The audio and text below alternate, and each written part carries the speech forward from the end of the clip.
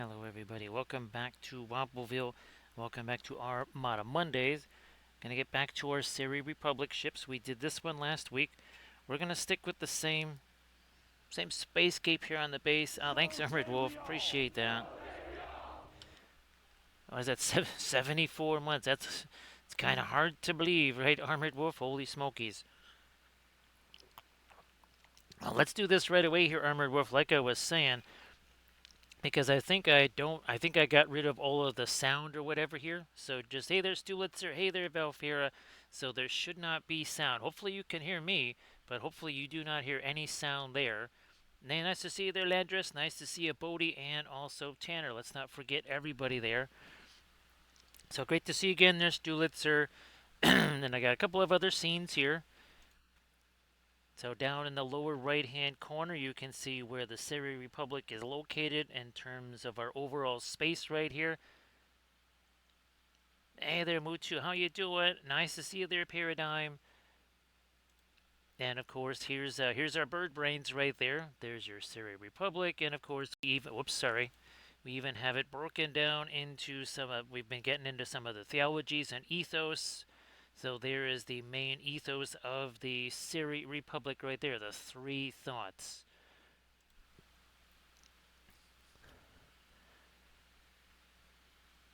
Let's see. So again, that was what we were hoping for. No sound when the video played, so that's good. I mean, it was apparently a simple enough solution. So I was actually going to try and paint two ships here. We're gonna try and paint this is the battle cruiser here. We're gonna try and paint the the troop transport here. Now, different bases for these. This is the first one you're going to see where we've got the 60 millimeter base. That basically indicates that this is not a capital ship. And then anything that's on a 30 millimeter base, that's essentially like some kind of a fighter or a bomber or something like that, or a small landing ship, some kind of small, some kind of small ship. So again, most of the ships are actually going to fall on this type of base right here. We're obviously going to keep them separate because we want to be able to paint our bases first, right, Ryan? How you doing there, Ryan? Appreciate that, Ryan. So yeah, Ryan, so much stuff to send you. Even with all I sent you, that's only a tiny part of it right there. So again, there should only be me talking here when we see this, because I can see that my bars are moving, but no other bars are moving. So hopefully that is working out the way we want it to. I also have, well, let's see, I have the printed. Oh yeah, this is fun here. So yeah, there's the star map right there. I did these just in case couldn't get the scenes done in time, and of course there's your three thoughts, and then there's this too. This is super fun right here. I think I might have sent. I know I sent this to you, Armored Wolf. This is the thing I want to have made into a T-shirt right here. So this is for the Mosca, right there. That was real fun. So Ryan, if you wanted to share stuff in the chat or whatever, please go ahead and do that. I am gonna do the dry brushy stuff on the ships first, like we've done before. So I'm just gonna throw this on because paint's gonna get all over me, and that way I can just remove the glove and we can just kind of get cracking on stuff. I'm gonna move that ship off to the side. Oh, and of course, here is our fabulous Need for Seed right there. There's the Linseed Racer. That's what we did on Saturday. And of course, the race didn't really disappoint. I mean, it was the closest finish in Indianapolis 500 history. There's that one. We also have some here. I got some other sample ships too. So these are those mid-sized ships I was talking about. Light cruisers, tankers, cargo ship. Upside down. There we go. Cargo ships. So these are the kind of things that will go on these 60 mil bases right here. So just a little sneak preview right there of some of your smaller ships. Where did my brush go? That I just had in my hand.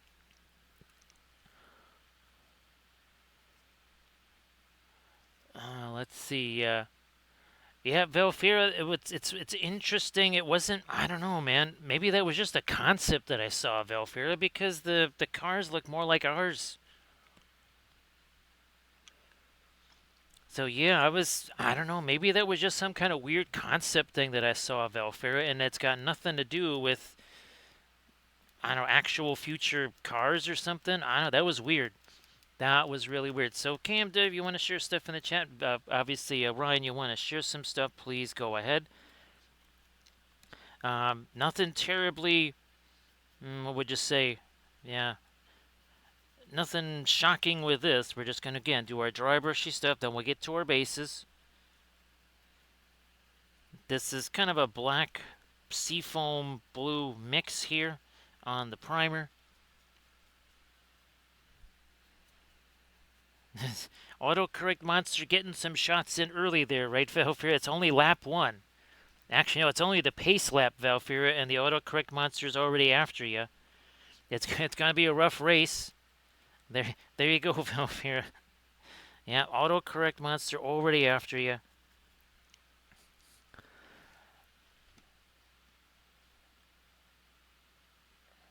Actually, it's really more of a greenish dry brush because it's actually a green.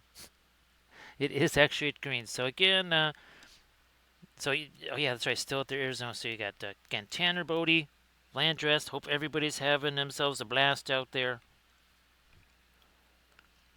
Uh, Basically, you remember that Russian uniform green we were talking about? That kind of 1935 Russian uniform green, Valfera. That's what we got here, mixed with a little bit of that Naples yellow.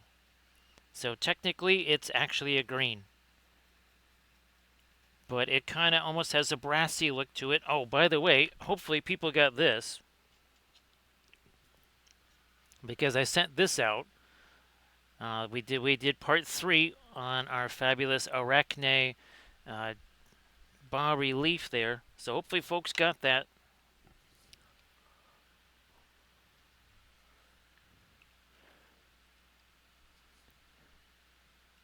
Well, that's fantastic, Landrast. Yeah, you'll have to send me pictures of that. Yeah, that had to be that had to be a lot of fun right there. So again, this is basically a green. And we're just doing this dry brushy stuff. Once we're done with this, then we can start fooling around with the bases.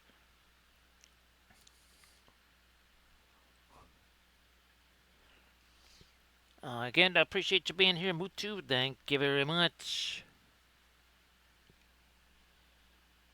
We'll obviously have our engine glow back here too. I actually have to look at the other one to remember what we did. I don't even remember what we did for an engine glow. So yeah, every civilization, they kind of have, some of them have, their, well, you say monuments to heroes and that sort of thing, or events or whatever. And we've definitely filled out, the void is now a real interesting area of space, that's for sure. It is a real interesting area. It's basically an area of living space. So I don't remember a hype train. Maybe there was. Sorry if we missed the hype train there. I didn't see one, but maybe it just maybe my alerts there got wiped out or something like that. Let me find my screen there. So if there was a hype train, there it is. There you go. There's your hype train. And of course, I don't have any votes or anything like that. So we also have a bot. There you go. So we have a hype train apparently, and also a bot.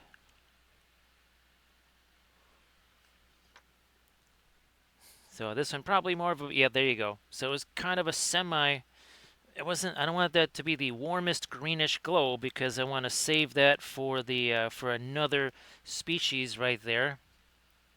Thanks, Armored Wolf, appreciate that.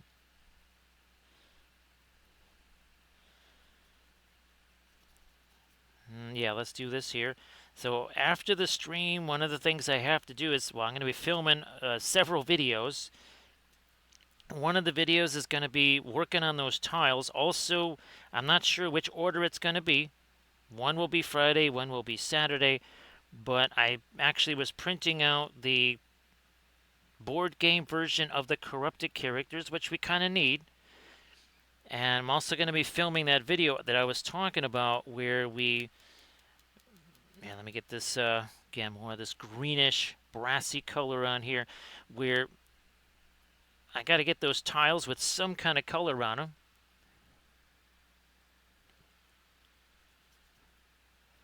So I think we had one on the last stream. We've had kind of one every other stream, but they're almost like the old-timey ones. Yeah, these are like the ones you used to get a long time ago, which could be a strategy where you just say, okay, all the settings, now they're trying to go after like the new age bots. What if we go all Battlestar Galactica and we go analog? Yeah, the bots are going analog there, Velfira. That's kind of ironic. Yeah, the bots they're going from high tech to analog.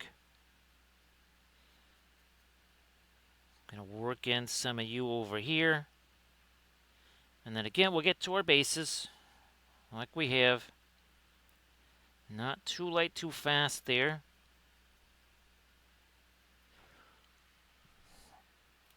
More of this. Yeah, there's going to be a lot of ships for Armada Monday. And by a lot of ships, I mean dozens upon dozens upon dozens. There will definitely be further army painting series on ships. Yeah, in fact, well, that might be. Let's see. I know the Army Painting Series 50 is going to be kind of the redo or reprisal of the Dol Amroth. I'm wondering if maybe Series 51 could be our own starships here instead of against somebody else's.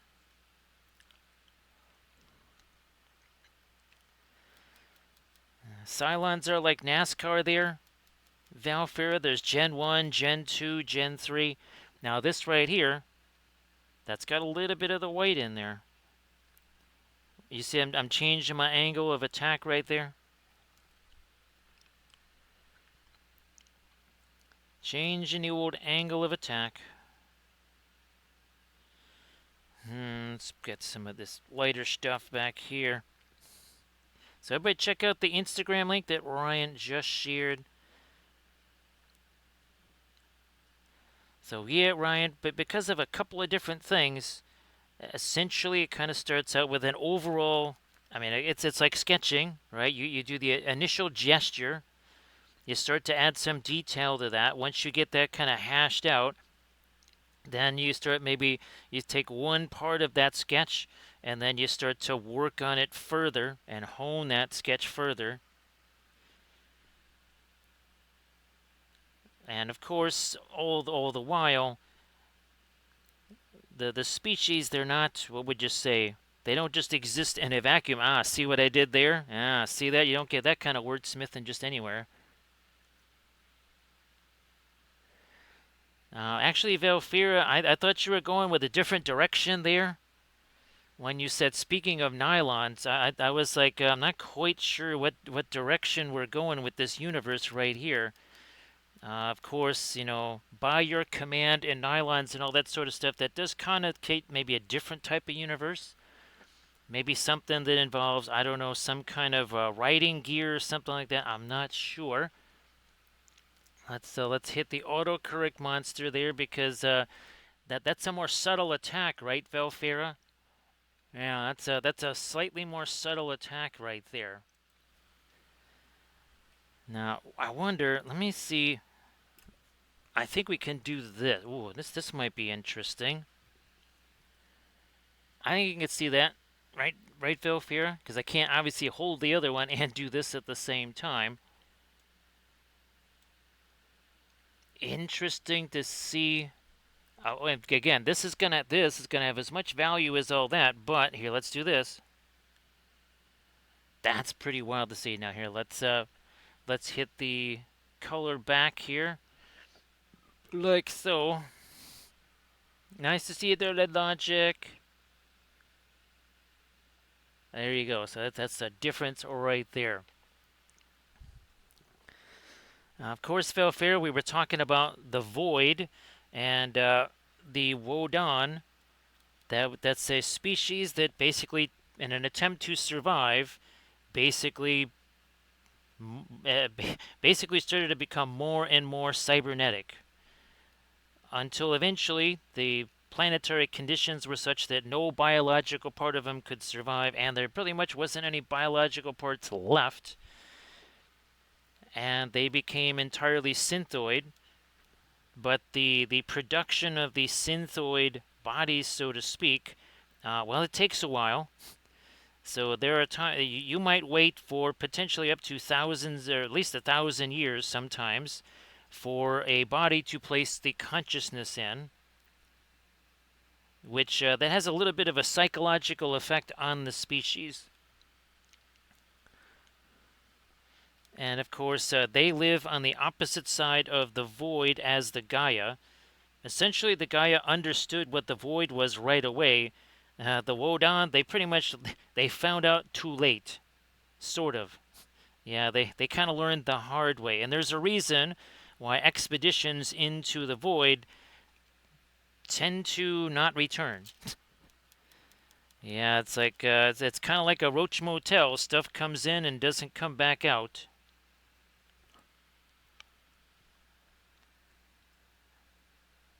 And I even have basically a cultural story about that. It's a spoken word story. Maybe is this... Again, I don't want to go too light with this. Not just yet, because then we'll just have to do that much more of our glazy stuff over the top. I got my green stuff ready to rock and roll also. Let me hit you some more. Like so. Nice to see you there, Arto Michael.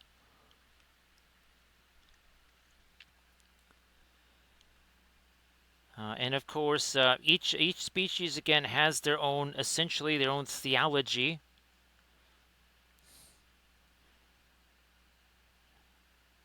The Jolarin Society, we've got that much more developed. They even have their own poetry.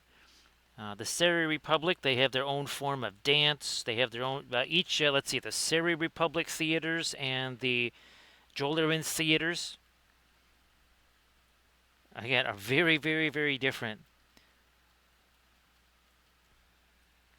The Jolarin theaters, they're basically carved in rock, and each planet constructs one, and it can only be made of local materials. Literally, they have to find a mountain of something and carve this theater out of that mountain, and it has to be made by local folk. They cannot have folks from other planets or whatever assist them in this. It's kind of a cultural thing, a bit like, say, the Maya or even the Egyptians.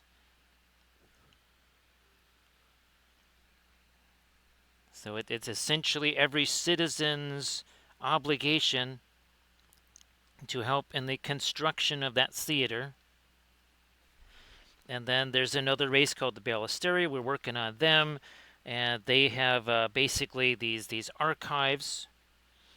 They don't have cemeteries; they have archives because they are, well, they thought they were the longest lived species in this particular area of space. They are not. Turns out the Gaia actually live much longer than them. And it again has to do with the region of space that they occupy. Let's just say that the void is a misnomer. The void is far from empty. The void is actually alive. Think of it as living space. And when the other species kind of come in there thinking, well, look at all these empty planets and all this nifty stuff we can use, it doesn't go so well for them. Things kind of have a tendency to go wrong.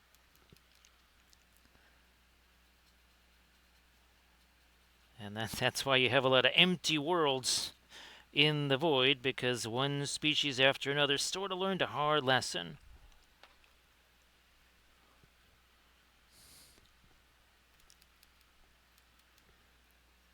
Now we're just doing a little bit of dry brushy stuff out here. Then we're gonna start getting to our spacey-scapes here. Remember, again, the other thing I want to do is I want to basically cut out this element here, and I'm going to be sticking that on the bottoms of the ships so that I don't have to do this nonsense here. I got to keep drilling holes in them. That is no fun right there. So that is something that when I make the next batch of ships for the Alchiba they'll be the first batch of ships that actually have it. This we're still testing stuff. We're still trying to get things figured out.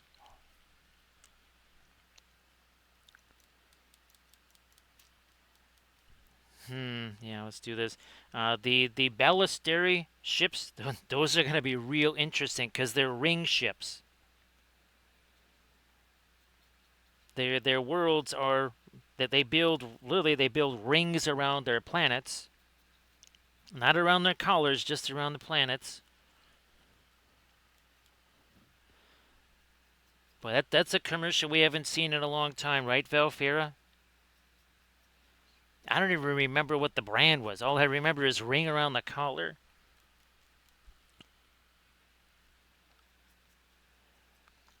So there's not monsters in the void. It's just it is living space, and well, it's not really understood by most species. They just don't even know it's there.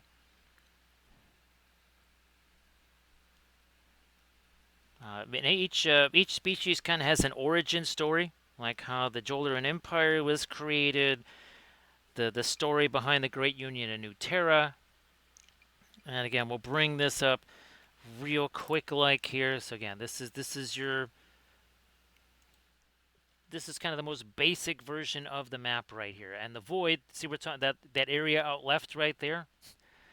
Yeah, there's a reason why that is unclaimed. Again, the only two species that are known of that live there would be the Wodan and the Gaia. That's it, and they live on opposite ends of that. And the Chetzok over there, you see the green guys there, that used to actually be part of the Jolderan Empire. They basically broke away. Same thing with the Moskins. They did the same thing over there. Oh, Whisk, that's what it was. Okay.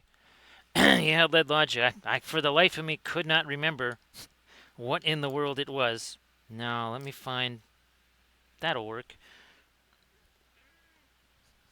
Let me get this base out. I'm going to just move the ships off to the side here for now. We don't need those. But I just want to be able to refer people to that as often as possible there.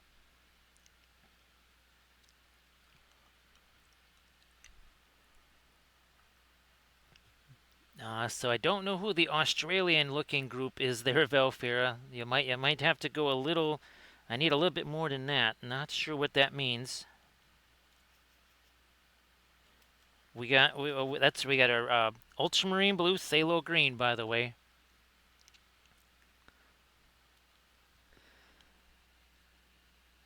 Is that the a little-known species called the Whiskins there? Lead Logic. All right, so again, all we're doing is just trying to get a little bit of this ultramarine blue in a few spots here.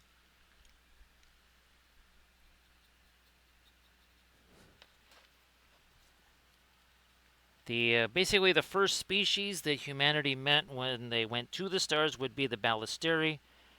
Well, technically it was the Jolderan. That didn't go so well. So that's the Ballisteri. These are the long-lived folks. So right there, the Ballisteri. Those are the people with the ring ships and the ring worlds, Valfera. You hit them and they make a really neat sound.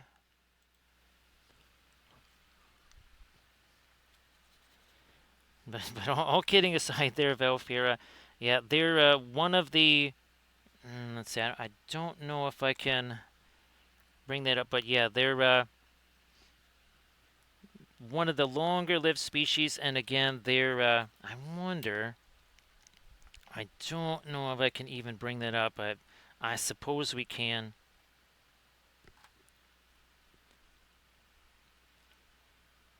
Let me do... Where are we at? There's my brush. Like, where the heck did my brush go?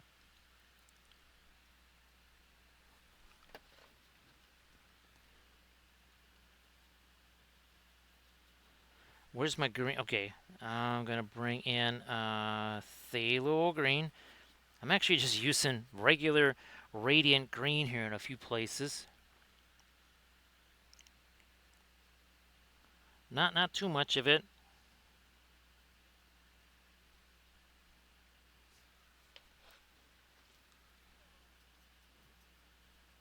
Even gonna rely on even more of a just like a dry brushy approach here. We're gonna let that see we're just kind of mixing with what's there. Actually, I can zoom in a little bit here. One sec. There we go. It's like, wait a minute, there's something I can do. I can zoom in.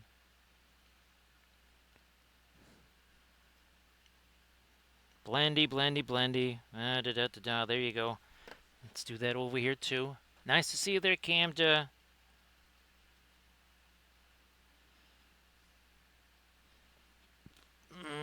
Yeah, doing some blendy stuff here.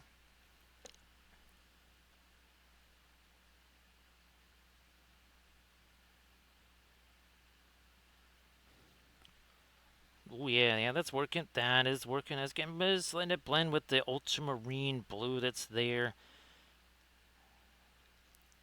Well, we'll come back with some a different form of our ultramarine blue, but right now let's just get this going here. Making some cloudy things. Camden, if you wanted to share your link in the chat, please go ahead.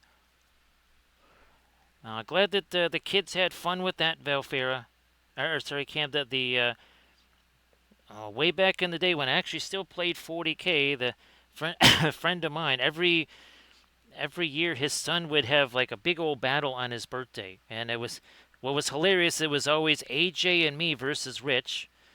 And he always wanted it, well, like, you were talking about, he wanted to, destroy his dad. But all of AJ's army got sacrificed, so he was always the cannon fodder. Yeah, we would throw all of AJ's guys out there. They would all die. And then my basically unscathed force would just kind of go in there and clean up what was left. And that was pretty much every year. We did that for at least 3 years. I remember that. Maybe 4, but we did at least 3 years. We did the AJ's birthday battle. There we go. Conrad's has the 120, the 120 club.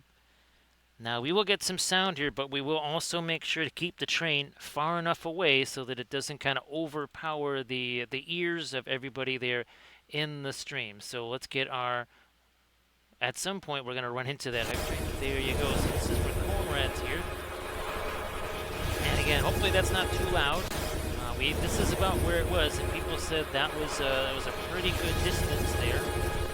I don't think we're going to have it too much on screen then if it's going to be that loud. And again, no reason, not sure why it is that loud, but thank you so much, Conrad. Appreciate that. Here again, so we've got our... you can see it's also less shiny. As soon as we did that, it kind of took away some of the shine. So we've got these guys here now. Oh, I can also get rid of this. See what I mean about the paint there? Now I can just do that, and we got no paint there. Now we're going to start doing some of the lighter stuff right here.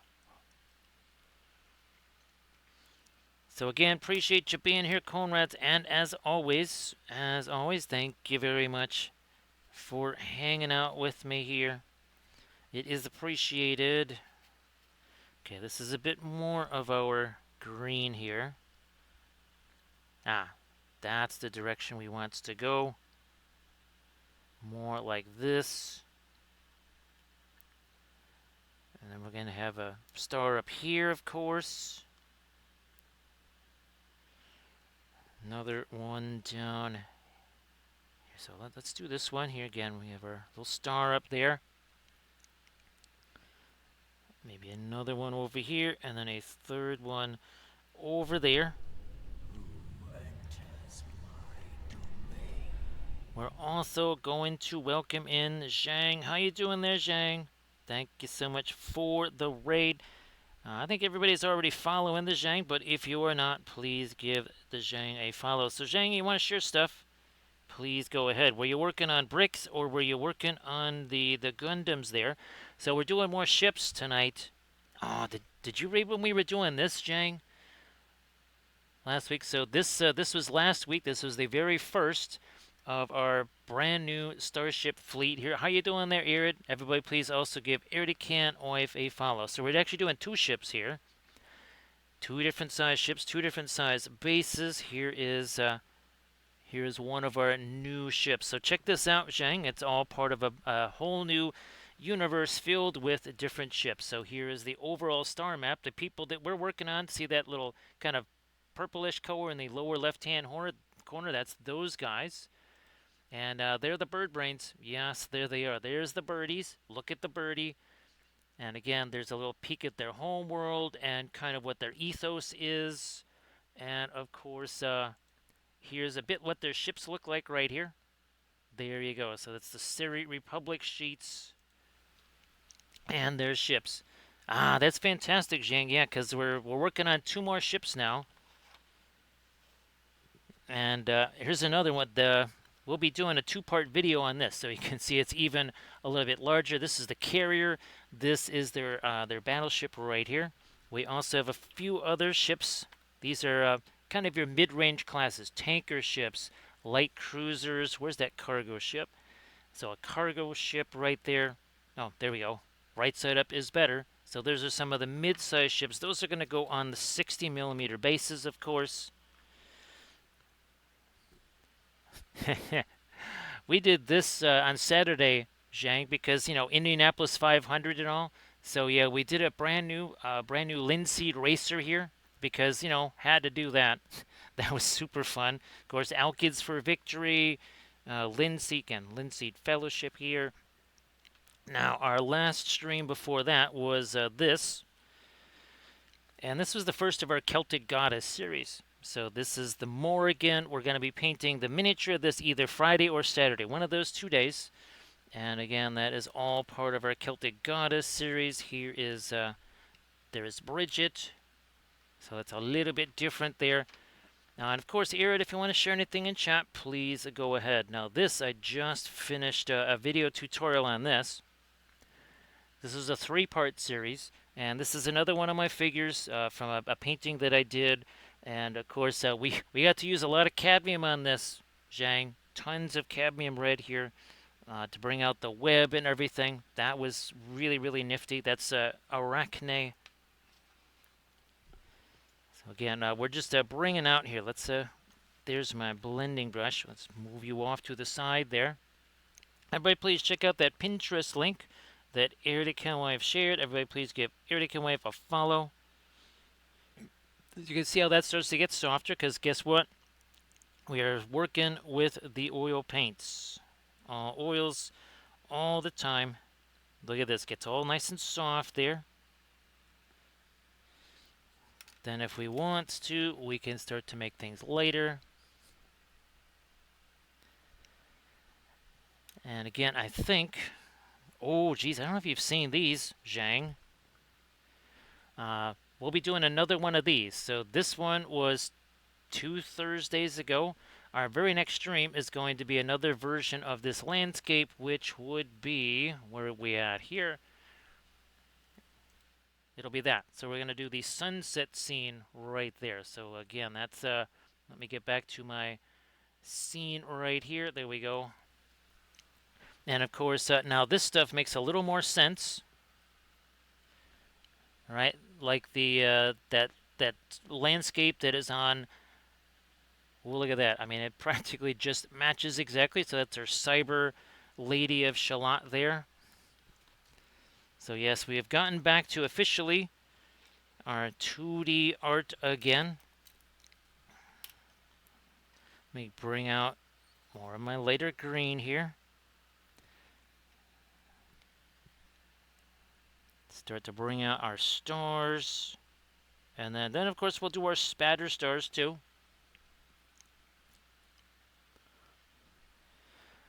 Cammed that, oh, what was it? That Perline red.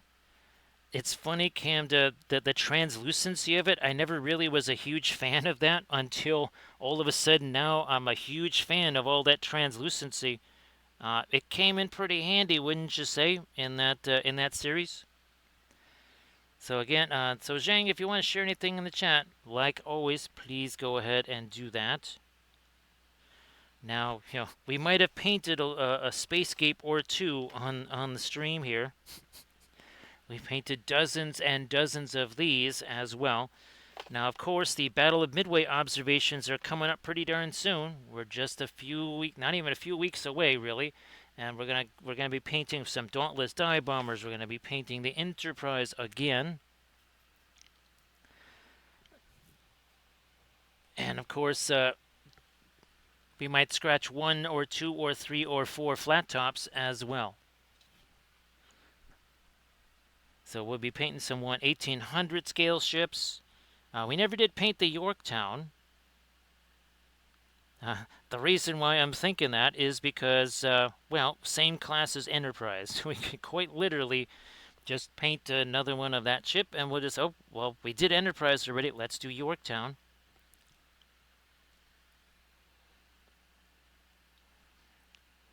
Now, what's my, let's do the other one. Let's do this one here. Let's start to manufacture where we want our star stuff to go, like there. And then we do stuff like this right here around said star. We do maybe another blue star over there. Green star, blue star, all stars. Plenty brush, where are you hiding? So again, we just chucked out a bunch of nasty stuff there. Then we do this. And not so nasty. Our star over here becomes much more blended when we do that.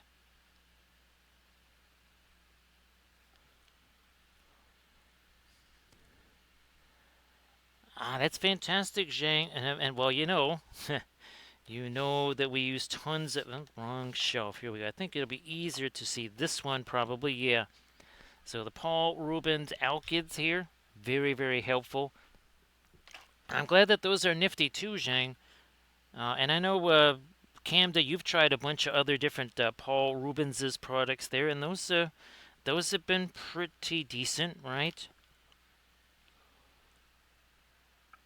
Yeah. So Paul Rubens, don't sleep on the Paul Rubens stuff, right, Camda? Now again, we're going to try to drop in some of our lighter stuff here. Once we get our spacescapes painted, right, then we put the ships on there. We do some of the darker glaze stuff, and then we start to bring in the midtones. I don't think there's going to be as much panel lineage as there was on this ship, because the other ones kind of have those clearly defined feathers. Now we'll try to drop in a little bit of panel lineage within the confines, I guess, of the feather textures and such.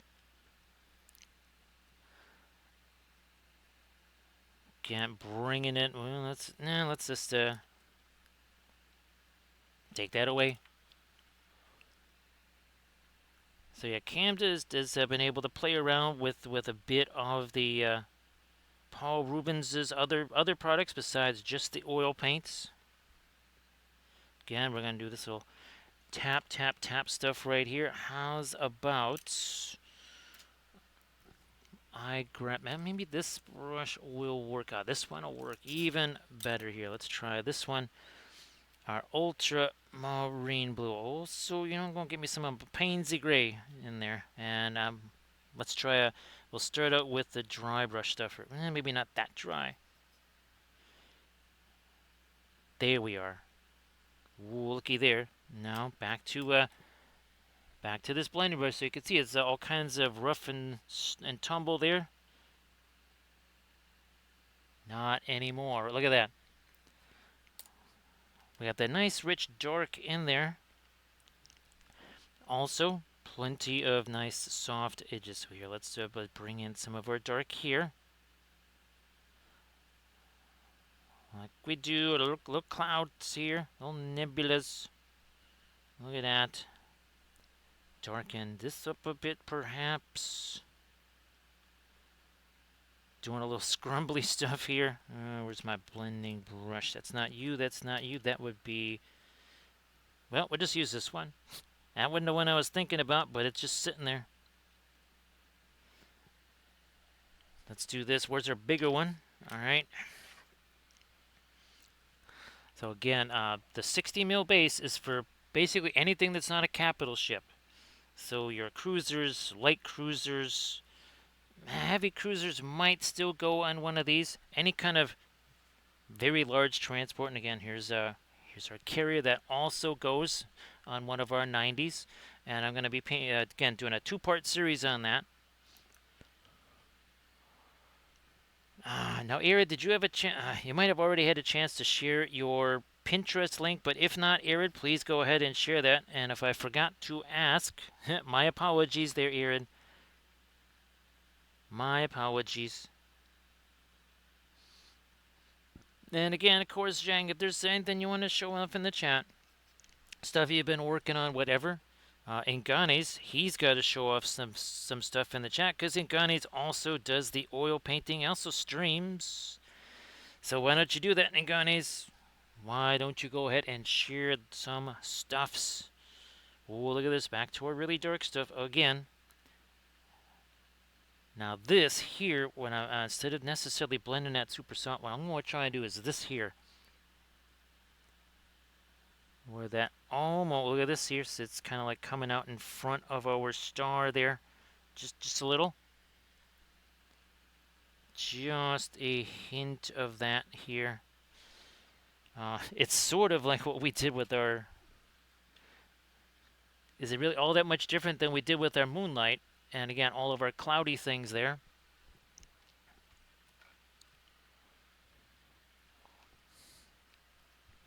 Now that's fantastic there, Camden. And everybody check out the Instagram link. Check out the Instagram link that Inganes just shared.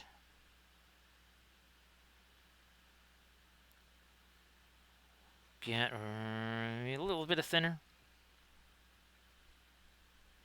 Little bit of thinner. Okay, now let's can grab this. We're going to try and grab some of our lighter ultramarine blue. We've been kind of doing all that darker ultramarine blue stuff. Let's get something a little bit lighter instead of just like dark, dark, and more dark. You can see we kind of have a very... Got this kind of the swirl pattern going on here.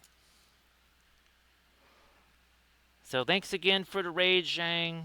As always, appreciate that. And of course, Zhang, there is tons of new stuff coming. Oh my gosh, there's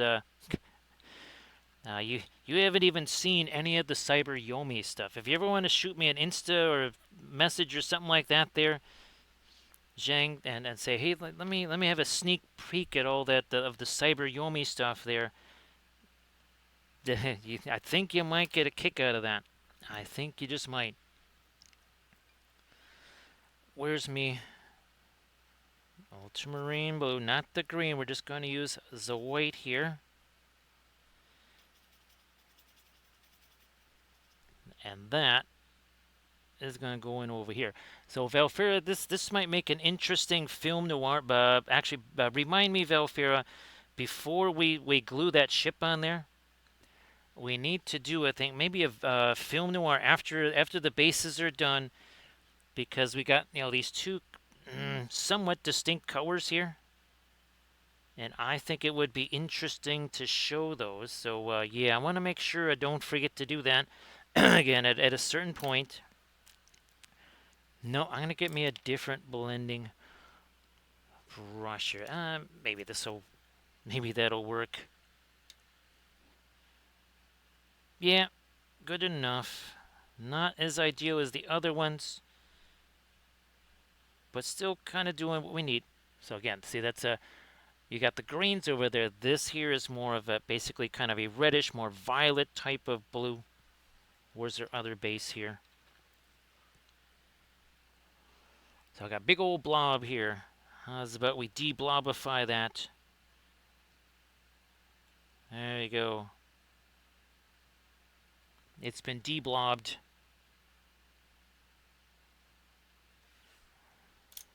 Another one of these brushes. Is there any stuffs on? Oh, there is stuffs on there already. Fine. I can get rid of that. A little more of the ultramarine in that mix there. Time for another one of our stars here.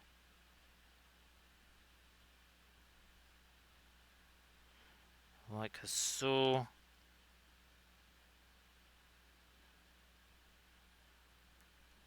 Maybe a little something down here. Fine. Break down the edge of this a little more.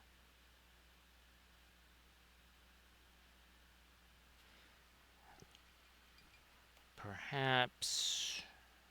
Let me just have a little bit of this set and ready to go. So the one non-alkyd that's on here is the radiant green. Mostly because the Paul Rubens radiant green is mostly gone, and unfortunately the tube is kind of the cap doesn't really keep things airtight, needless to say.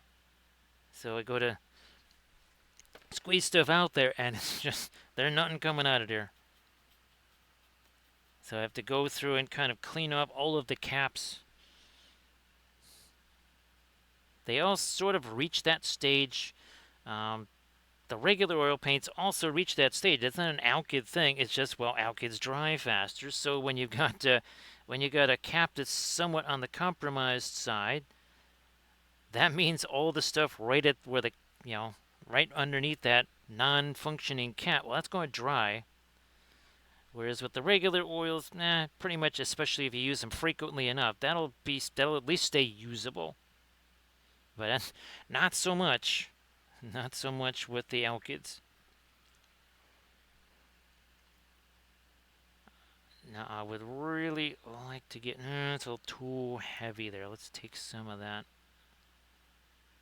away. A micro blending brush there. Also just too much paint on there. There we go.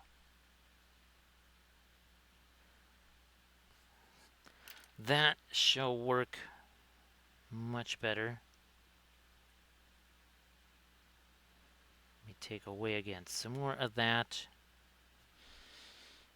I might even let me get the lens flare things at least kind of somewhat started here. I think it's gonna go this way. It's just easier for where my hand is right now. Again, time for our lens flares.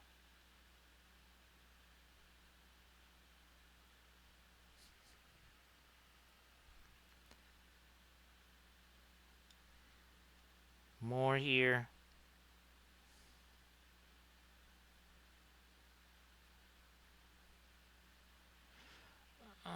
Yeah, let's do this guy with again a little bit of a lens flare. Now we'll get to our 60. And again, the way the base, what would you say the base language works out is that these 90s are capital ships. The 60s, pretty much all your other ships. When you get down to the 30s, you're talking about, again, little, your fighter craft, things that would be carried aboard another ship or a carrier or something like that.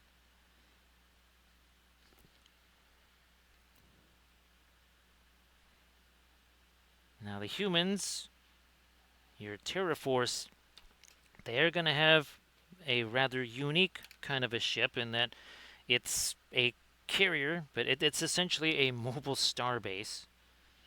So it will be, it's either going to be on a 120 or it might even be bigger than a 120. Or sorry, it might be a 120 base instead of a 90. What I was thinking is each species would have something like that.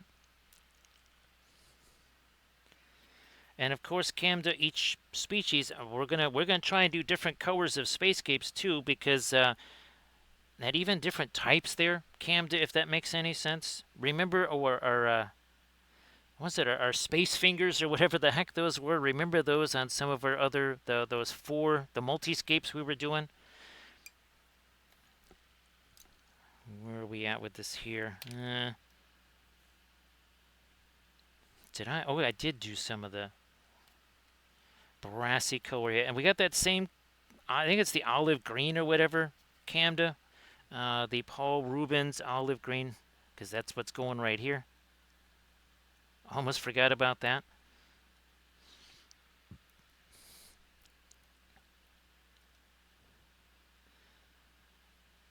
So again, there's going to be some maybe that, let's put it this way. Remember, the Seri space is also referred to as the Valley of the Giants. And as you can see from their homeworld here, every one of their planets is essentially around some form of gas giant or whatever, some like a either a Betelgeuse type star, a Rigel type star, or a Sirius or something like that. Again, like a white supergiant, blue supergiant, red supergiant, something like that.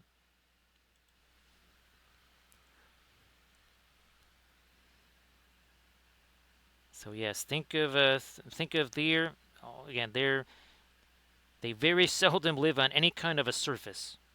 Most everything is above the clouds, and that's why they think differently, they act differently, they have a different ethos. Their theaters, their art forms, everything is all based on, well, much like any other species would be, the way they live, how they live, where they live.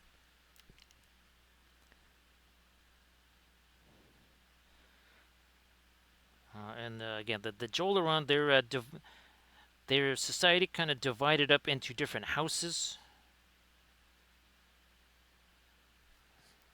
And then, of course, you have things like the Wodan, which are they're synthoids. That's not how they were originally. That's just that's kind of what happened to them. And then you have some of your other races and species. Some of them, again, are like much larger empires. Some of them are breakaways. Some of them, like the Chetzock there, that's more of a collection of worlds as opposed to a one united, this is who we are.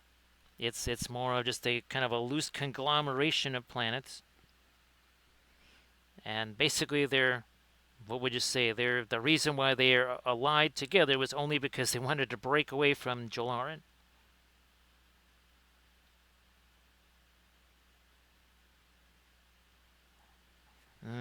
Let me lighten this up a little bit more. So I need to kind of do a little bit more on this stuff out here before we keep going with the main base. Now I can't do too much here because we got our spatter stars that we're going to do. When we do our spatter star Galactica, we have to clear the decks, right, Velfira? Got to clear the decks when it's time for a spatter star Galactica.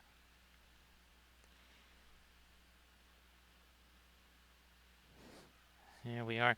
And just think, it all started with that very first ship. Remember when we did our own version of a Galactica ship? I wouldn't have thought this was possible. That's kind of where it all started, was that one ship. Remember, then got the idea for the pieces. And of course, I still have all the pieces, plus hundreds more that I made, well, for this system.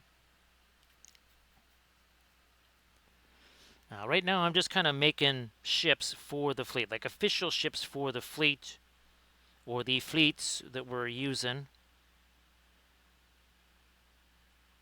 And then the pieces and parts, that'll be for folks that want to make something like a Seri ship or like a Ballisteri ship.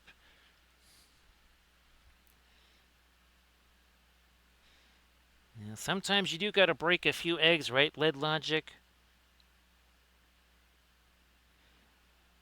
And again, the Ballisteri ships, I'm really looking forward to those. Because, well, first of all, I mean, obviously they're going to look very unique. The Gaia ships, the Alkiba ships, those are all going to look very, very different. You've never seen pretty much, I think, anything like those. At least not, you might have seen them like in something vaguely like them somewhere, but definitely nothing that was ever printed or painted or anything like that.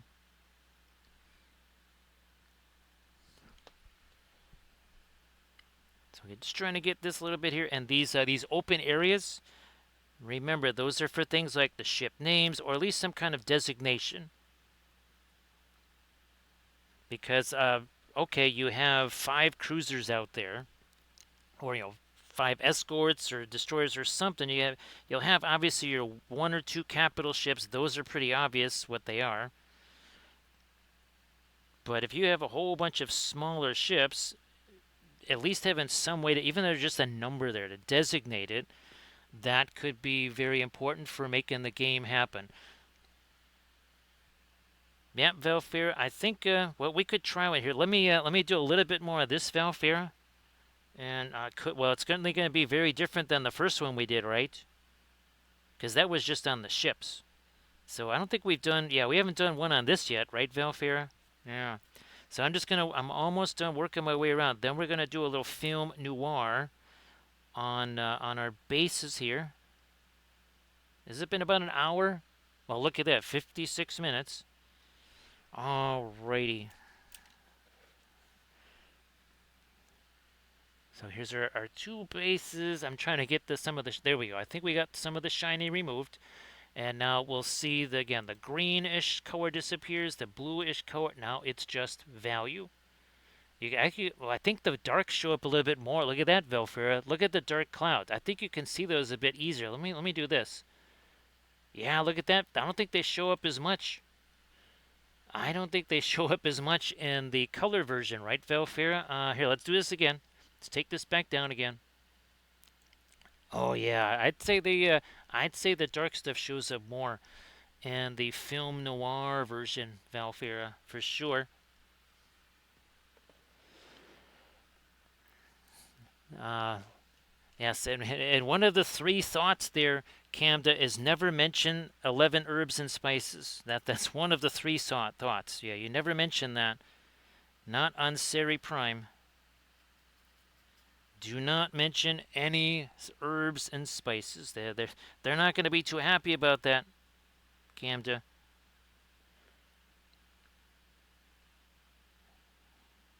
Yes, indeed. Hmm.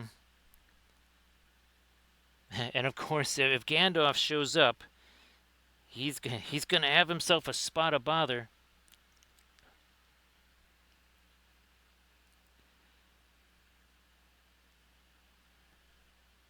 What's interesting, Valfira, is that that's going to be part of the when you're listening to shall we say Great Union of New Terra, maybe military personnel, whatever. They will be making such mm, non-friendly statements as that. Yeah. So don't be surprised if you see that sort of almost memeable stuff there, Valfira. Who would have thought years and years into the future memes would still be a thing? All right, let's do this way. Right here. Yeah, oh yeah, this is the way to go. Move you out of the way. We're going to do our little lens flare stuff here. Might also do the spatter star now, just to kind of get that in place.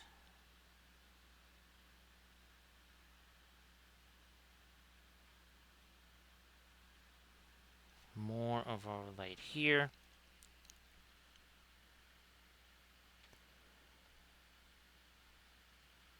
Gee, sorry about that there, Camja.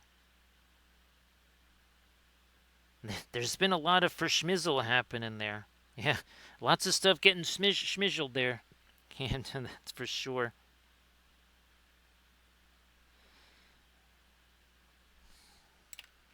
One of these can be a...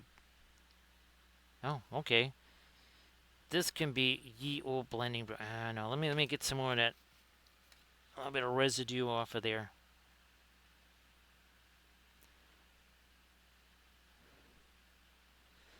So again, Flat Thursday. We'll be doing another one of our Cyberthurian landscapes. All right, let me move this. Let me get this out of the potential blast zone here. Now, I'm thinking with our Terraforce warship, we'll just stick with this spacescape right here. So we'll stick with that coloration for them.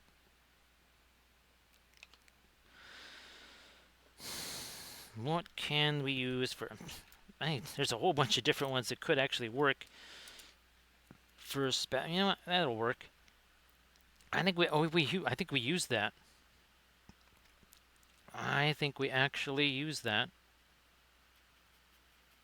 Well, I'm gonna have to put some more of my weight out here though, because I'm pretty much using up the last of it for said spatter stars. All right, can you see what we got going here? It looks like it. Spatter stars. There you go. See all the little spatter stars on there. Here we go again. This is why we didn't do a whole bunch of painting on all this stuff here.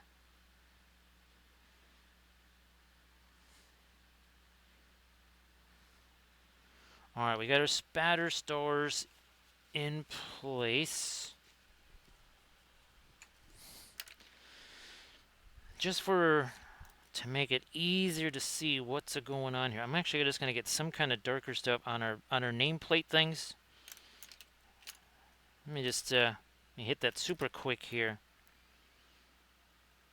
And we're going to kind of work around our edges a little bit more, and then we'll get our ships on there. And then it'll be time for some mixing there, Camda. Yeah, I'm just going to... This is the Alkid version of Mars, but look at the difference that makes. And again, just going to smoosh this stuff on there. We're just going to smoosh this out here. We're using little crafty brushes here that are just pennies on the dollar. So if they get smushed, it's no great loss.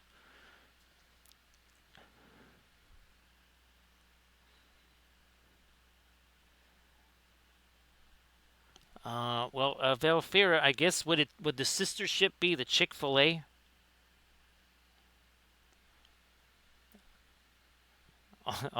Actually, what I thought you said there, Valfera, I thought you were... I didn't see that as Colonial Sanders. I saw that as Colonel Sanders. He was captain of the Chick-fil-A. Yeah. So that's there you go. I'm not so sure about colonels being in charge of starships, but I guess it's your universe, right?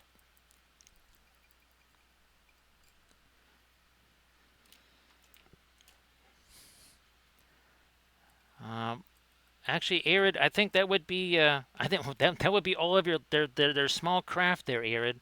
So a squadron of Seri Republic fighters would just be a bunch of chicken nuggets.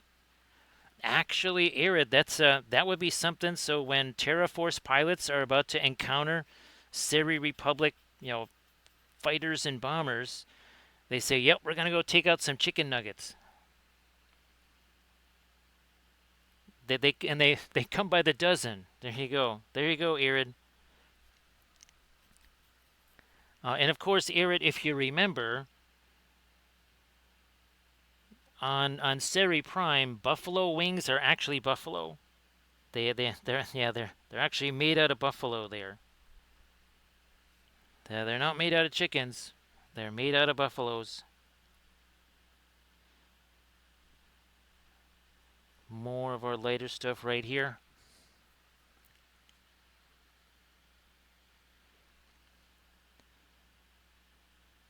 Now, of course, I cannot confirm nor deny that maybe the Ballesteros civilization, due to the ring nature of their ships, might the humans also call them the Dunkin' Donuts civilization? I'm not sure.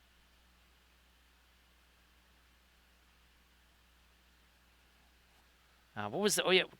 Now they don't. I think they went out of business here in this area, but wasn't Krispy Kremes? That, yeah, that's right. I think they all went out of business here.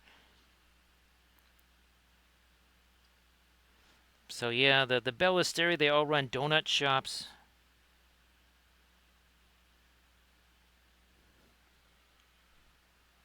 Again, this was I think you could say like on Babylon 5, right, Velfera, like with the Pakmara and stuff like that. There was some not super nice ways that people referred to species like the Pakmara and stuff. I mean, when you're a carrion eater and all, that doesn't necessarily work too well in a public environment.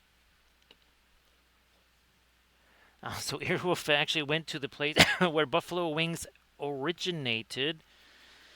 Actually, Earwolf, how's the best way to say this? Is it almost like they say, like, look, this is the proper buffalo wing, Airwolf, and they just say like everybody else is just kind of pretending, or they're just copying, and they're not copying very well. Well, don't forget the fish people there, Camda, the El Chiba. I got the bust here. And yes, we are making miniatures of all of these different species. There's the Alkiba right there. So that's the fish and chips species right there. So needless to say, I would say that Red Lobster, they don't really like a lot of references to that.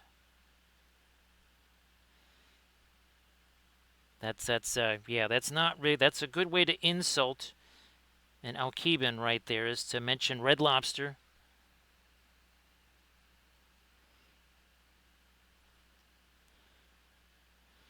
So basically, each species is going to have their own little thing where maybe other species have a not so nice name for them, because again, that's kind of how things go.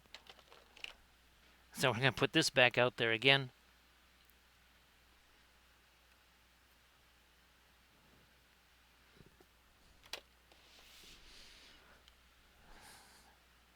Now I can't. The Terraforce and the Alkiba, they don't really fight very often. I mean, if anything, they would be, would you say, loose allies, or the Terraforce might offer them some support, because the Alkibans, they were occupied by the Jolaran Empire, and your two, well, your most fighty of all of the two civs would be right here. So the Jalaran Empire and the Great Union, those two are constantly at each other's throats, like over and over again. Now, again, the Seri Republic, they see themselves more as, shall we say, benefactors of other societies that maybe they see as not being as advanced as they are. They have a tendency to be kind of welcomed at first, and then, they start to overstay their welcome just a bit.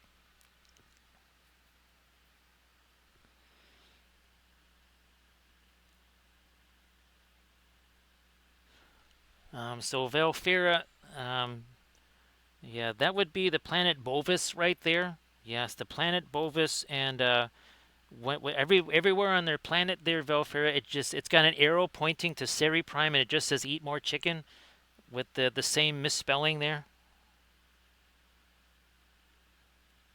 Yeah, so that's your bovine planet right there. Very high fiber diets. More of our lighter stuff here, and then we're just about ready to do our ships here.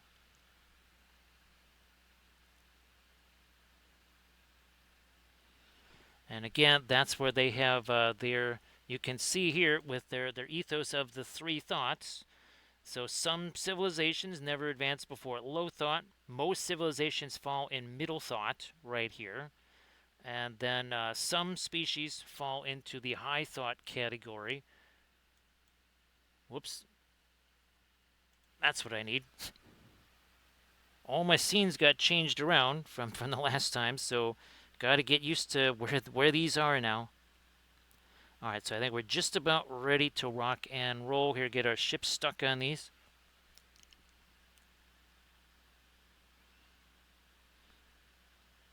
Little bit more. Oh, yeah, this one too.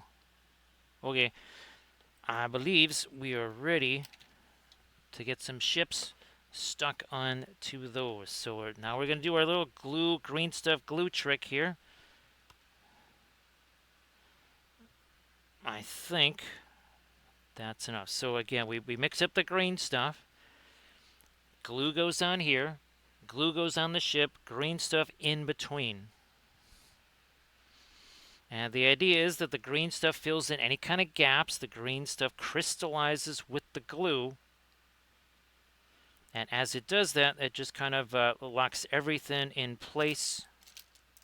Yeah, lost that little piece of our blue there.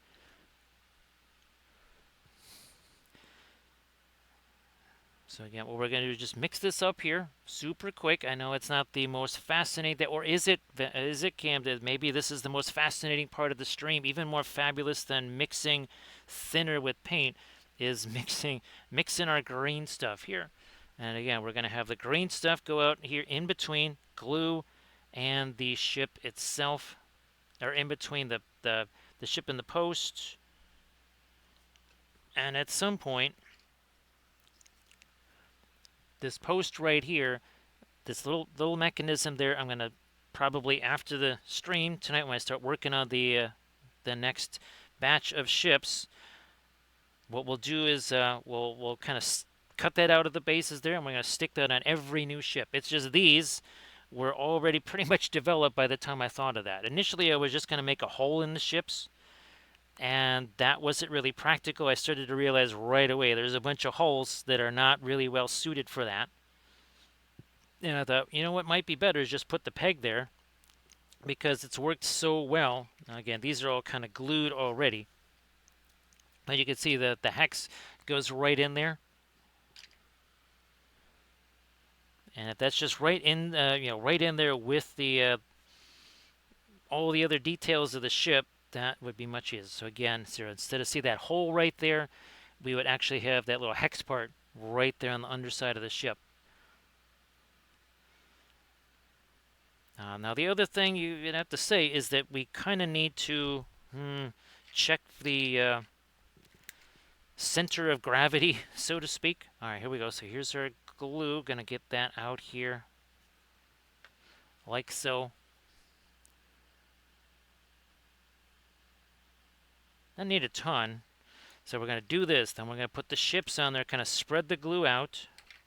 All right, here is our battle cruiser. Again, you can see right here where that's going to go. So we're just spreading the glue out. Now we take that off. You can see we got glue there. We got glue here. We take our fabulous bit of green stuff. We make our little ring here. Little ring. Ship deposited on that ring, do a smush. There you go. And maybe we orientate this way. Actually, no, we're going to orient it this way. Sorry.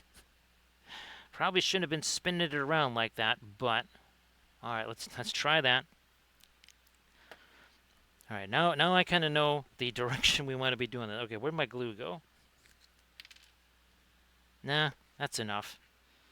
I'll say that's enough glue. I was going to put a little more and look at it. Nah, that's enough. Should be enough to hold this bad boy here. All right, so we're going to deposit some there. Looks like we got it oriented okay. I will find my batch of green stuff here. See you in a bit there, Arid. And everybody, again, please give Arid Camwife a follow. And you'll be doing the usual Friday, Saturday streams, right, Arid? So see you in a bit there, Arid.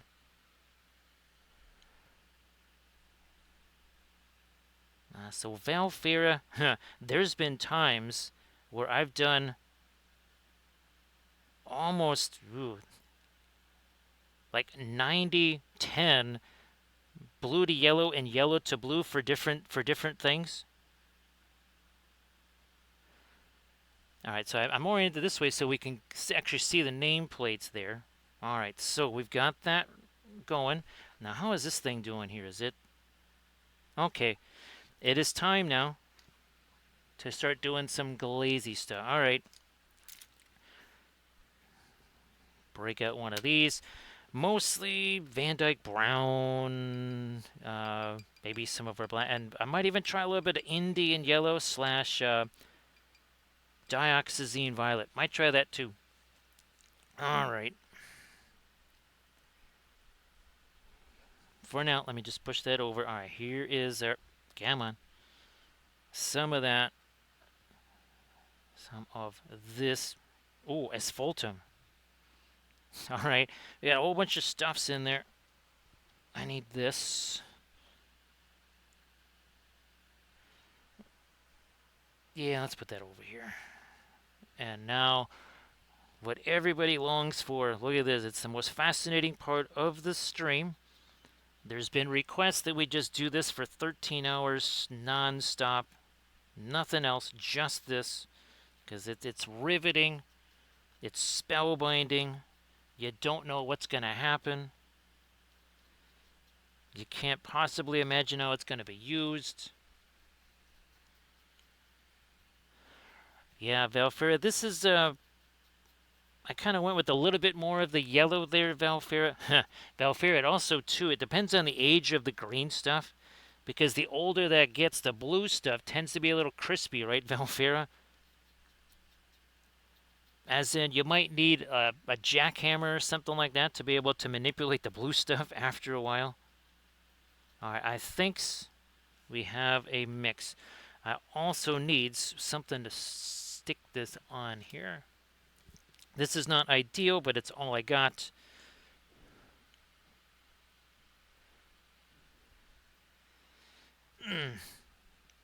Get rid of that, and can you see? Oh, it's just out of view. Oh, there you go. I think you can see it there. Okay, good. You can see it. I mean, there's nothing, again, terribly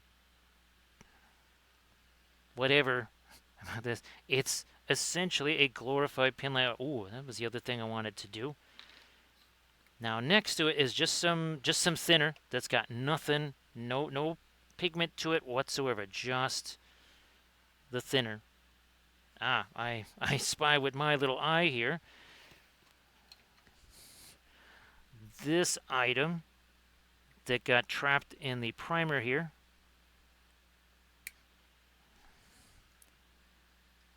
Just kind of got trapped in the primer.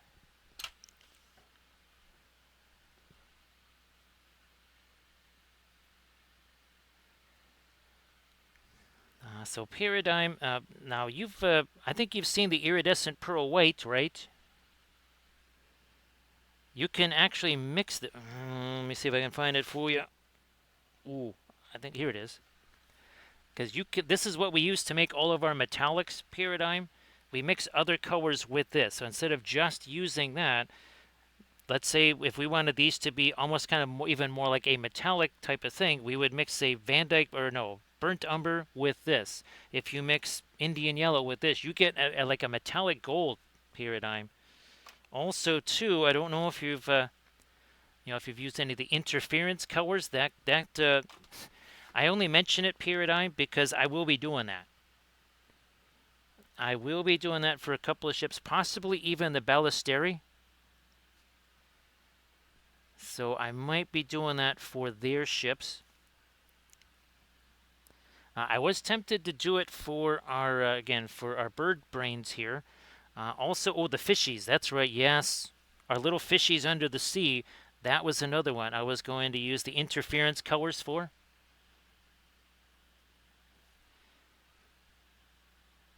Now, this is just the thinner.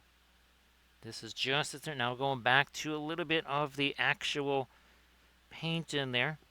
So you can see how this starts to develop here. And because we have two ships, right, we have a little more chance to let one set while we're working on the other one. So again, sorry if I miss any chats or anything like that. Everything's kind of in a little different place here on the screens and everything. And the camera boom was moved yet again because, well, that thing that I was filming is a little bit bigger than these guys. And by a little bit, I mean it's like 5 times the size. So the camera boom has been moved, so when I go to look up for something, it's like, that's not there anymore.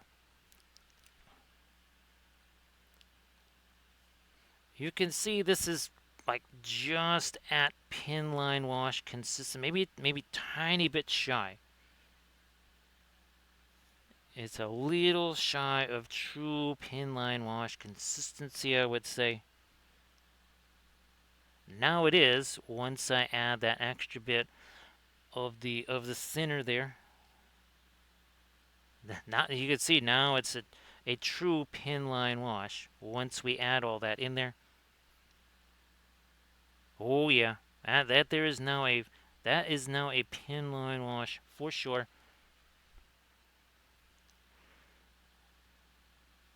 So that's the other reason why I was kind of designing the certain fleets maybe before other ones, either because of their importance in the overall universe, but then also just trying to think, well, what would be a really interesting painting opportunity, stuff that people never get to see. Where's the here they are. So if you remember this series right here, right, all of that is the interference colors and the iridescent pearl white mixed with other colors. So all of the colors you see there, every single one actually has some form of, well, basically mica flakes mixed in with it. Some form of mica flakes.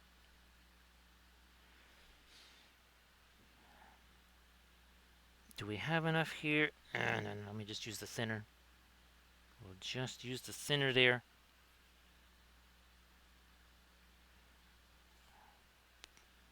Get some of this, and then our thinner to start carrying that out along our wings here.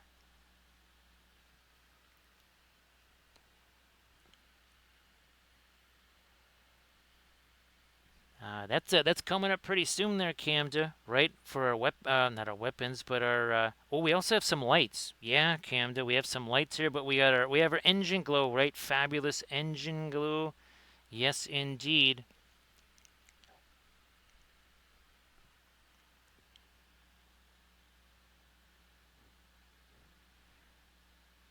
Well, when you think about it, Camden, or sorry, Velfira, well, birdies are descended from dinosaurs, aren't they?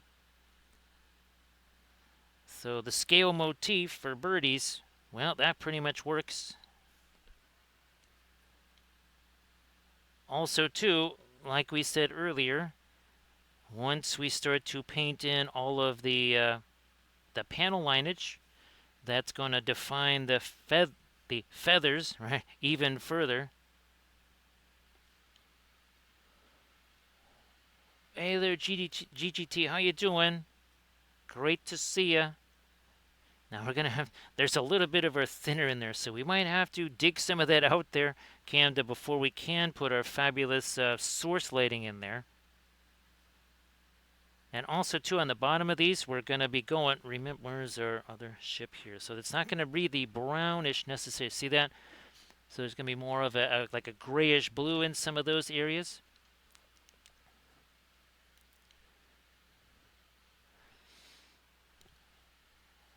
Well, Game Got, here's hoping that things will get better for you.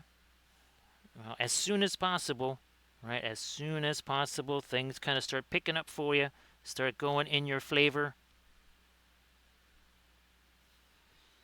I think I can start picking these up. It's not ideal. I would prefer to just kind of leave these things flat, but I'm just doing this for a second because we're trying to let this stuff have a chance to cure as much as possible. All right, let me just move to the other ship here. Let's just move to this one.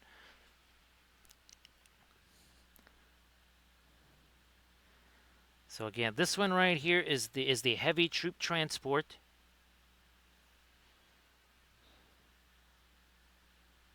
we are. And now again, I'm pretty sure that when we do those animations, you don't hear the sound of the animation anymore. You just hear me.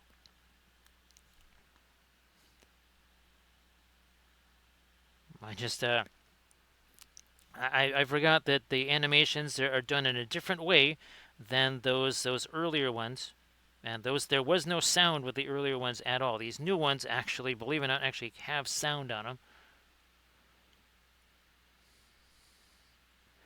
That's fine, Timo. Thank you very much. That is fine. And again, here's hoping that things get a little bit easier for you. And of course, maybe that's kind of interrupted some of the painting, some of your projects there. Just hoping that you can kind of get back into some of your projects too, if that's caused some disruption there. It's never any fun when that happens. It almost kind of magnifies it more. Well, right, Valfair? I mean, it might be 1 or 2 days, right, where you haven't been able to do the kind of stuff you were wanting to do. 1 or 2 days plus a few years, right, Valfair? Now I'm going to cut away some of the excess here, now that it's had a chance to set there. Let me try this again. I'm just going to set you down. There we go.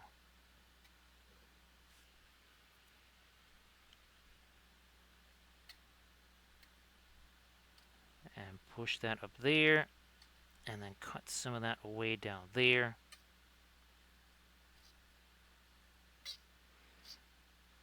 A little more.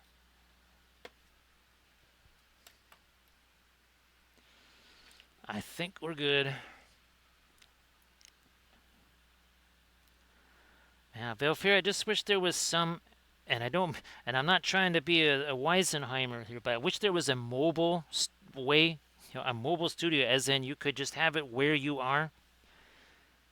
I know we were trying to strategize some ideas for making it where it's like, okay, I'm limited to this type of space. Here's how we are able to work in this type of space.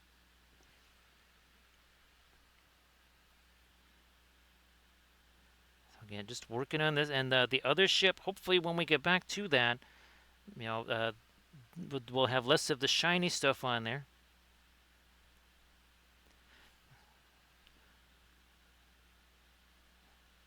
So again, a big old open, big old troop transport here for the Seri Republic.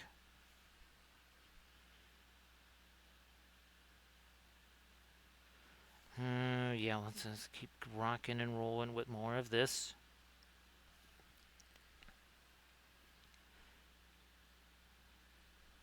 Bring that out along here. Some more down here. We gotta get that down in here too. Again, we got engine glow that's gonna happen here. To just the thinner we go. And of course, we can't be swiping at it like this too much. We can only basically do this, right, and just basically tap at this here. You do that swipey type stuff, that all that's going to do is just cause just everything to smear together.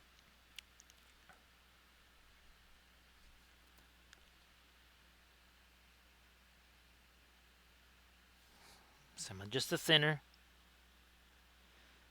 And then we're going to go back to the other one. We're going to do some of that on the base too. Just a few little places there. So now we're about 1.5 hours in, but now we kind of have a nice little something on our ships here too, not just the bases. All right, this here. Let's do no. You can see again, some of that is not quite so shiny anymore. Now here we're just gonna do some of that on the on our base down here. Nothing terribly fancy. And again, these open spaces that you see on either side, that is so that you can write the ship's name. or some kind of designation, which, and you say, well, okay, so why do that on the larger ships? Well, first of all, ship's names. Second of all, I would like to have this. Okay, if you're going to have a task force, right? What's going to be your lead ship, your command ship? And command ships have command radius. And should a command ship be taken out, well, all of a sudden, I mean, you have those for, well, bolt action, right? If you can take out the NCO or even just whatever, that's going to really be very negative for that particular squad.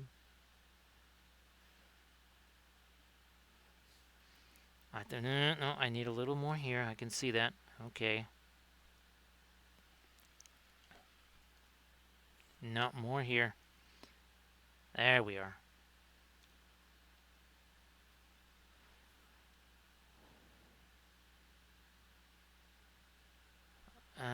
There we are. More of that. Hey, there's surface tension. Great to see it's the surface tension. Why don't you do the thing? Why don't you do the thing? Everybody, please check out this link that Surface Tension going to share, because Surface Tension also does the oil painting. Actually, Surface Tension, I'm thinking later today we're going to get that giant, the sacred tomato plant. We're going to get that baby out in the garden, out of the way, because, well, we need that area for the new seedlings, which are the seeds which have rapidly turned into seedlings. Yes, we need that space. Okay, I think we're getting. Oh, wait, time's out. Let's hit that some more. Everybody check out that link that Surface Tension just shared. Now we can see we got that stuff here. What I might do is first I'm just gonna put my thinner in with my thinner. We're gonna get that out of the way, and I'm just gonna grab a little smidge of paper towel here.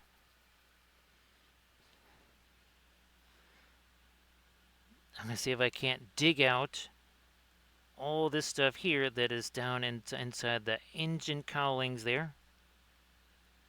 I mean, it doesn't need to be there anyways. It's not like we're taking something away that we need there.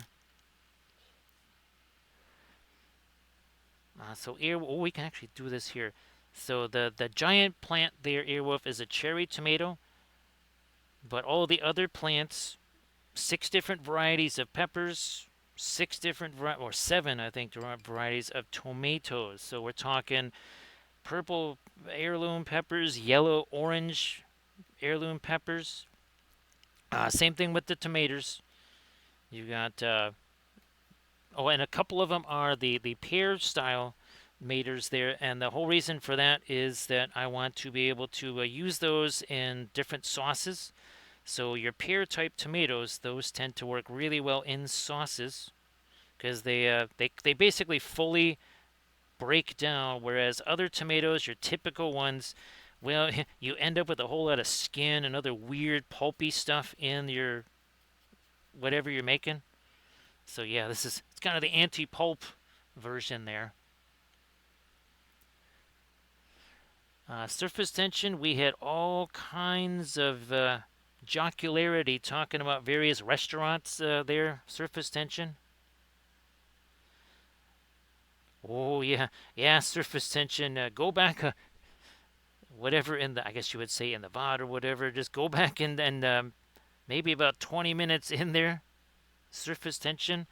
Yeah, we had quite the hilarity. Yes, indeed. I actually, Airwolf, I had to print out little signs so I could tell which, because I think 5 of the varieties are new ones that I didn't try last year. And the purple ones are really wild. airwood, because they are the peppers. They're genuinely purple, and I think they were definitely more on. They were a nice little like crispier than say your typical green pepper. They were not purple on the inside, so they weren't like grapes or something. Okay, now we gotta let that set for a spell there.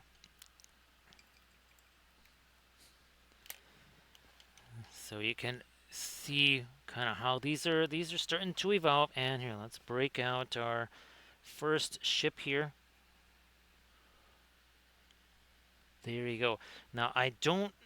What I'm thinking, it all depends. If I have another species of ships ready to go, then we'll start a new species on next Monday. Otherwise, we'll because with these, right, we're not just going to do one light cruiser. There could be 4, 5, 6 light cruisers in a fleet. So you might be our next stream might be like doing 3, 4 of these, so on and so forth on the smaller bases. Yeah, the can I usually think of them as like pear-shaped tomatoes, and they actually work. Now I've got again the yellow heirloom version of those, and I believe I've got a purple heirloom. So none of them are your typical versions, I guess if you want to call it that. Now here's somebody that's not a typical miniature painter. That would be Tealscar. So Teals, how you doing? Everybody please give Tealscar a follow. So Teals, I think you've seen some of our small starship painting streams before. Well, these are my own ships here. Yeah, these are ones that I made myself, Teals. These are entirely done by me. Here is the first ship we did last week. Looky there. So that's the first one. And the base is specifically designed where you can put the ship's name, whatever maybe task force that it is part of. So this was the first one we painted this last week. We're actually going to be doing a series, here a little two-part series on one of the ships. That's the large carrier version. Oh, actually here you can see this. This is what it looks like in space. So again, we're going to paint it up a bit like that. Hey there, AD, how you doing? And of course, this is this species is for the birds. They're very much for the birds. And again, here's some of their ethos right there. The 3 thoughts. Most civs fall into the middle thought. There's some that are in the low thought, and then of course the Seri, they see themselves as high thought. And here's kind of where the species sort of play out. So there they are on the lower left-hand side, right there. Let's get back to my scene here. So AD, if you want to post some stuff in the chat, please go ahead. Now, our last stream was this right here. This was our Saturday stream, right? There we go. We finally were able to get a chance to start on our Celtic Goddess series. There's the Morrigan bust. We'll be painting the figure version of that very soon. Oh no, this was our Saturday stream. That was Friday. This was our Need for Seed because every year, right before the Indianapolis 500 or whatever, we paint ourselves another racer in the Linseed Fellowship theme. Where's my sticker? Here it is. There we go. So that's what we did on Saturday. Everybody check out the Instagram link that AD shared. Now, AD, I hope that the stream went well, and sorry I sent you messages during the stream. I forgot you were streaming there. Yeah, I mean, no sleep for days, right? Right, AD? And of course, we just finished this series. This is also, again, all stuff that I made. This is literally one of my paintings just turned into 3D. I mean, if you were to see the original painting, I mean, the colors are the same, everything is the same. It's just 3-dimensional.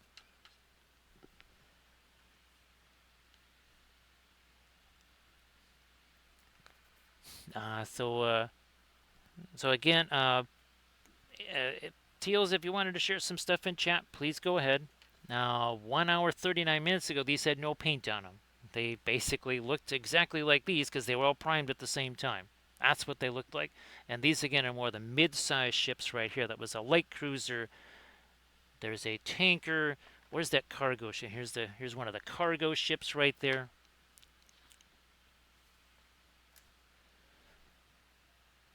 Here we are. We're grabbing again some of that fabulous Paul Rubens green, whatever the heck it's called. I don't remember. It's called something. Camden would know. Is that too much of that? Yeah, a little too much of the... There we go. That's what we wanted. Now again, we just did the darker glaze stuff there, which means we can now mix into that here like we're doing, using one of our little one happy choice brushes there. Ah, here we are. There we go. See, that's starting to pick up there. So Airwolf, it kind of depends on the ship. Now these guys again could take a wee bit longer. Those smaller ships, obviously less. Now I'm thinking we're not really going to print too much smaller than these. The base size is determined. So anything that is on a 90, that's a capital ship. Once you get to 60, that's where most ships are going to fall. Like this is, again, that's a heavy transport ship, cruisers, probably destroyers, that sort of thing, maybe frigates. Those are going to be on the 60s. And then when you get down to things like fighters, bombers, or some kind of small dropships like this, this was a little test that we did here. So this would actually go on a 30. So that is actually a Triton-class armored transport. So that's, again, more of a surface landing type ship. And we actually have ourselves an animation of that ship in action. We have it in the hangar bay right there. And then, of course, here's what it looks like in space. And these are very handy. You want to paint what this is supposed to look like, right? You want a reference of your ship. Well, there's no better way than to have an animation of it in space, like so. Again, just like here, right, with our Seri Republic carrier. That's going to define what our ships look like.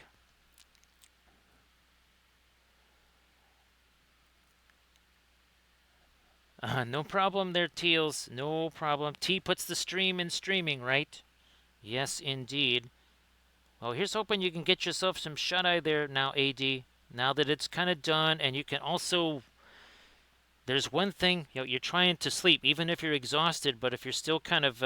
if you're still, worked up, it's hard to sleep now. Hopefully you can just kind of have a more relaxed type of sleep there.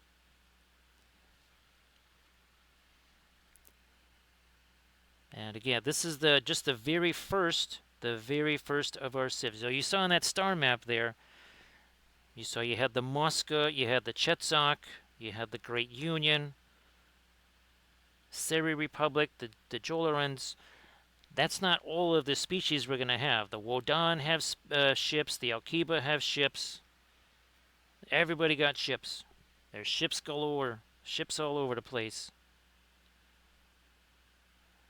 And the idea is that the ships mirror the society in whatever way, shape, or form. Like your Izanji ships, they essentially build stuff around small moons. That's kind of their design philosophy of their ships. Is like it's basically a spacefaring erector set. There's basically environments that they attach to these frameworks. And the Zanji, again, they kind of refer to the Great Framework. So that's kind of how they see the order of things is in the framework. And of course, here's here's our Moscan right here. So this was very fun. These are the basic tenets of the Moscan civilization right here. And again, life is work, work is life. There's your Moscan, very different from, say, and we'll just use the printed version here of the Seri Republic. So obviously the Moscan would pretty much fit in here, right?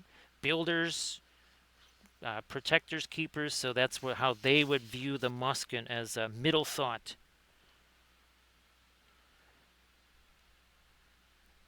So Camda, I think I sent you the stuff on the second Exodus. If I sent you the oh, you haven't heard the story yet. Yeah, that's right, Camda, because Camda, when I send you the email, yes, the humans, oh, they are very much developed there, Camda. Yes, when I send you all the stuff on the second Exodus, that's going to fill out what the humans are. So Camda, the whole idea behind this, and I was telling this to a few folks. I think I was telling Ryan this and Dave and such. Uh, Basically, each civilization represents some part of me. There's certain parts that the Bellisteri represent. There's certain part that the Seri Republic represents. There's some parts that the the Jolarans represent.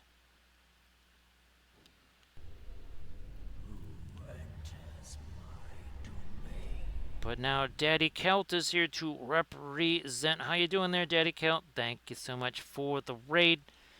How's about everybody gives Daddy Celt a follow? So great to see you there, Daddy Celt.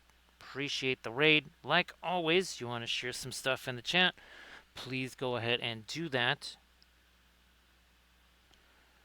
So yeah, Camda, that was actually the first one that I developed. And actually, Camda, while I was doing a bunch of other stuff, I probably spent at least 2 hours developing more of just the Great Union of New Terra stuff. So yeah, there's a whole bunch of depth there. Not to worry. Now here, see, I can't really do too much of the dry brushy stuff because we still have some of our glazy stuff that's trying to dry there. That's fantastic there, Daddy Celt. Now, you got the link for the latest one, right? And again, that was the conclusion of our fabulous series on Arachne here. And again, that what was it? Well, the cadmium red, but also that perline crimson or perline red. If you have things like alizarin crimson, you could do sort of the same thing, sorta, kinda, not exactly the same, because again, perline crimson is much weaker, or sorry, perline red is much stronger than say alizarin crimson. So have a good night's sleep there, Arid. Or sorry, AD. Arid's already taken off, not to sleep, but go do dog walking and that sort of thing. So see you later there, AD.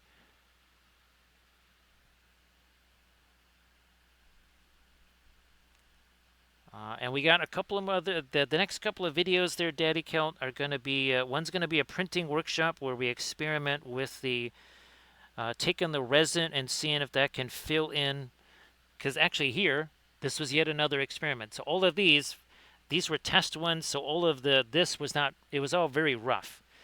The printer just kind of went wonky on there, and I said, all right, I'm just going to take what I use for water effects. Now, Sam, this is the only thing I have that has an example of it. See the shiny stuff there? Because it tends to, well, go flat. That's what I was, that's what I used to make, again, that be as flat as possible. We need to get ourselves a little bit more lighter stuff over here. Again, we're going to let that mix. Look at that. See, it's mixing with what is there already. Look at the end of the brush. See all that darker stuff on the end of the brush? That is this stuff being transferred onto the brush. But you can see it there. You can see it's very much mixing. Hashtag no layers. This is significantly lighter than what's there. Not to worry, because it's going to mix with what is there. Color will change. There we go. So the base is FDM, and that's why I had to kind of smooth it out there. Surface tension. It just got a little weird, and I said, you know what, I'm not going to bother reprinting these. I'm just going to see if I can, because that was the only part that was really rough enough to make it difficult, so to speak. So I said, nah, here, let's just, let's see if we can use this to fix it up.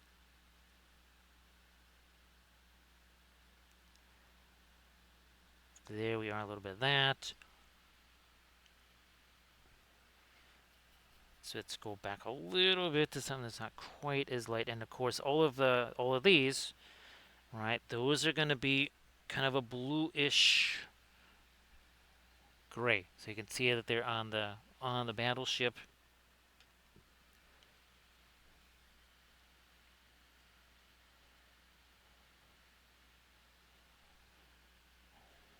Surface tension, I have not had a chance to try that yet. I've kind of been fighting with printer setting. What I didn't realize was that GPT while it was, it was taken into account room temperature, all this other kind of stuff.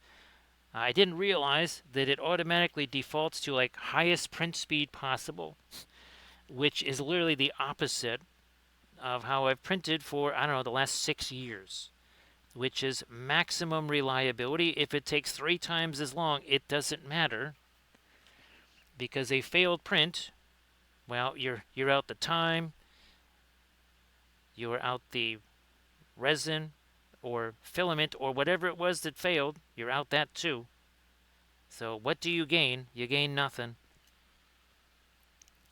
So yeah, I'll definitely try the ironing out surface tension because, well, there's plenty of this flat stuff to do, right? So we will most definitely give that a try, see what happens. Is a, well, definitely a worthy experiment.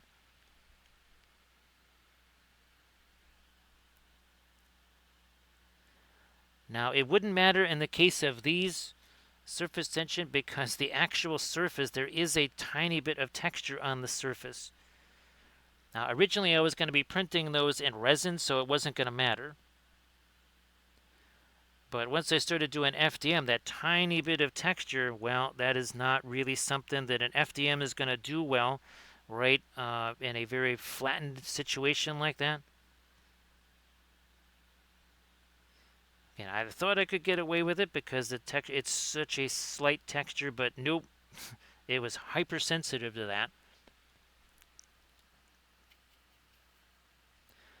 So again, that's something we'll give a try in some future stuff. Again, I'm gonna have to print out potentially dozens, if not hundreds, of these bases.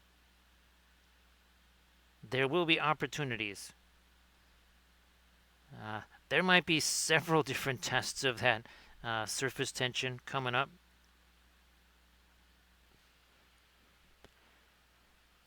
Now, on the smaller bases, like the 60s, doesn't happen at all. I have not printed any 30s yet. The 30s, I'm probably going to print those in resin. Mostly because I want to make sure that the pegs and the little hex inserts there, that those print out okay. Yeah, I don't mind printing out little 30s. That's okay. A whole bunch of 90s, or heaven forbid those 120s for some of this. Basically, they would almost be like for space stations. And remember, the Compass Rose is effectively a mobile space station. It's a one-of-a-kind type of ship. Effectively, they would use that to replace existing star bases. Recent human history, they might be down a few star bases, let's put it that way. So they kind of need to replace those.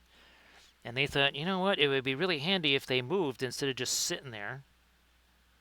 Because, that's kind of how the last ones got whacked, is they were just sitting there.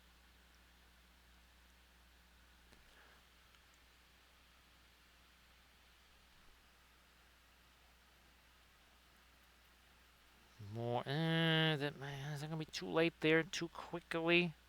Well, gotta do stuff out here anyways, so we'll wait on that. Let's hit this first. Now we'll try. So now we got we got a little bit of our color mixed in there, so that is not as light anymore. And you can see our fabulous wings starting to take shape here.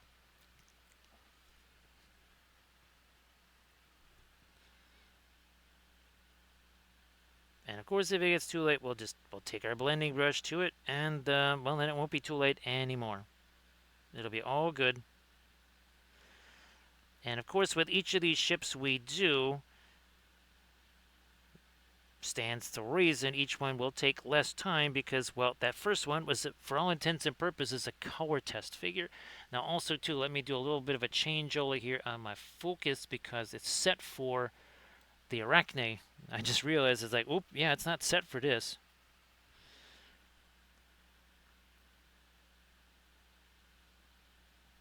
I'm not so sure I want that to be that much lighter, but we'll come back with our darker stuff anyways. Not a problem. again, we're letting that do its mixing thing.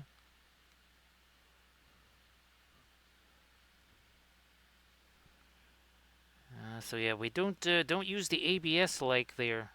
Basically, everything is the Elegoo black matte PLA or some form of matte PLA. It's usually just black matte PLA. And of course, we're using that. Do I have the one thing that we? That's impossible to reach. Well, actually, well, this was printed. What am I doing? This was printed in FDM. That's right. Yeah, that was printed with the. Now again, not even the .2 nozzle. That was the .4 nozzle with the .08 layer height. So that was printed in FDM. And that was did not turn out too bad. And of course, the video, I've got that a couple of different busts that I was going to try. Some of them are like have really large open surfaces. Other ones are much, would you say, have much finer detail type things. And that's why I just that's why I wanted to give that a try. I think I'm going to try at least 4 different ones that are, well, very distinctly different from one another, at least from the kind of textures and surfaces that we're going to try to take care of.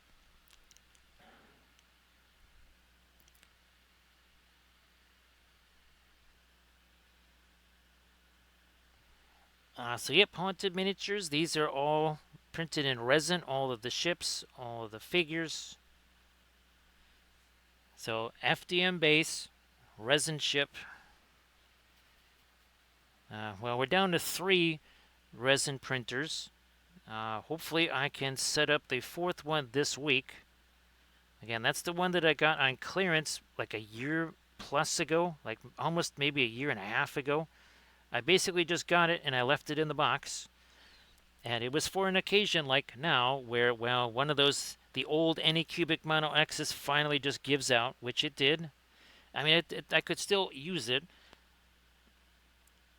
I could even try to get a new screen for it, but at that point, the money would be better invested in just, well, what was it, a Saturn 4? Yeah, like a Saturn 4 or something like that, or just getting a vat heater for the existing printers. So it's not FDM resin there, Haunted. Again, this is FDM. Also, this is too, and that is resin. They are 2 separate processes, 2 separate things. So yeah, it's not FDM resin. This was printed in resin. This was printed in FDM. And that was just to, again, save, especially on these larger bases. That was just to save on, well, the resin printing time and also the resin, which cost a heck of a lot more than the FDM. Like orders of magnitude more if we're going to be printing out dozens of these.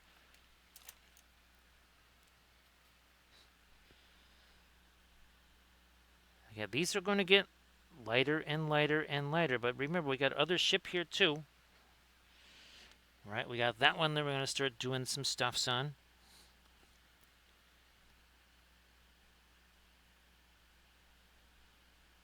We need to sneak in a little bit more of that. And look at that. See how that mixes very, very nicely there. We'll get ourselves a little bit more of the light down here too. Yeah, there we are.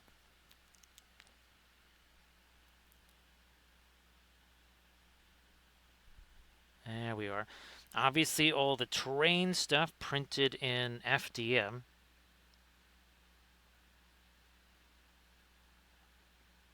Still looking forward to printing out basically a 3-dimensional version of our Cyber Camelot. Because again, we'll be painting the for a Thursday stream, going back to our 2D art once again. Now we will be putting some of the lights in there, just like we did on our other ship.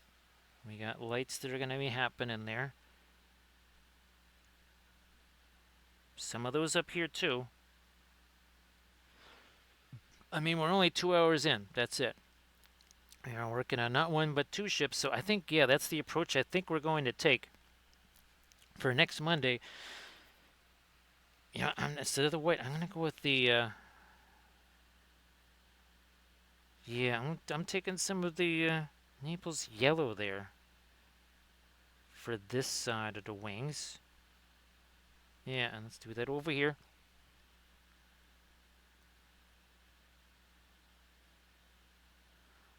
How's about we give that a chance to set? Because looky here, we got a whole nother ship.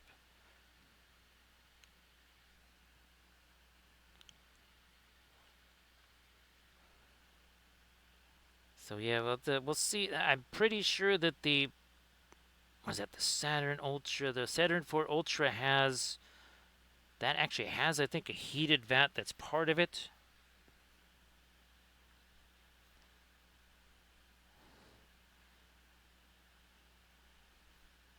Slightly lighter there.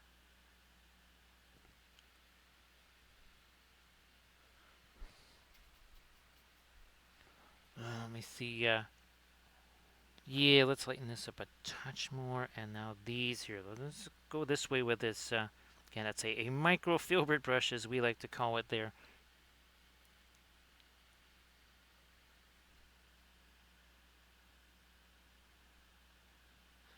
Of course, all of our Cyberthurians, those were printed out in resin, except for their plinths, and also too on the bust, right? The plinths on a plinth, those were done in FDM, because, well, saves a whole bunch. And by a whole bunch, I mean a lot.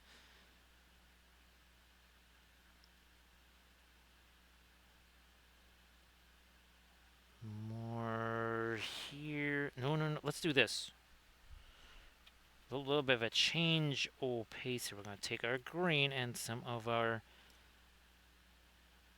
Naples yellow, mix those together. A little something different here.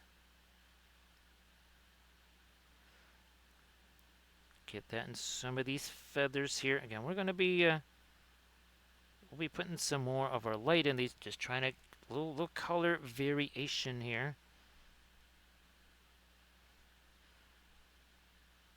We're going to try and get as much color variation everywhere as we can.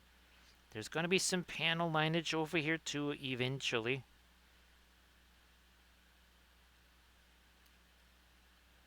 You can see now how the engine cowlings start to develop.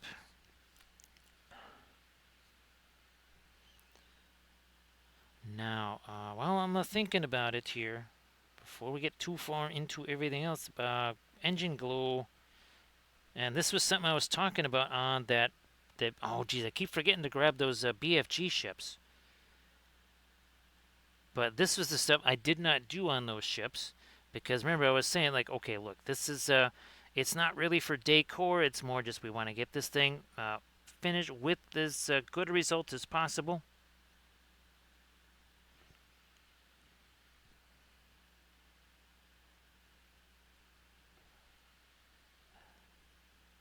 Well, yeah, the Anycubics that I have, those are still 4K printers. So these Saturns are definitely it's interesting to see the 12K versus the 4. Now here again, look at this. We're just doing blending brush stuff.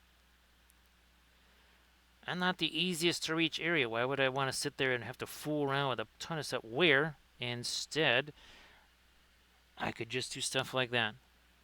That's a little bit easier, don't you think, to try and establish that glow on those wings out there.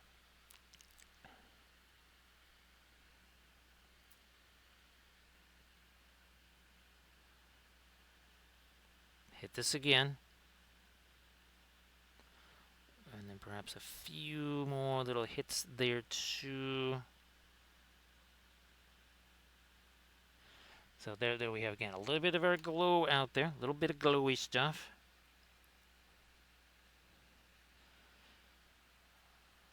Back to our light here on the dorsal side of the hull. Eventually we'll break out our liner brushes too. Had we just been working on the one ship, we probably would have already been into our liner brushes.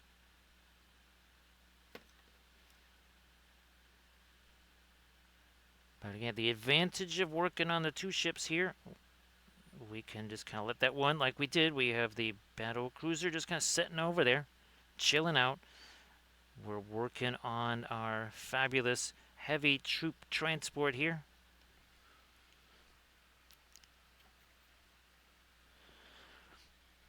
And again, the vast majority of all the ships will be mounted on a 60mm base like this. Capital ships on 90s, and then specialty ships like some kind of fortress ship or space station or any of those type of things. Those will go on the 120s.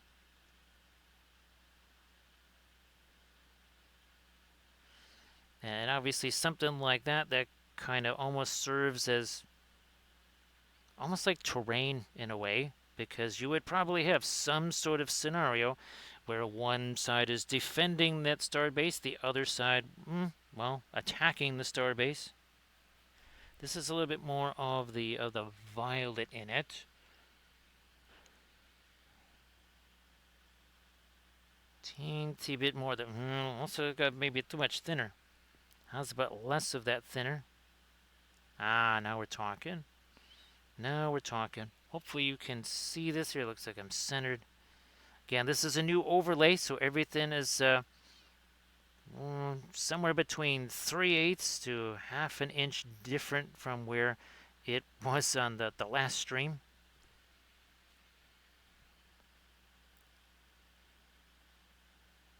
And that can make a big difference when you're just trying to keep things where people can see them. Also, too, I had to move the camera boom. That arachne piece, you can see that I can only show like part of it here on the stream. That's because the camera's moved forward just a little bit. I'm pretty sure that thing is at least 9 inches tall. Could be like 9.5 inches tall.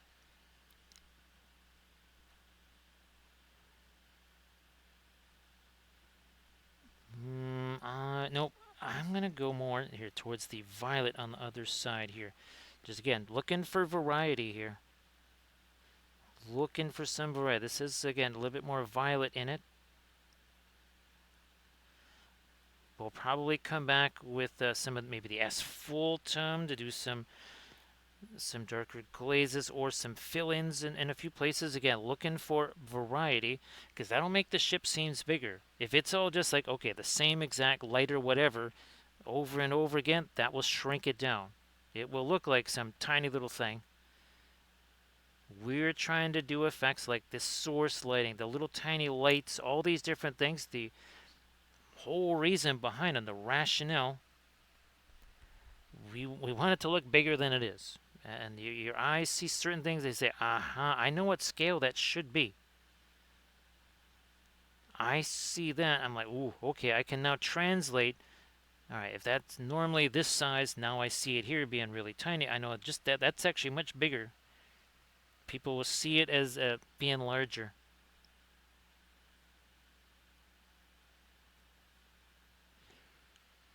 Oh, and by the way, these things that you're seeing on the sides of the ship here, for all intents and purposes, they're drop ships.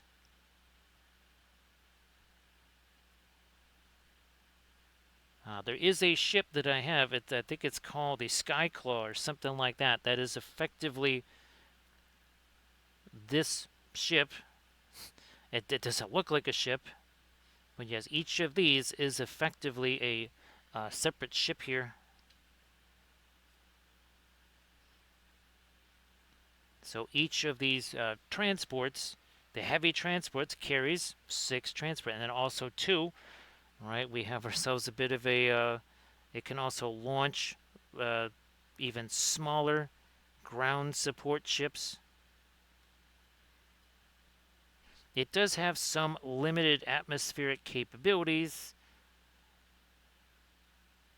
but those atmospheric capabilities are designed for Seri worlds, which are, again, tend to be around very, very large stars, tend to be your more like your gas giant type planets.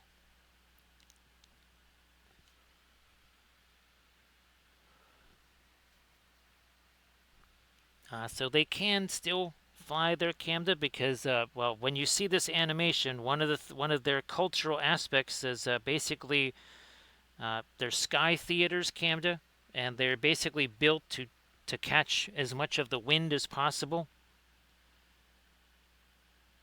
So instead of theaters designed for sound Camda, these are literally designed to collect as much wind as possible, and there's certain movements that they do. So think of it as sky ballet there, Camda. Actually, Camda, you have some of those pictures. I'm pretty sure I sent you those. Now you don't have the song or the any of that, but you should have the pictures. Some of the costumes and things that they wear.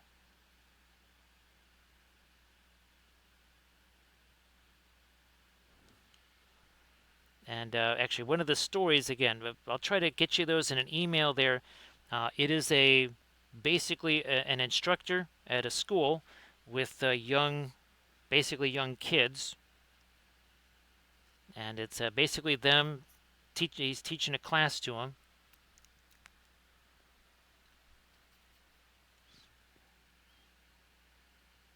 So while we love all the ships, I mean, I love designing ships and all this other kind of stuff.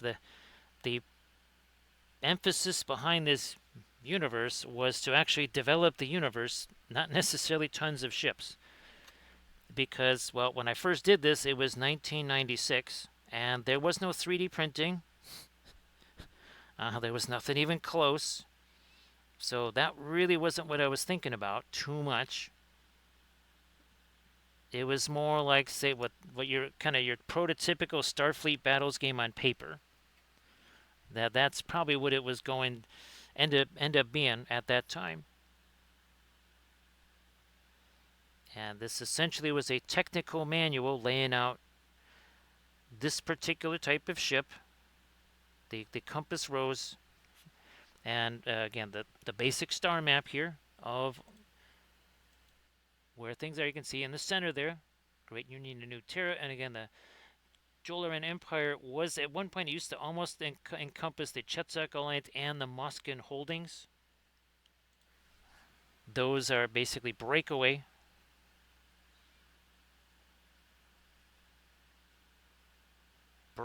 regions of the Jolaran Empire.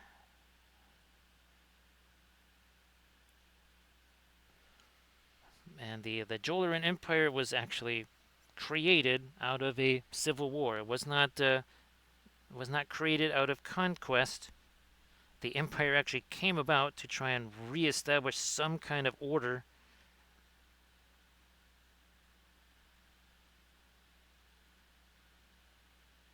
The three tenets, the three main tenets of your Jolaran society: order, unity, and purpose. There will most definitely be a miniature of the Great Unifier. Yes, that's a really fun character. Kind of again at the central core of the Jolaran society. Now this is going to be more of a green here. Why? Because of this. So a little bit more of the green on this side of our ship, on the reflected side of our ventral section here. Look at it, just doing the dry brushy stuff. I couldn't have done this 45 minutes ago, maybe even 35 minutes ago. This would have been, yeah, look at that. Look at all that darker stuff there. Look at that. Oh my goodness. So we refresh the brush and we do it again. Yeah, there was a whole bunch of our darker glaze that got on there. Again, same deal here. You can see there's going to be some panel lineage down there that's going to come through this. So see you later there, Paradigm. Appreciate you being here. And of course, Paradigm, 2D art again. 2D art is on the menu. We will be doing this landscape right here. There you go. So we'll be doing the sunset version of our Cyber Camelot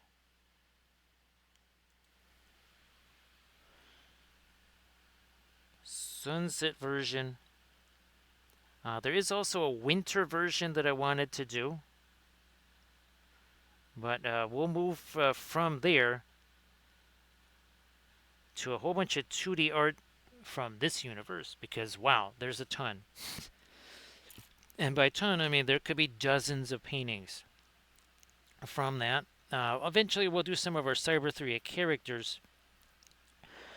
Main issue with I don't know if I want to say issue, but those are all vertical format, and needless to say, streaming or anything like this, well, that's kind of a horizontal format. So we're trying to figure out a way. It's like, okay, how do we mesh a vertical piece into a horizontal filming or streaming aspect ratio? See you later there, surface tension. Have a great walk with the hound, and of course, mind those bio drones there.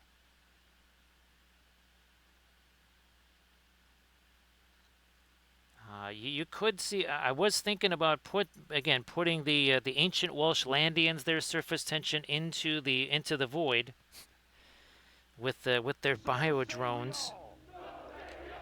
Thank you so much, Irid. Appreciate that.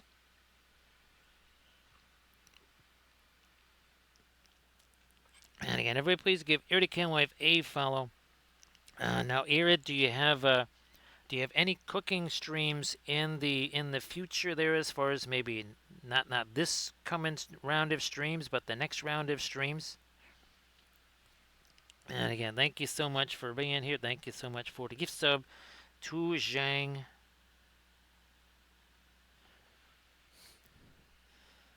They are tricksy and false, right? Surface tension. So again, these things that we're working on here, these are individual ships. These are actually small, smaller landing / drop ships here that you're seeing on the main hull here.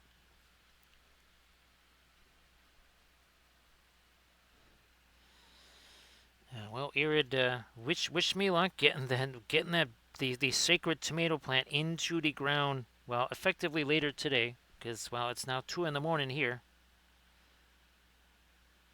So probably 12-ish hours or something like that for now. Maybe more like 14 or 15 hours from now. That thing hopefully will be actually planted.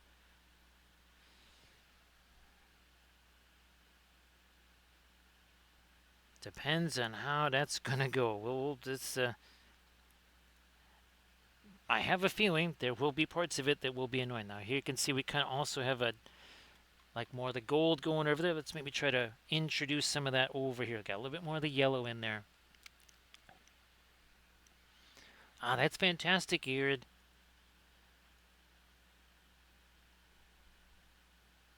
Yeah, we'll see. This is going to be the most bizarre thing ever. Taking like an entire, not like a seedling tomato plant, but a gigantic 4+ foot tall tomato plant and sticking that out there. Obviously, we'll try to do as much of the water thing. We got, a whole bunch of special soil and stuff to put around it to kind of reduce the shock effect. Who knows? It may not work. If it doesn't work, it's like it doesn't matter. If anything, they were parts of that thing where I would cut them off, and I just stuck the parts I cut off into the dirt. Those started growing. So even if this, the initial plant itself doesn't necessarily do too well, maybe the parts of it and pieces of it actually do. That's too much paint. Got rid of some of it, and I think that was a good plan. I think that worked. I'm going to try and get a little bit more action here in these feathers.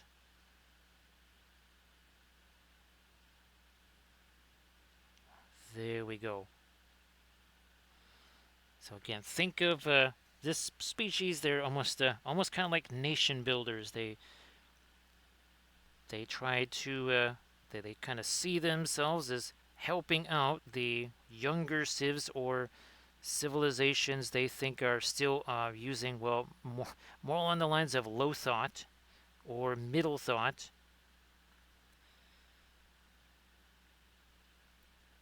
And as that little diagram showed, they very much think of themselves in the high thought bracket.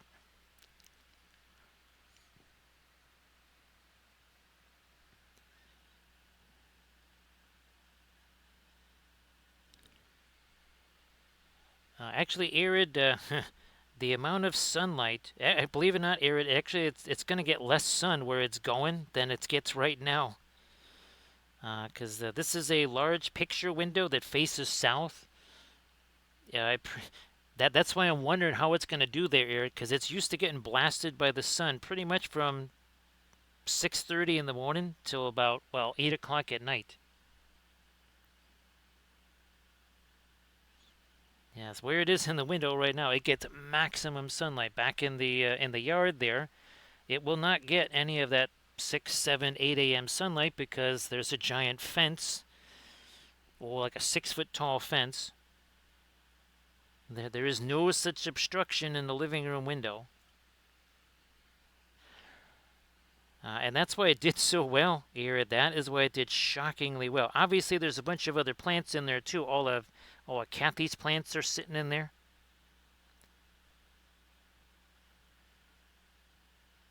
Yeah, they did raise. I think some of those plants raised a few objections. They're like, "What's this thing doing here? It's in our way. Get this thing out of our way." I'm gonna go even a little more of this yellow. Ooh, let me get some of this thinner up here on some of our. I've been using the non-alkyd stuff for a while, so I'm like, oh, I got to remember here. Some of these are not alkyds. These are, these are alkyds again, not cadmium red.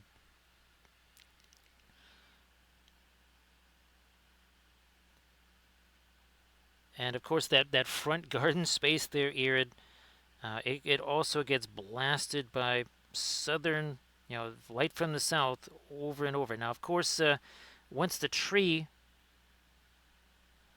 has all of its leaves and stuff, that kind of mitigates a little bit of it, but the sun is also higher than it is in the winter.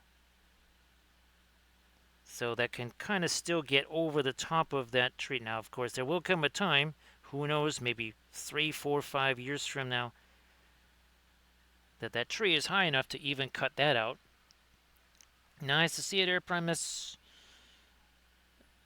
Happy Tuesday. Great to see you on this Tuesday. I wouldn't mind several Tuesdays, though. Yeah, I guess so. Well, Memorial Day kind of counts as a Tuesday for regular folks. For Armored Wolf and I, it's not really a Tuesday at all. It's just another day.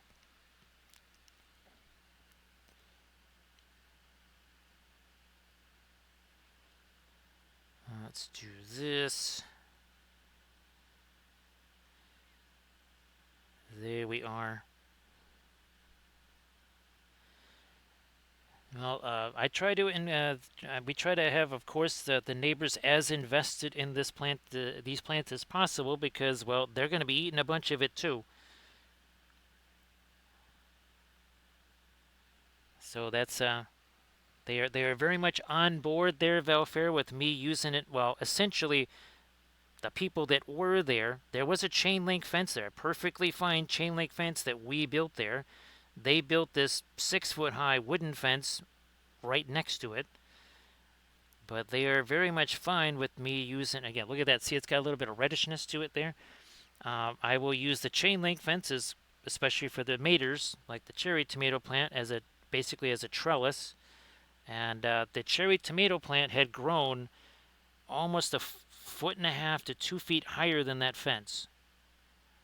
That's why the disappointment was so extensive there, Valfera, is that I basically had an 8-foot tall cherry tomato plant. And then it snowed, and then it was, well, it wasn't 8 feet tall anymore. It was not alive anymore.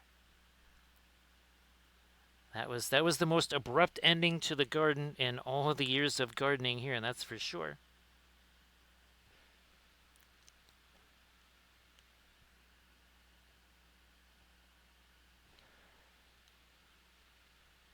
So the two dates for the block party there, Armored Wolf, are June 27th and July 18th. Of course, July 18th is not very optimal, right, Armored Wolf?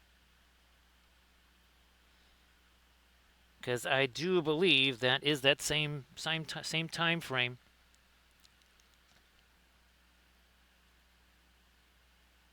Now, how's about we do? There we are. I've been waiting to get because well, a lot of our glazy stuff down in there was still well in there.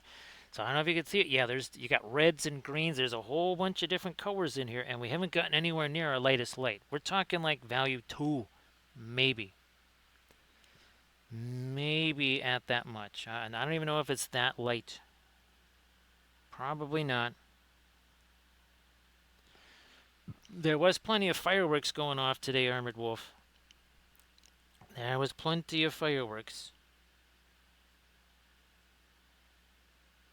And methinks there probably will be every day fireworks happening. Like every single day between now and probably July 10th.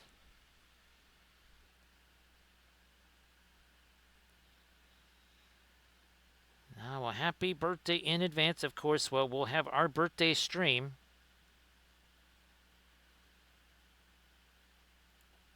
Oh, you know what? There could be a new Cyber Wapelia Spellbrush maybe on my birthday. Because I have a new figure.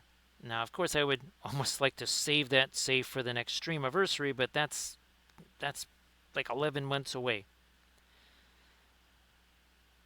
So maybe that's what I might try to do. It depends. Either that or some other, again, something that I don't usually get a chance to maybe paint on stream for the birthday stream. Yep, Velfira. Actually, later after the stream, I'm going to be making more of those fries that the neighbors brought over, the frozen ones. Another big batch happening. That's unfortunately too big for the stream there, Valfair. Remember we were going to do that in a video. Oh, geez, you just reminded me. I got to do green. You're bringing up cat, and I'm sitting like, oh, yeah, that reminds me to do green. But yeah, that's going to be a tutorial video because that's about twice as big as what I could actually fit on camera on the streaming area here. But that was the one we were going to try. Remember mixing the Perline, Crimson, and such with the interference colors? Like interference red, interference gold.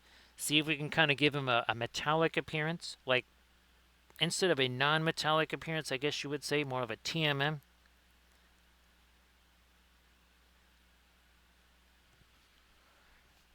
But never fear, Valfair. Look what we got. So I was thinking new Wapelia Spellbrush and this new CAD, right? Because this is a new, we haven't painted this yet, Velfair. That's just a test print. That has not been painted yet in any way, shape, or form. So that could very well be on the menu there, Velfair.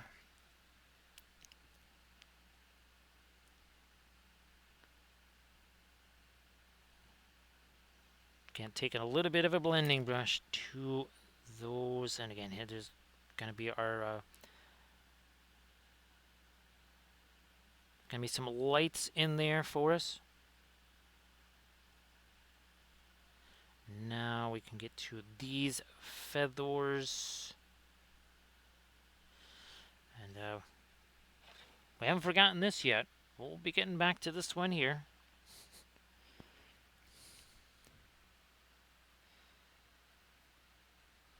And of course, Valfira. Now, the other thing that might print out really well, say larger in FDM, would be Cyber Giro. I think I would just try and print out the one we already have, Valfira, and then we'll try and get him in some other poses. He's not the easiest thing to pose into other whatever unlike, say, CAD, he's much, much easier to kind of repose, if you want to call it that. All right, back to more of the violet here. Technically, we have red, green, red, yellow, blue happening here because, well, we have our somewhat goldish colors.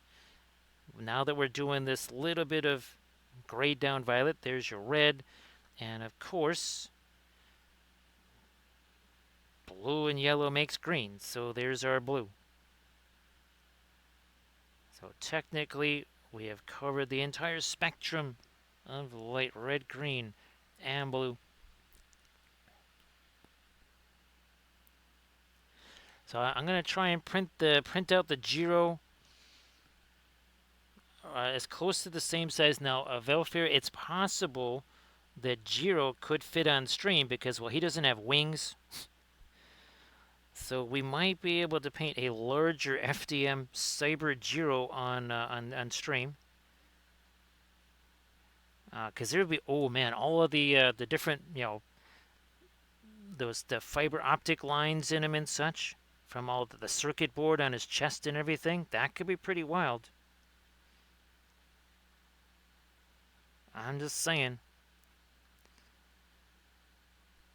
Nah, too late. Just get rid of all of it. It's gone. It's like, nah. Wasn't feeling that. How's about we just get rid of it? This also going to get lighter.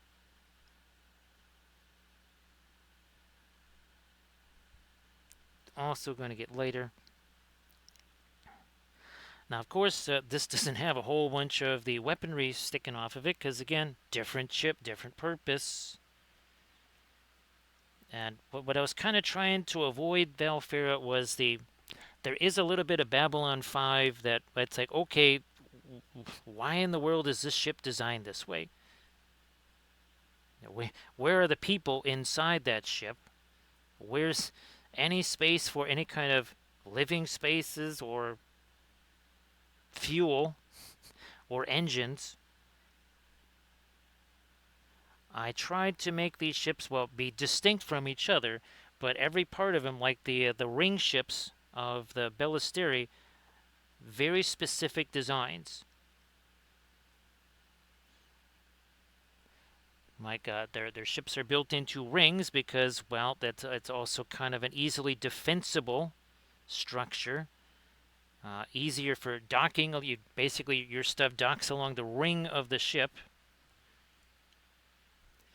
There's a sponson right there for you. There's a sponson right there. We got sponsons on here too. There's sponsons all over the place.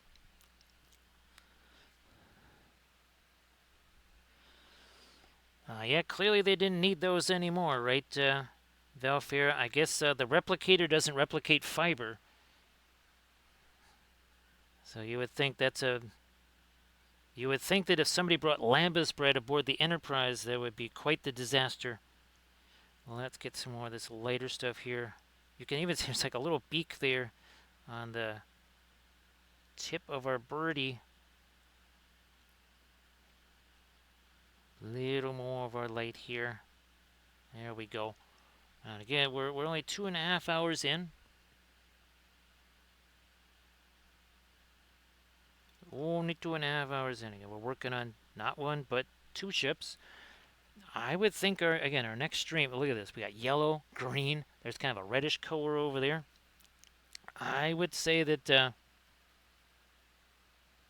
we're going to be doing a whole passel of the smaller ships. And by whole passel, I mean, who knows, maybe something like 10 ships or whatever. Not somewhere between, I would say, 7 and 10. That's typically like with the BFG stuff. If we were going to do a stream of just smaller ships, it was somewhere between 5 to 10. Because, well, again, a fleet, even our BFG fleet that we did, right, in the Army Painting series, and that's when I go refresh the medicine, I will try to remember to get a couple of the ships. There was at least 3 or 4 of just one type of ship. That was a very small one, because we had to show, like, okay, how do we get through all these smaller ships quickly,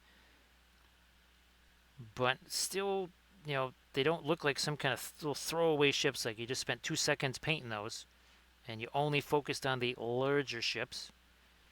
Now here, again, we need a little something lighter in there. Right, you can see how that's blending with the stuff that's there already. No need to have a gradual little stair step, whatever. So yeah, high fiber on the Enterprise, probably not a good idea. That was a low fiber. Any, I guess Federation starships are low on fiber content. Probably not a lot of chocolate-covered raisins there.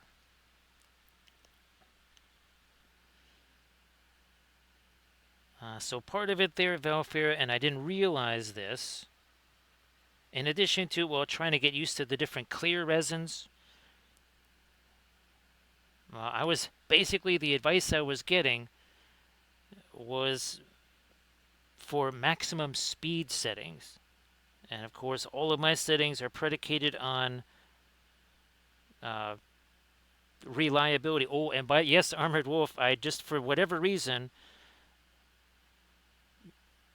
at a couple points, there was one in, I forget what it was, some point in 2022, and then again in some point in 2025, like like November 2025, I actually did a screenshot of my set. Oh, it was when Chirubox, that's right. When they one machine, they went all to only like new versions of Chirubox, and I had to replicate the the settings. So now I have my old original settings again.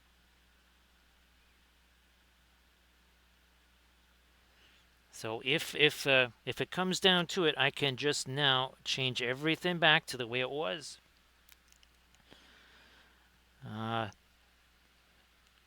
Yeah, Valfera, that starship's going to be leaving a bit of a trail, right? If you go a little bit too strong on the T there.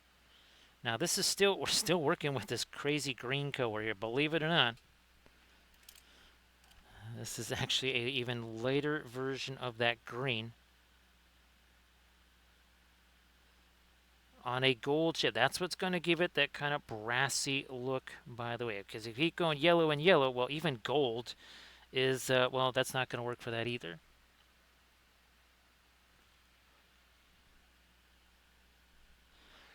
Thank goodness I did, Valfera.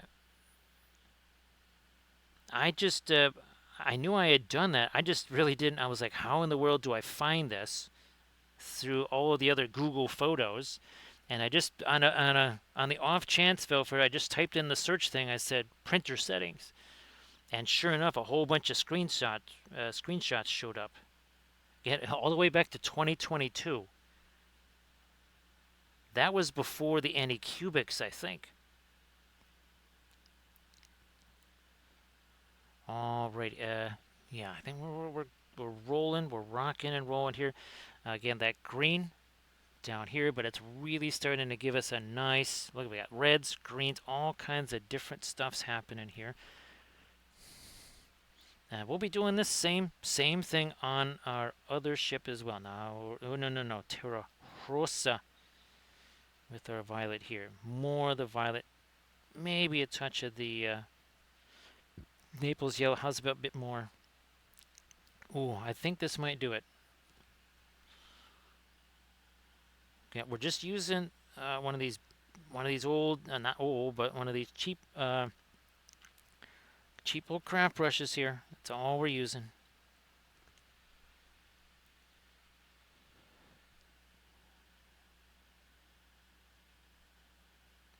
So Valfera, this is for deploying either small craft or literally individual troops. Because remember I said this has limited atmospheric capability. So it can't land. Yeah, it's not going to land on the ground or something like that. But huge surprise, Valfera, all of their tanks are hover tanks. Any kind of vehicle they would have, something like ground vehicle would be a hover vehicle. So that's what would be coming out of here. So it could, again, kind of deploy from an atmospheric point there.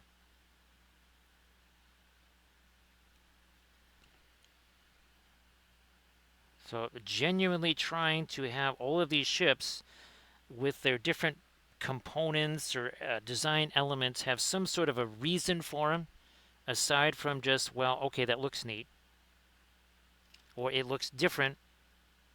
We're trying to kind of do all. Well, it's like was it speed, firepower, protection, the trifecta? Well, it's actually more like a quadfecta, Vilfir, because then there's the printing aspect that we were just talking about.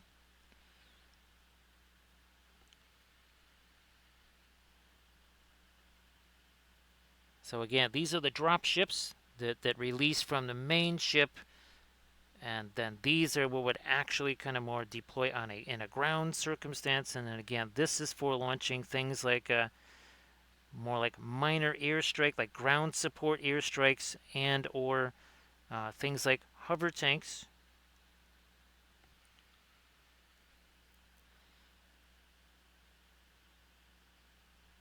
This ship right here, think of this kind of like your LSTs there, Velfair, only bigger, right? Your landing ship tanks.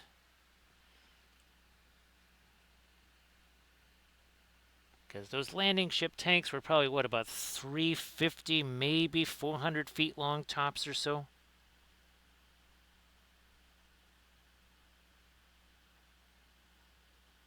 Again, working a little bit more of the of that red in here. You know what? I'm gonna get a bit more of that right down here. That's still mixing with that. Look at this. You can see the dark on the end of the brush there.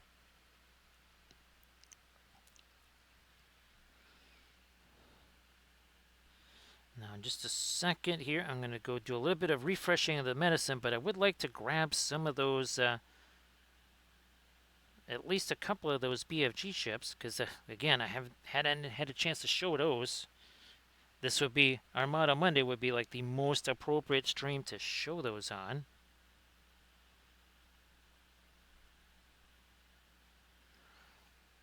Where's our other ship? So you can see see all the different, you got the reds and greens there, more shape developed, and then here it's all still pretty much one color right there. So again, don't go anywhere. Don't go anywhere. We shall be right back.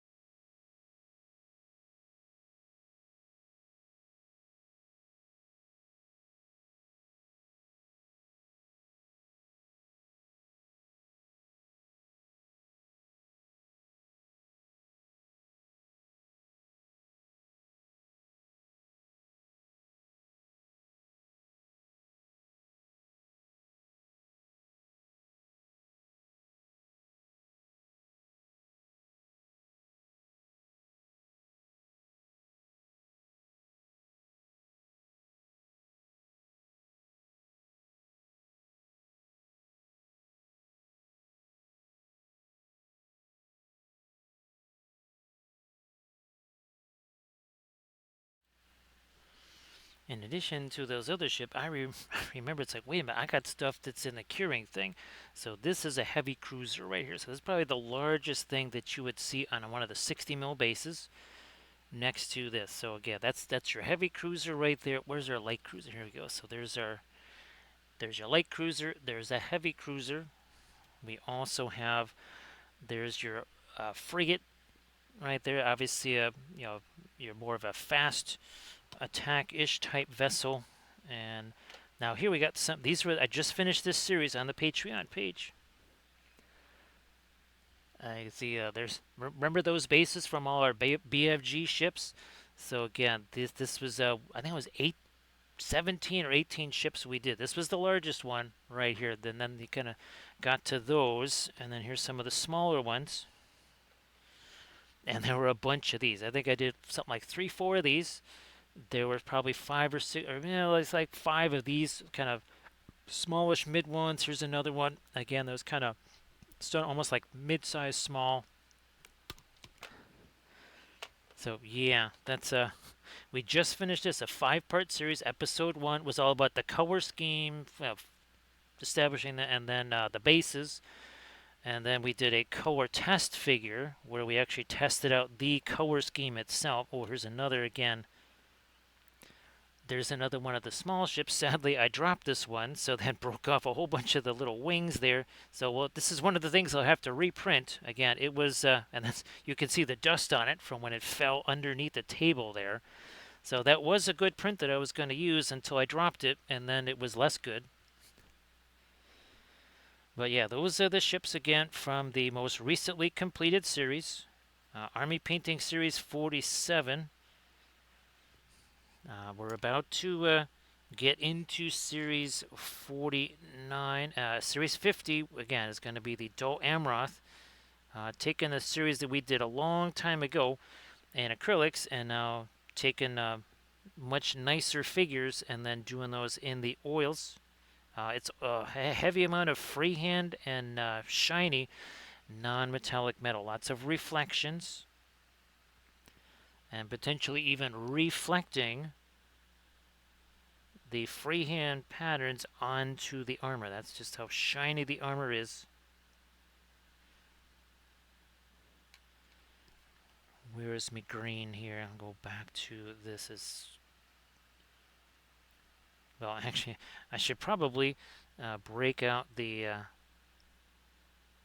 liner brush for some of these. Now let's set this aside. Let's go to the other ship. So again, this is our transport ship. Let's march on over here to our battle cruiser.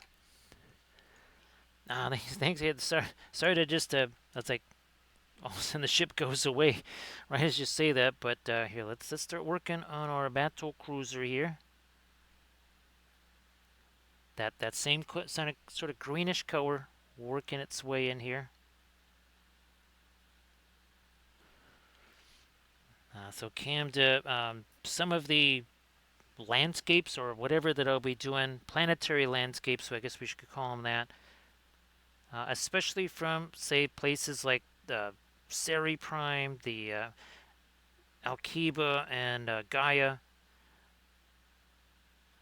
We're talking like bioluminescent rivers here, Camda, and even the Moscan.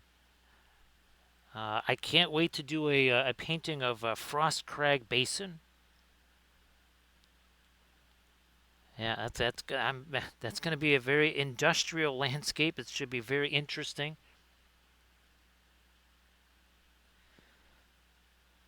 More of this right here. Lighten you up over here. Now let's step away from that and go more towards the yellow. Let's get some mellow yellow over here. Now, thanks, Canada. This is it's hard to believe. Well, June 4th, Camda, we will be 6 months since we had the ability to make any of this stuff. And that would include the gummy bears. The Lord of the Rings gummy bears. That's how recent all of this is, right, Camda? It's kind of shocking.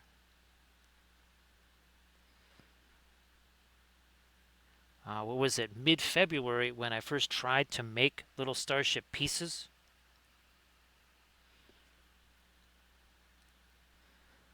I am trying to sculpt things like these wing parts, obviously weapon parts, engines, that sort of thing. I decided to go with the complete fleets because, well, first of all, we have to establish some kind of rules for the fleets, right? Like, okay, this is what this type of ship is, whatever. Establish, well, what the pieces and parts might be for. So that's kind of why we didn't just go, okay, here, we'll just take all these pieces and start building random ships. Ooh, there's too much thinner in that. Also, I'm gonna grab me some Indian yellow. I was way too much thinner. That would not have been a bueno right there.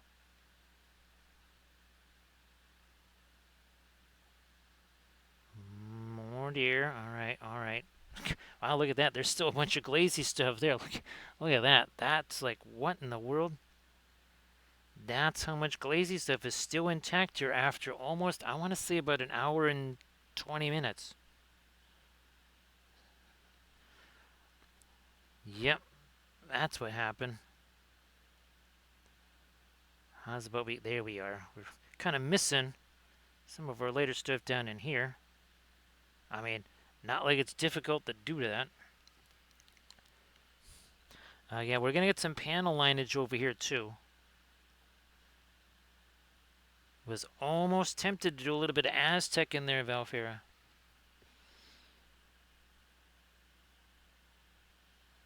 Boom. Some of that here. Yeah. Oh, and Camden, I do think I sent you the star map for the Void, and you'll see in the one in the star map, you see that kind of anchored at one end is the Wodan, and then anchored at the other end would be the Gaia.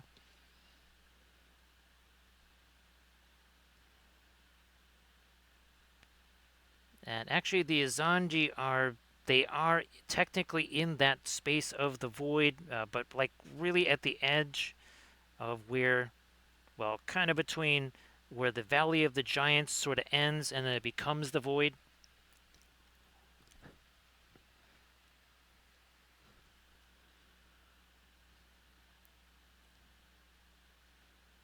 Here we are. And I was hoping by the end of this week to have the first, essentially, what we just call it, the little video novel or novelette or something like that on the, well, basically the humans. That would be your Great Union of New Terra.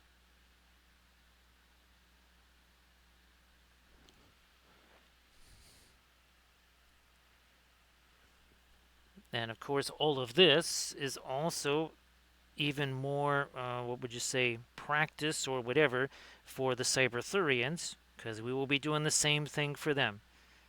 You'll have essentially things where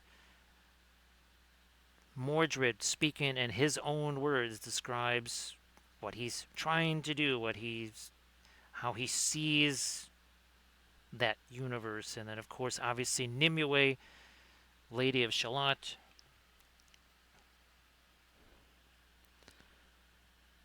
And those Skylord things, those were perfect, like initial practice things there, Cam. I know. I think I'm. Well, I don't. I think I might have sent you some of the pictures. Obviously, the spoken word things, not able to send those.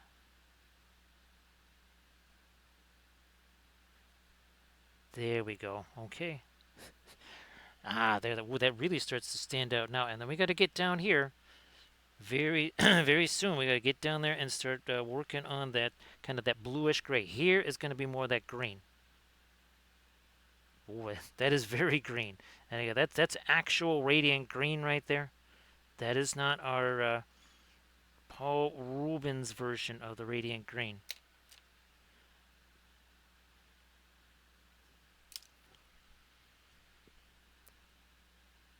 Try that again. There we are. That's better.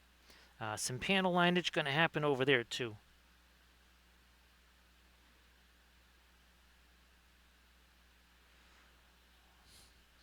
And there's kind of a balancing act here. Like, okay, it looks like feathers. It's not actually feathers. It's actually metal plates of some kind.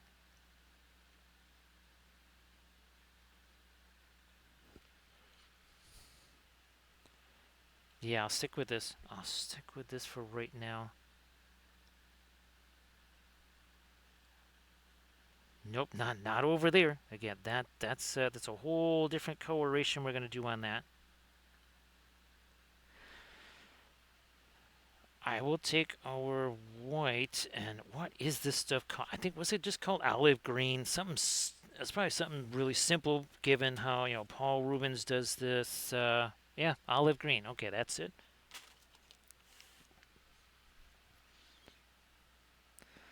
So the white with the olive green.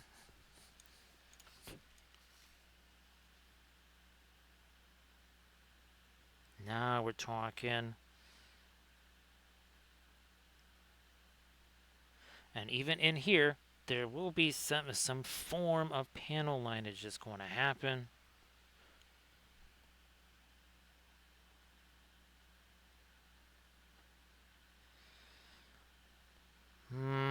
Yeah, okay. Oh, fine. I'll bring a little bit of the green out in here. I wanted, again, that to have more of the yellow on it.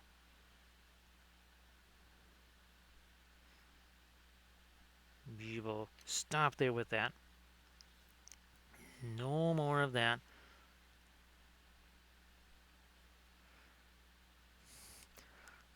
Superstructure here. So for the Terraforce ships, again, their ships are going to look more, I don't want to say boxy, but they're not quite as elegant as these ships. What I actually have is, I think I've made 5 different, basically bridge superstructures. There's a basically one for ships that are like carriers. There's another one for ships that are much more emphasized on warship, like heavily armored stuff with lots of conning towers and arrays. And then there's like a cargo ship version, and it's basically just a bridge set. And sometimes multiple bridge on larger ships, you'll have multiple command areas like that. Like the Compass Rose has at least 2. Debating a third, but it has at least 2. So it has the carrier command center on it. It also has the combat operations center on it too, because it's a multi-purpose ship. It's part fortress, part starbase. There you go. Look at, there's our fabulous periwinkle type colors going in there, just to kind of get this shifted away from all the brownish stuff that's already there. And we're just dry bushing this stuff on, because all that stuff that's on there, that's still wet. So it is all mixing together, so it's not going to be too much of a blue, but it will tint that stuff for sure off of, again, just the straight up brown. I got to do these 2. There you go. And I think I might have also developed a 4th type of bridge. And again, it's literally just it's like an island. So think of it like superstructure on a battleship, or the island on an aircraft carrier. That might be the best way to rephrase. So like an island on a aircraft carrier.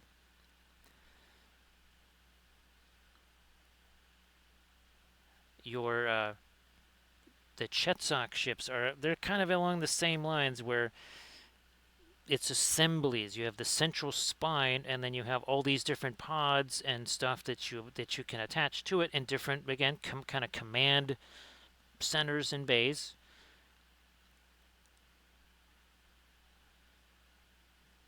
Even bringing a little bit of that blue up in here, and then you say, well, okay, now doesn't that kind of cross over some design elements? Well, it should, because again, your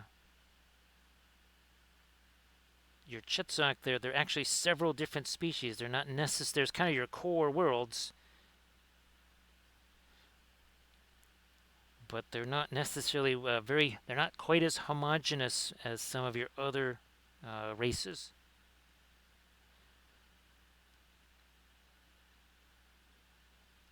Again, it's more like a loose confederation of planets that essentially were there to oppose the Jalaran or the Jolaran Empire, and essentially kind of break themselves free of it.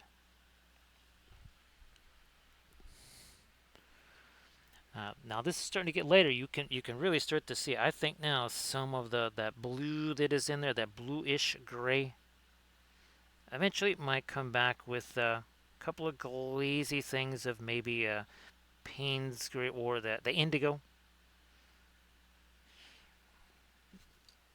Bringing back my other ship here just so you can kind of see again. So you can see there's that's what we're starting to head towards there on this the ventral side of this. So again, this is the battle cruiser right here.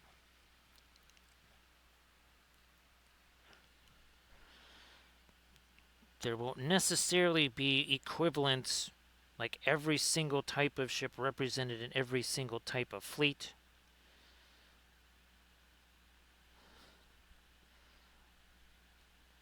I would say ballisteri would be one of the first or one of the foremost types of fleets where you would not have definitive, okay, all these different military type of vessels. Not really their thing.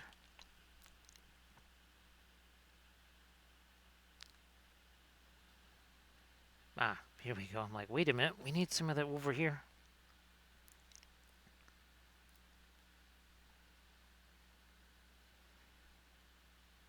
And of course, our green up here, we're going to get some of our probably, I would say, phthalo green mixed with maybe some of our Naples, no, not Naples yellow, but probably some of our almost like Windsor yellow.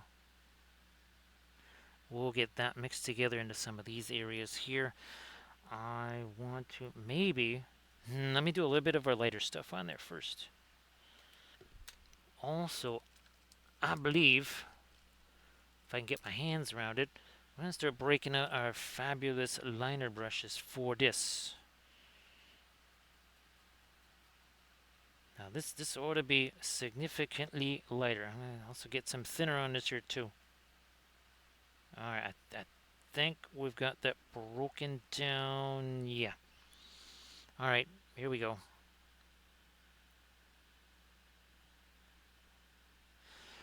I think, yeah, that already makes a big difference. I believe we're zoomed in all the way. I'm going to check real quick. Yeah, that's as far as we can zoom in here.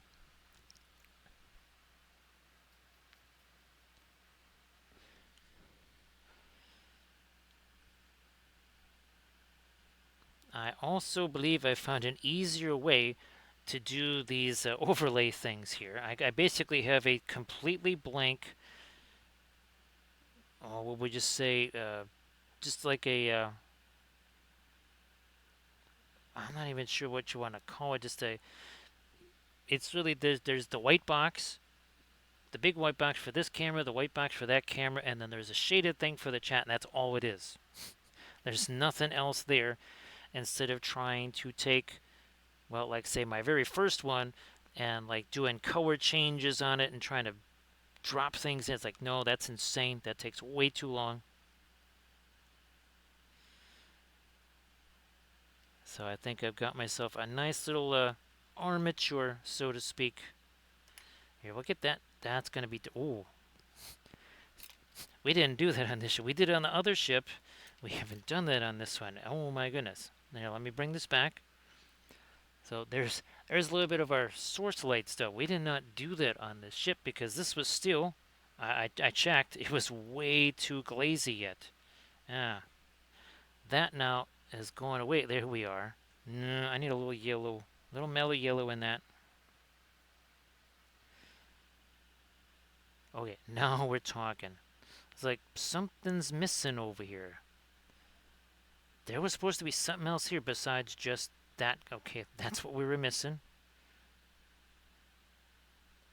Eventually I catch on. We'll have to kind of do some of our, again, that phthalo green mixed with probably Indian yellow as a bit of a glaze there for some of our not source lit areas. These two right up here should catch a bit of that engine glow. Same over there. Anything else?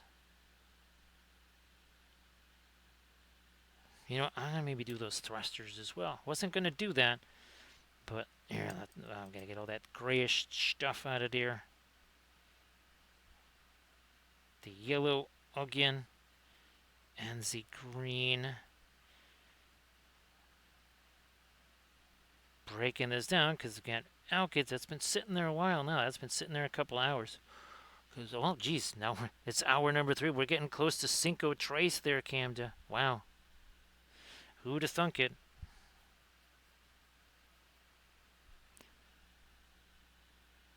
Bingo. Okay, now. Got me another one of these around here somewhere.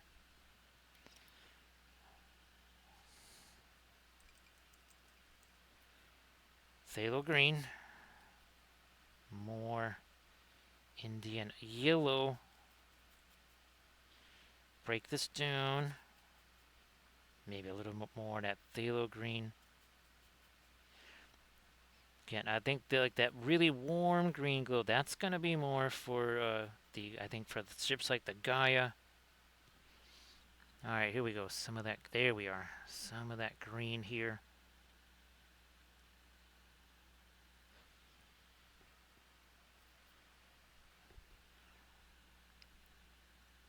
Edge of that cowling.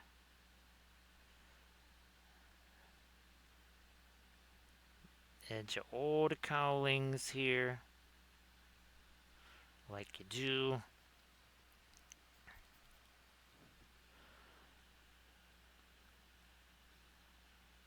Around these. Nice to see you there, Helgrat. Now, if you want to share anything in the chat, please go ahead. I hope that you are doing fabulous. Hope that you're doing fabulous. Again, if you want to share anything in that chat, why don't you do that? All right, now I'm going to go even darker here. We're going to take our phthalo green and some of our indigo. We shall mix those together. A little bit of phthalo indigo. Now we're talking here. Maybe a bit more of the indigo. So again, great to see you there, Helgrat.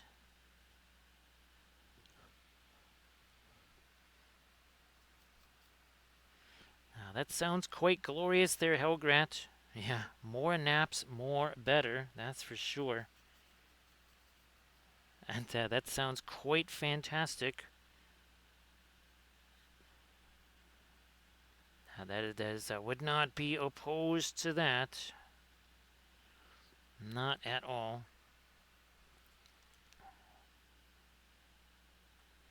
Okay, let me get to now just here some of the straight up darker stuff. We're going to throw a little bit of thinner out there just to break that down a little. And we're going to try and get some of this darker stuff on the weaponry, maybe even on some parts of the hull here. Just breaking this down. You can see there's all kinds of clumpy stuff in there.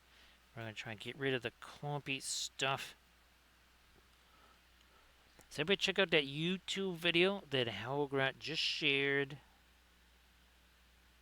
And everybody please give Helgrat a follow. So again, Helgrat, I hope that everything goes very, very well for you. Breaking it down a little bit more. Ah, there we go.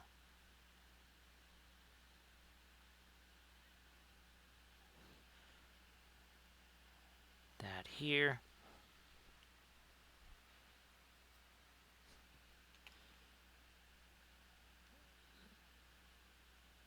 And these.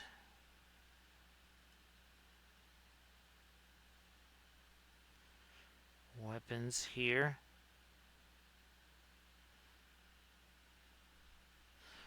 So yeah, the human ships again gonna be kind of on the boxier side. Well, your Jaloran ships, your Joloran ships, probably I guess you could say those are gonna be more on the boxier side.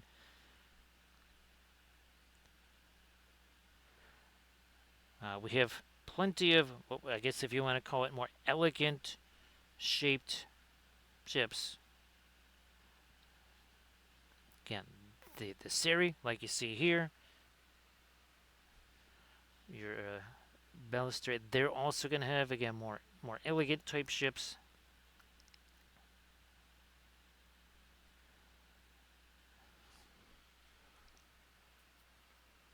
Even the Wodan ships, they're also going to be definitely more on the scenic side of things. Not very. Which you would say, wait a minute, that's a synthoid race.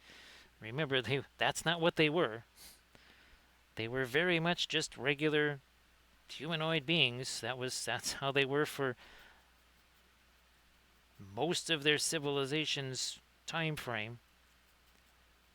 That's just a thing that happened. The whole synthoid process, that's something that happened as the world itself, well, ran into a spot of bother.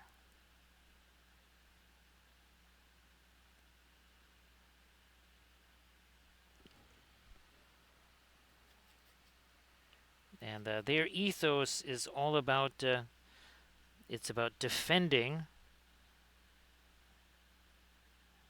Because, well, essentially they've you could say that they're the only surviving species that went through a species-wide what do you say extinction. So they're kind of sensitive about that,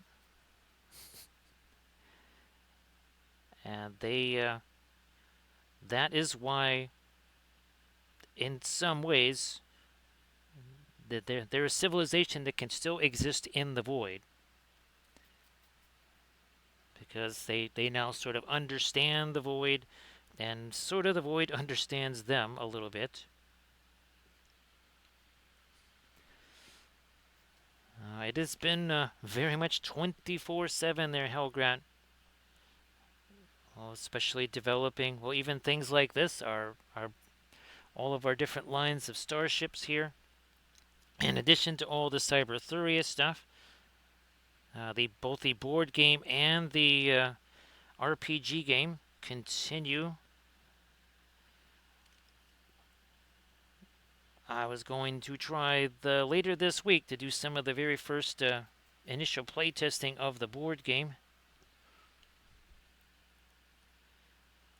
There's a lot to do, much to do with that. Here, let's start to work in. Again, we were talking about that sort of a burnt umber type of deal happening back in here, almost semi-glazy.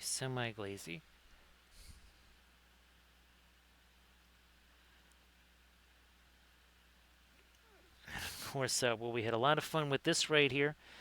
This was our Saturday stream. So in honor of the Indy 500 and race day, our new tradition, we started this last year, is to do the Linseed Racer. And of course, again, this was the first of our Seri Republic ships that we did on last Monday. And we had a blast. Finally, got a chance to get to our Celtic Goddess series of busts and sculpts. Thank you so much. Appreciate that, Dre. Thank you very much. Ooh, this can't be good for me.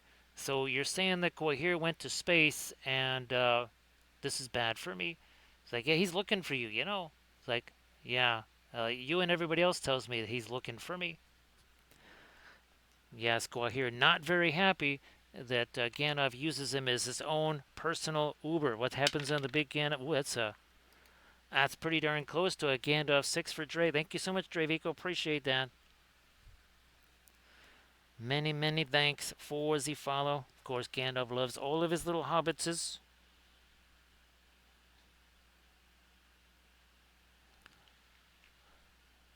So I appreciate that. And again, here's a little bit of a quick look. So this is the species that we're painting down in the lower left hand. So that kind of purplish color, that is the Seri Republic right there. And here's a little bit of a look at their society right here. A little bit of an insight into the culture and this, literally their thought process. Now, they see most species as middle thought. So that's kind of how they see the humans. That's how they see the Muskin. They would probably see the Jolerans maybe a little bit more towards the low thought, possibly even your, again, maybe even your Muskin. I'm not sure.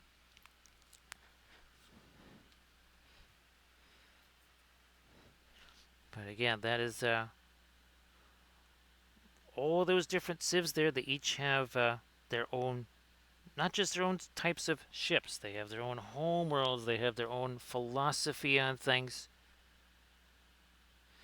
That's why we've been showing this. I think, is this the one? Yeah, this is it. So this is your, essentially your Muskin ethos right here.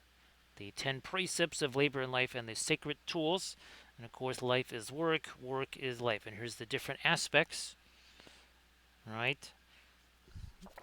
And again, that's basically like the Muskin equivalent of the 3 thoughts that you saw with the Seri Republic. Almost time to start thinking about our panel lineage here. Almost that time. A little bit of glazy something there. Okay.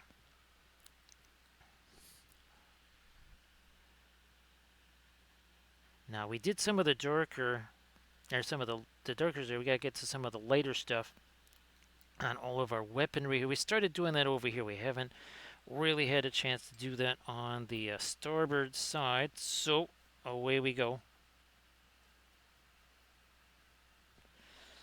Away we go. Here it is. I do believe I tried sending out to at least a few folks what the Battle of Midway overlay looks like. And yeah, whatever the first stream in June is, which might be, ironically enough, could be a Monday. It would be very, I think that's right. I think June 1st, didn't we say? June 1st is actually Armada Monday. Well, we'll be, I'm sure, either painting our Yorktown or Midway. Since I already have Enterprise, we'll probably paint the Yorktown.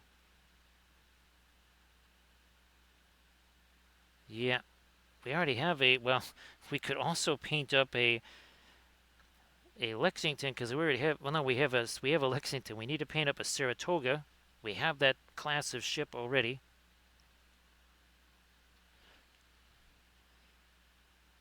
I know it's a little bit hard to see what we're doing here. I'll try to flip that over a bit for you, make it a bit easier for you here. Maybe you can see it that way now. Sorry, that wing, a little bit of a downward curve, kind of blocks some of that view there. Again, I just got 2 fingers on this brush here also, by the way. That is it, just 2 fingers on the brush.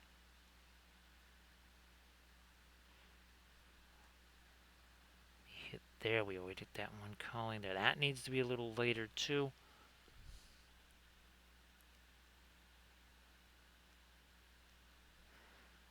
And again, hopefully everybody is doing well here on this fabulous now Tuesday.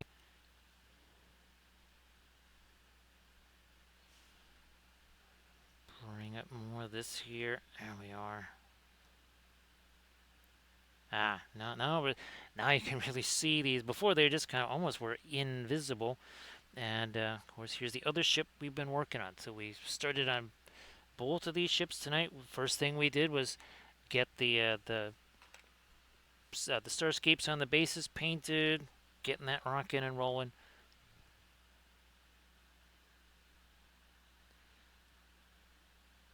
Lighten this up a little. I just realized we gotta get some of our darker stuff on this too. We kind of have a lot of the light stuff now. I'll have to come back with our dark there, no problem. Can certainly do that. And then again, all of our lights are gonna go along here, just like we did on our fabulous battleship there. I'll just bring this over here. Well, since it's now 3 hours 22 minutes, we can also bring in the fast mat weight if really necessary, because we try to keep that to like hour 3. Don't want to bring in our basically lightest of light colors.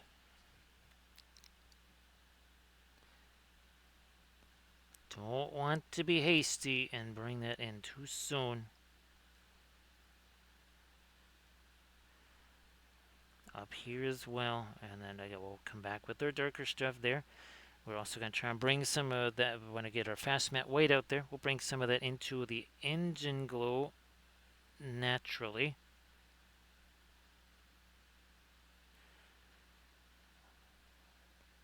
Top that off again with more of our light.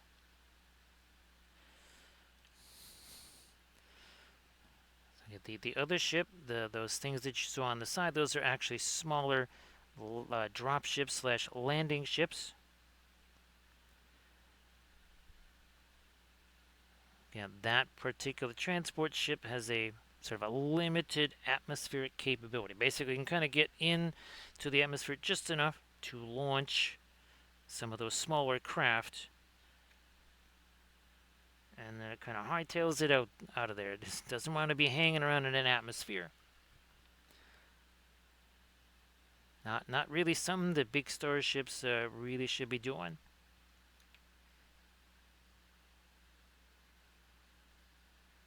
Yeah, and yeah, more of our light right along that edge. Now here I think, did we do it on the, yeah, see we did some of that on their side. I shall grab this brush again because they got sort of the paint sitting on there already. How's about just a smidge of dry brush. I tried doing this earlier. There was way too much of the thinner sitting there. Now there's a whole bunch less, and we can much more easily do that bit of dry brush, which I needed to do here. And that also has that kind of a greenish tone to it.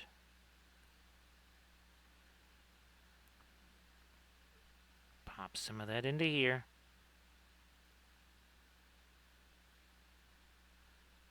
More along this, again, this ventral spine there. All right.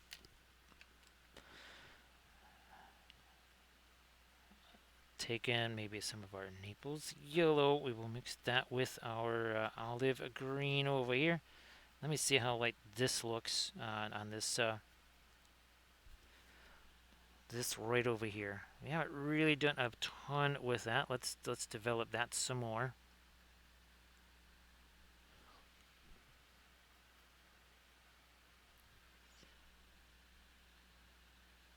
Yeah.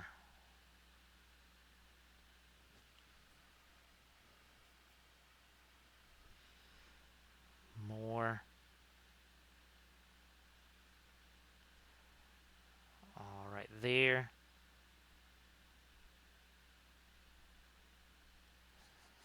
Bring this back some more here with some more of the light.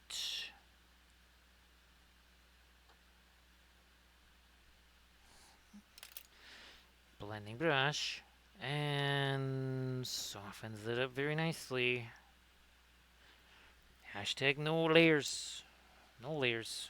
No need for layers. Not necessary.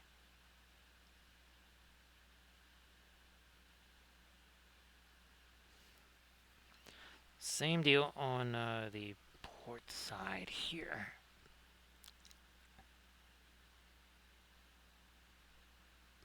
Carve that in. Blending brush of some kind. And we're not doing this. That's just going to smear it. We're doing this. So almost a bit like a Morse code type of thing. Just a little bit of tap, tap, tap right there. Have a good night there, Irid. So, Irid, why don't you share it one more time? One more time before you head out. Your Pinterest link, Irid, this fabulous jewelry and the Gundams and all that stuff. So, please go check out the Pinterest link, and then also please give Irid Wife a follow at the same time, or right after that. But do those two things. First, check out that Pinterest link that you see there, and then, of course, give Erin Wife a follow. So see you on Thursday there, Erin. See you on Thursday. So Erin will be streaming Friday and Saturday, 7 p.m. Pacific time. Thursday stream here. Well, it'll be after 11 Central. No doubt about that. It will not be starting before then. Oh, there we go. There we go. Getting a little bit of the work on our fabulous spine there. Where's my... Okay, minus that bit of hot glue string there. That is not necessary. What is necessary is... Oh, I'm going to get me some of this red here.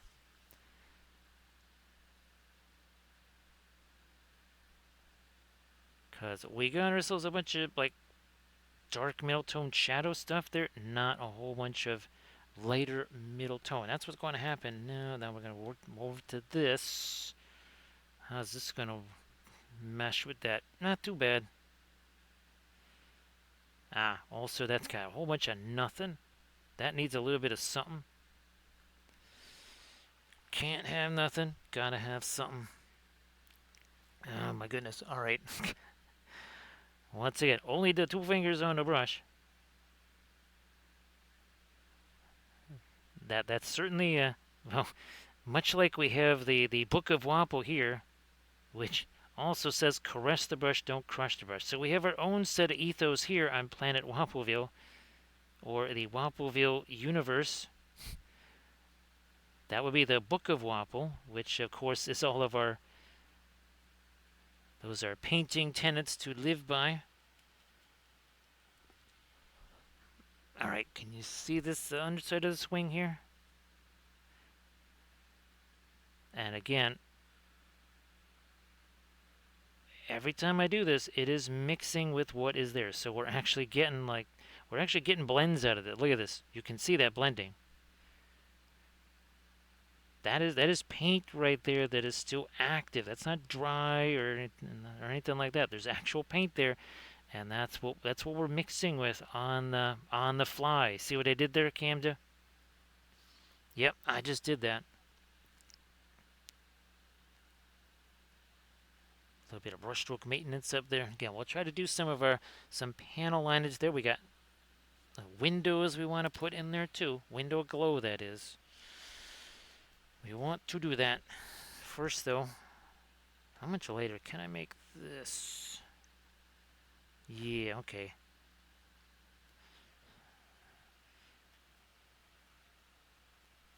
Bring in. That's almost that's as close as we've gotten to weight so far.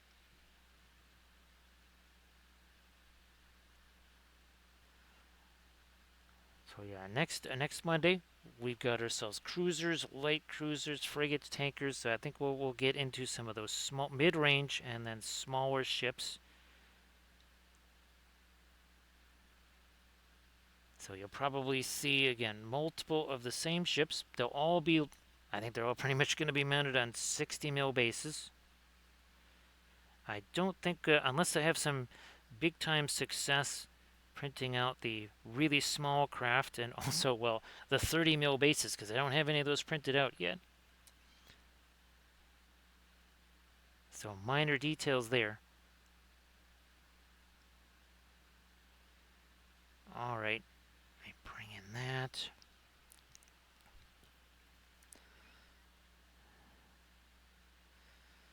Nope, I want some yellow on there. Fine, we'll take some of the Indian yellow, mix it here.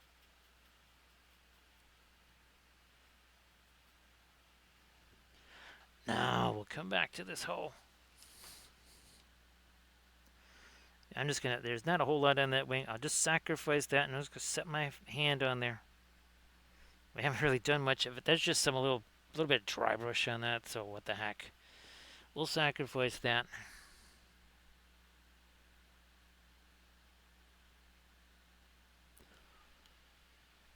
And of course, Camda, the countdown begins. It is now 1 minute away. 1 minute to Cinco Trace there, Camda. Again, it doesn't mean anything. It means less than nothing, but for whatever reason, uh, we celebrate it nonetheless. All right, here, that's even lighter yellow there.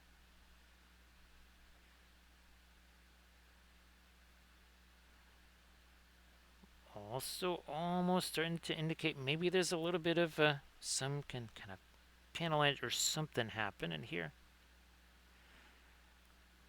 We're also going to come back into this with some of the darker stuff to encourage more of that look of panel line. More of our lighter. Again, it's got a little bit more of the yellow in there too.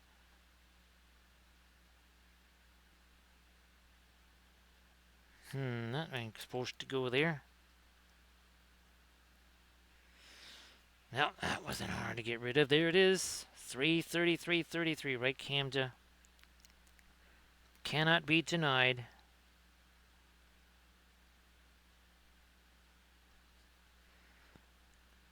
Still have no idea. I think I just looked up at the clock and said, oh, well, look at that. There's a whole bunch of threes up there.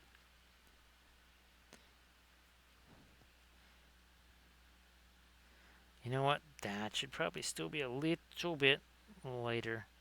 Also, guess what? That too. I'm just going to like literally let that brush flatten out on its side.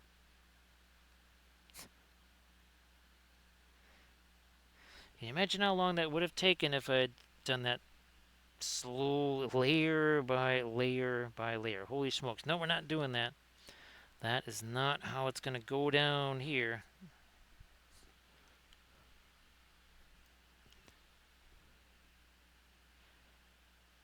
Let me try to lighten you up a bit and then another round on this cowling here. Before we think about doing our fabulous panel lineage on there, let's hit just one more time. Something lighter here. Up there. Yeah, letting that mix do its thing. Also here too, that's kind of retreat to this kind of greenish color. There we are.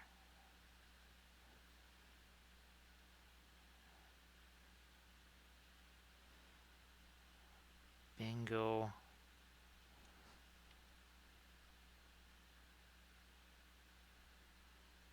Here. Some of that over here is nice.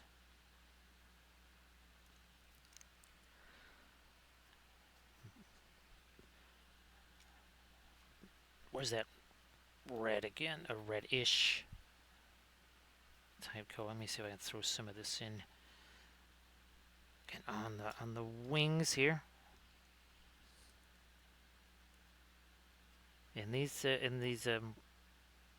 little core feathers right here before we get to the stuff that's out here. I'm gonna wait on that.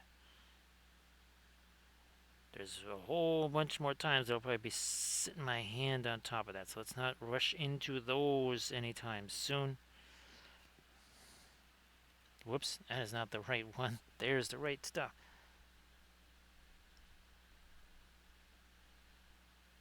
That really ought to bring out these feathers, which sure does. Definitely brings out those. These on this side, they've got that sort of a greenish tint to them.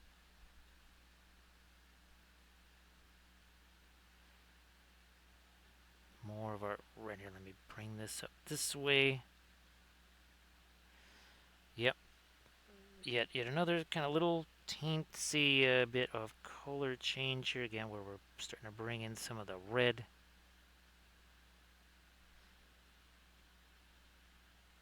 More of that up in there.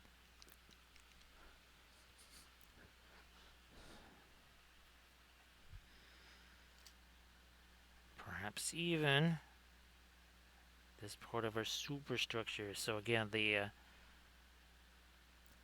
some of your other sibs there, the superstructure here, on those is going to look a little bit more, for lack of a better term, I guess, industrial.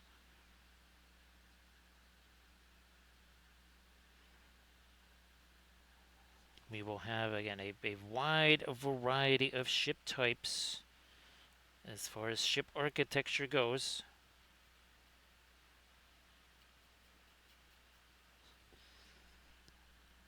I try to create as many different types of architecture as possible that all had a reason to exist, instead of like, well, they look like this because they look like this. That was kind of trying to avoid that. Because, well, there's plenty of that out there. It's like, well, this just is here because, well, I thought it would look neat there.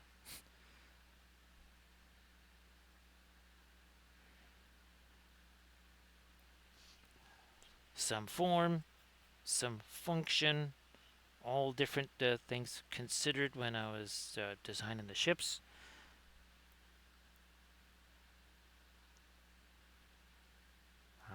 What you will be seeing. So these right here, those are Skyclaw drop ships there, and there's 6 of them that are attached to that heavy transport. And again, those when those will deploy,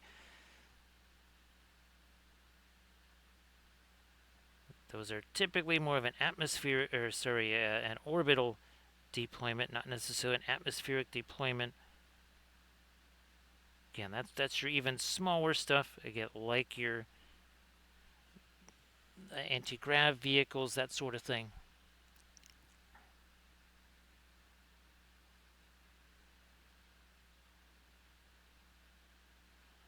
And of course, with the Seri, their anti-grav vehicles are like very much anti-grav. They're not just like hovering necessarily a few inches over the surface. They're like really hovering, because the whole avian thing.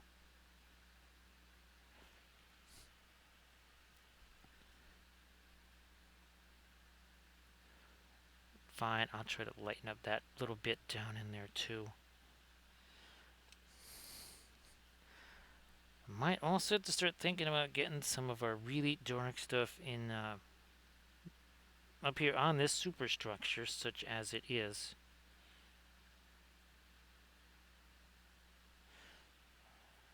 The other thing we have not deployed yet, speaking of deployments, would be fast matte white, and I think we're just about to that point where we break that out too.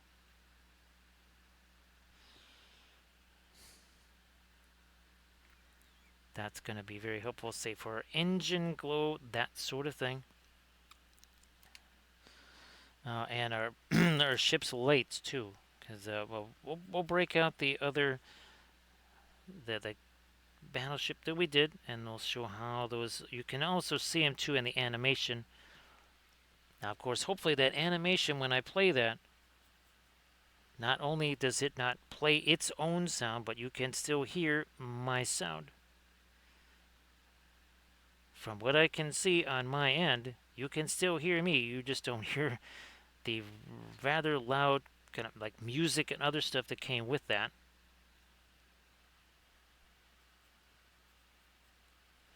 Now that should be gone.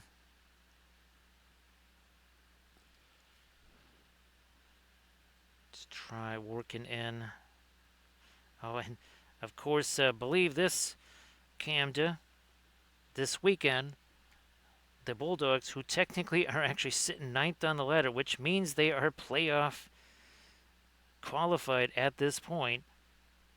They are playing the Magpies, who are 5-5-1, who are sitting at number 10. Of all things. Yes, indeed.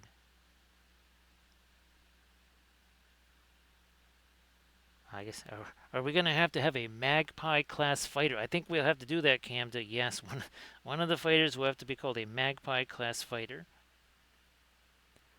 It's like, why in the world would there be magpies living out there? Maybe they're bio drones, Camda. More bio drones. That's got that violet in it here. A little bit of violet in there. And by a tiny bit, I mean, it's just more, almost more magenta than violet, really.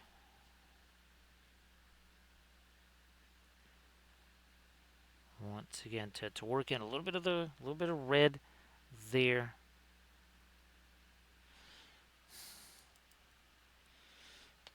Fast matte white, which now kind of got buried a little bit when I was grabbing some of that other stuff. Let me get that out here. So we're going to put some of this out on the palette here.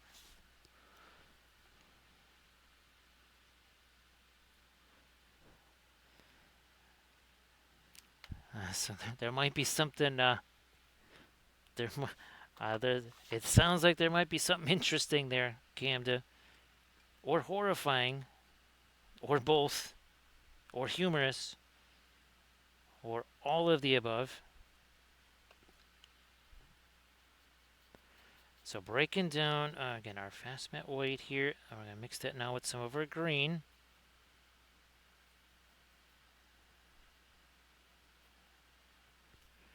Engine glow.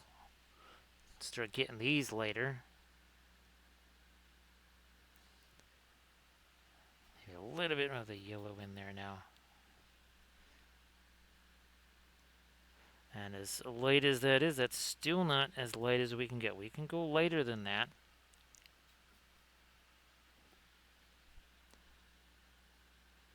Bingo. And then we're also going to get some of our lighting effects along the other parts of the hull around all these engines here.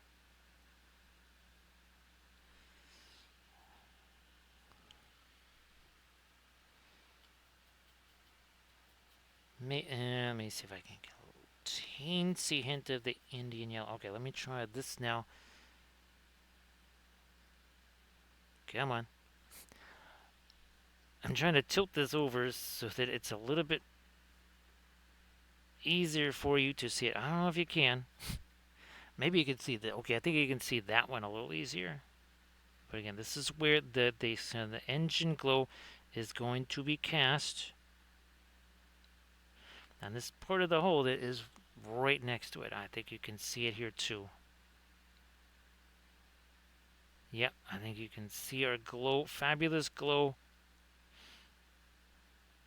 showing up here around our engines.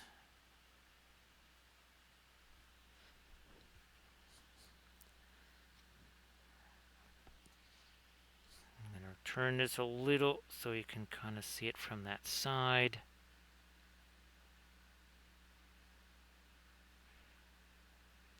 A little more glow up there.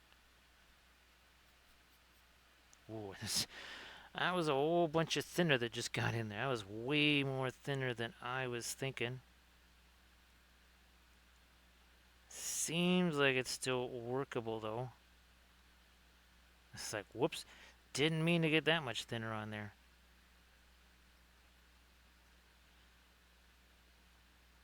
All right. To this. Also some there.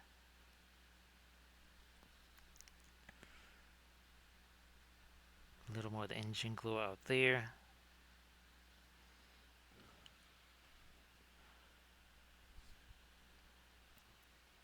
Back to my bluish gray for... is this going to be too light? We've got ourselves some couple of landing bays over here, or lunge bays. Either way.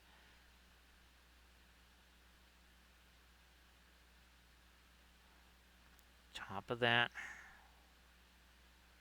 Yeah, that was a bit more than I was looking for. Oh, well, looky here. We got ourselves our handy dandy eraser. Try it again.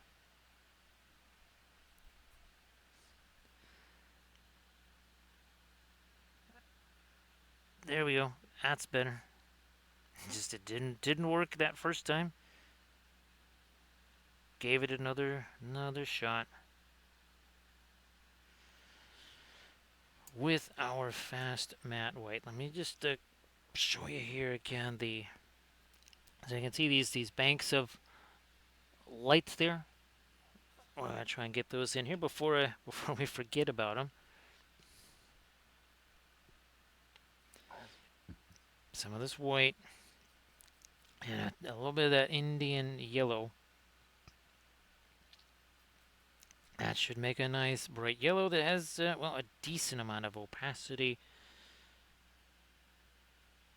Ooh, I think I want maybe a touch more of that yellow in there. Okay. Let us see what we have. That's definitely right here is a big place that's got to go. And as that one continuous line, you can see it's almost a bit like portals there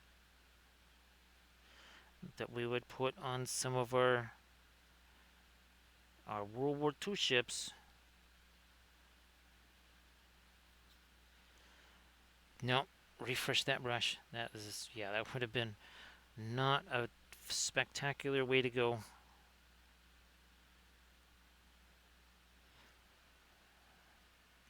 Possibly a little more thinner on that brush.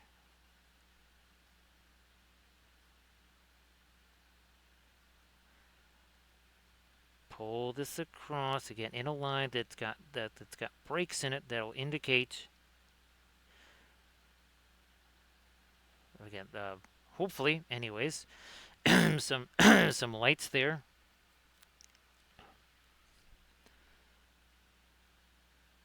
Try and put a few of those on our hole there. On the side. No, no. Let me refresh that brush again.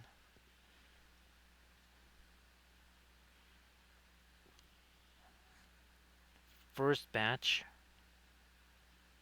There.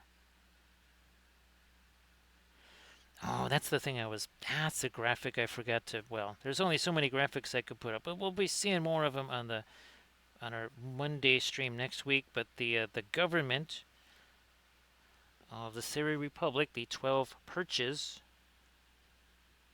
and each perch kind of handles a different aspect of government. So I think it was the 6th perch is essentially laws, that sort of thing.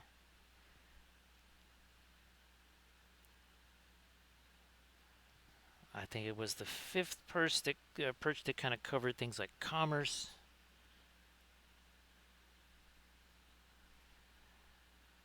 There's another perch that essentially is the diplomatic branch.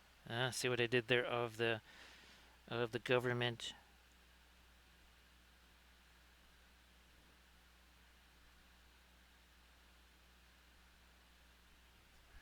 More of this. Where's the here again? On this top portion. Should create, yeah, good. That's going to create some more nice little edges right there.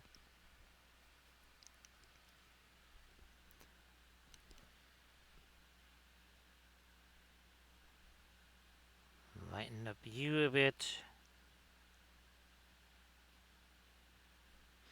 Oh, and by the way, 3 hours and 51 minutes ago, our 2 ships here had no paint. As in none, nada, zilch, nothing. They were just some dark gray primer. That's all they were. There was no spacescapes on the base. There was none of that. Now, the spacescapes were the first things, basically, that we tackled here, was that aspect of the ships. Now, I'm going to do this a little bit more of this on this. I'm going to actually go to the other ship because, well, we've got this really light color, and we haven't really done much that's very light on the other ship because that didn't have the weapon stuff. We also have to start doing some of the glow that is on that other ship. So, set aside the battle cruiser. We come back to the fabulous transport ship. Thank you so much, Spirit Shield. Appreciate that. So I take it this is another reminder that Guahir's looking for me. It's like, well, he sort of sent me. So that doesn't look like it's very fun. Now we have had a 5 already on our Gandalf 6. Can Spirit Shield push that one more to a 6? Ooh, almost. That's 2/3 of a 6 for Spirit Shield. Thank you so much for the follow. Appreciate that, Spirit Shield. Now here, let's get some nice highlights here on. Okay, so these are the Skyclaw dropships, and eventually you will see. I don't think I've even had a chance to print one, like test print one of these little tiny guys here yet. But these will be, again, among the ships that you see on the those 30mm bases will be things like the Skyclaw landing ships here.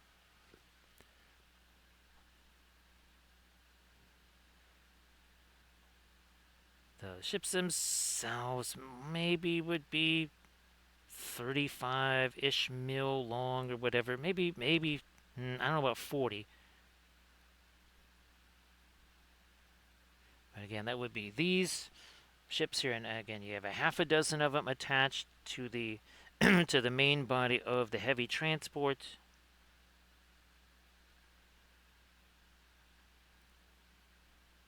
We also need to have our lights in there. We hadn't forgotten about that. We had not forgotten. Haven't forgotten about that either.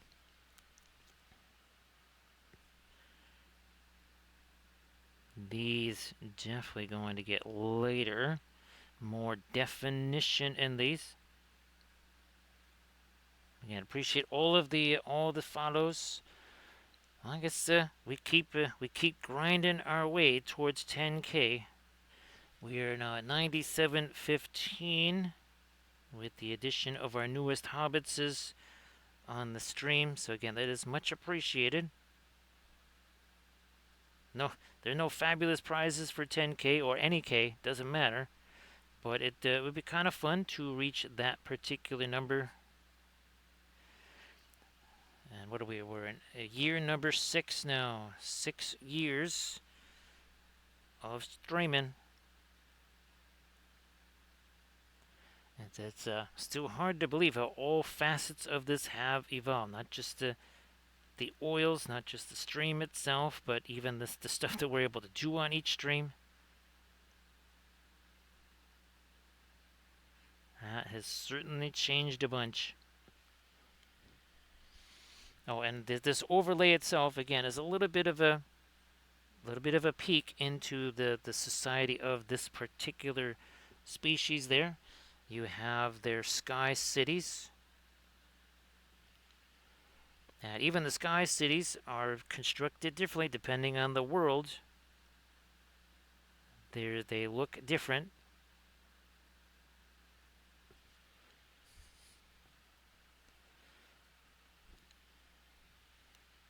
And of course, as you can see here by the 3 thoughts, that all of their worlds are generally around giant stars. So red giant stars, that sort of thing. Blue giant stars, that is very typical for them. And again, this is the little bit of a look at the species themselves. And here's a bit of a animation of the ships actually in space there.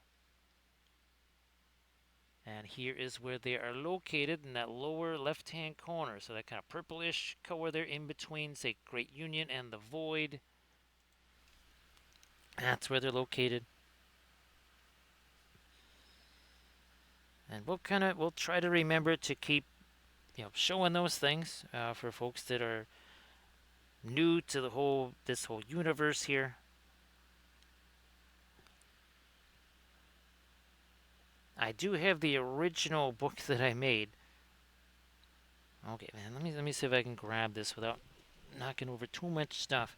So yeah, here is here's the original map from years ago. Oh, and there they are. There's your Seri Republic right there. Yeah, that is circa 1996. Let's get the lighter stuff on this side of our Skyclaw landing or drop ships here.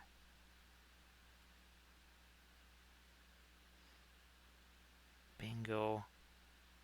Lighten that up across the top there. So that's really going to start making a nice little difference there. I believe so, yep. Alright, more of that light on the top of these. And then not so much down here. Alright, not so much down there. That's not where we want our light to be going. It's essentially a light yellow here.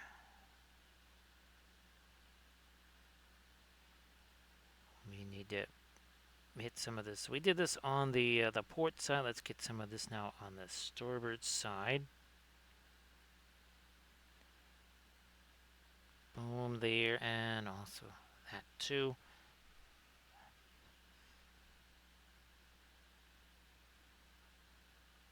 Alrighty.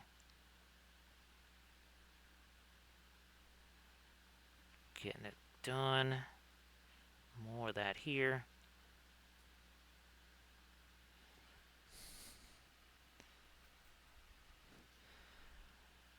Let's hit these. Well, some of those will maybe come back with some of our green as well.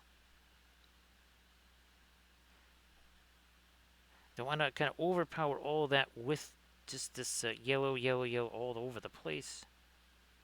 There's a reason we try to get as much, again, different colorations in here.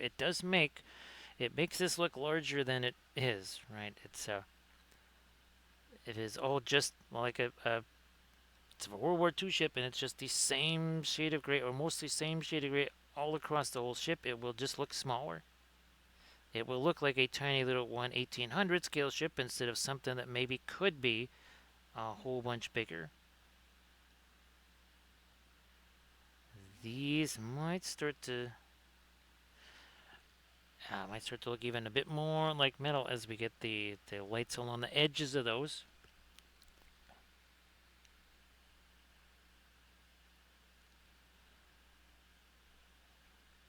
These wings here, as much as we're putting this light stuff in, we have to come back with probably some of our burnt umber mixes in there and really bring these out. Might actually throw the asphaltum. There we go. That would be nice. That's sitting over there. Yeah, we'll do the asphaltum. Maybe mix a little bit of the Mars black in with that asphaltum. Nice to see you there, Uber Yeti. Now, Uber Yeti, did you get? I think you had a chance to see. I think maybe the end portion, like maybe the last hour and a half or so of the Linseed Racer. And of course, Uber Yeti, why don't you share some stuffs in the chat? Yeah, Uber Yeti. Well, geez, we're 4 hours in now. Yeah, 4 hours in, and obviously we've come a long way here on both of our fabulous ships. Got one considered a capital ship. This right here is a heavy transport, so not a capital ship. And Uber Yeti, well, I don't know if you probably haven't had a chance to watch the video on the ships, but let me bring out one of those here to show you, so there's the biggest one. And again, this is the series we just finished on the Patreon page. It was a 5-part series. Again, that's kind of one of your large mid-sized ships there. So that's kind of more like this type of ship here, maybe like a heavy cruiser. And then, of course, there was all the much smaller ships that we did. So again, yeah, Uber Yeti, if you want to share some stuffs in the chat, please go ahead and do that. We're going to continue with our highlight type stuff here. Let's keep rolling with that. There we are. Touch more.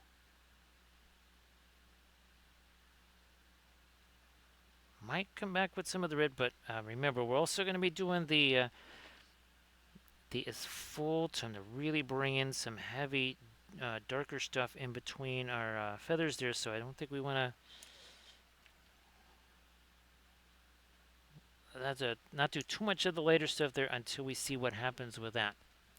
Everybody check out that Instagram link that Uber Yeti just shared. Everybody please give Uber Yeti a nice little look-see there. I know you got your YouTube channel there as well. If you want to share some of your YouTube stuff. Bam, there we go. Making some of this later.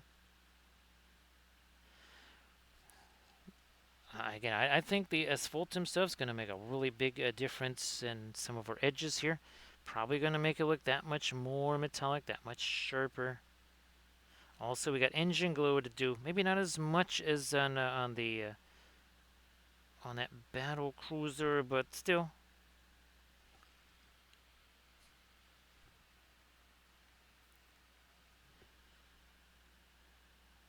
More of that reddish stuff here. So very different from the green that's over on the other side there.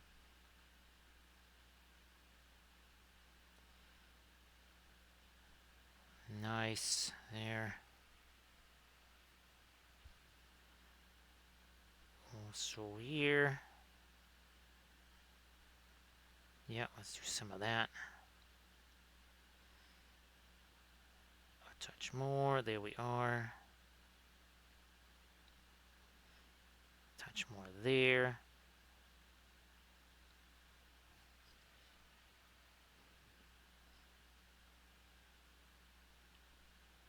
Some more of that.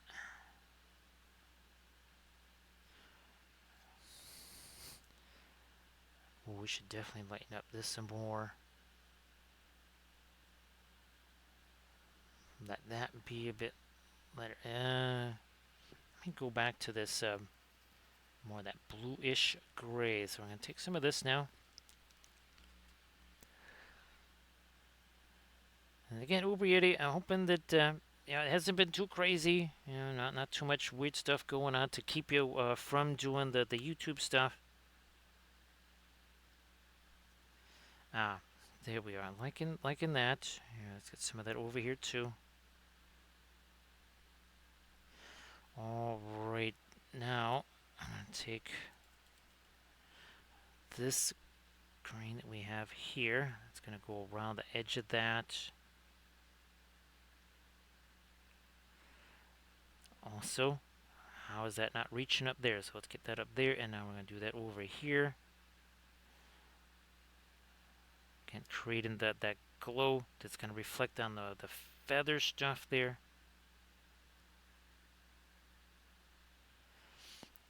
To the much lighter portion we go here. We got this. Boom. Another one there, and then light down in there.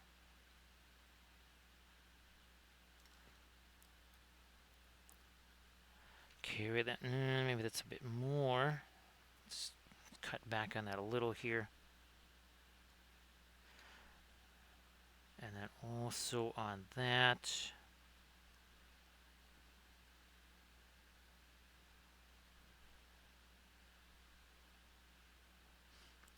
Take the top edge of this now.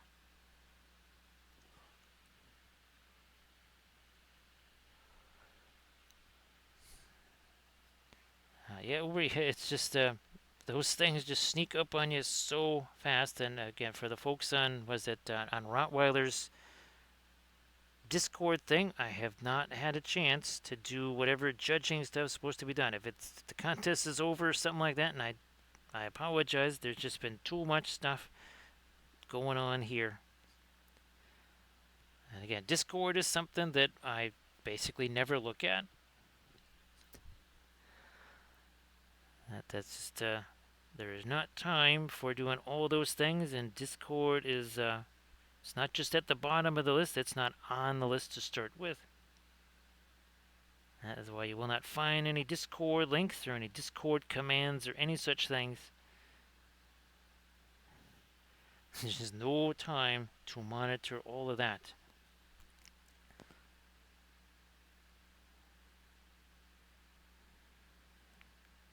Touch more here. There we are.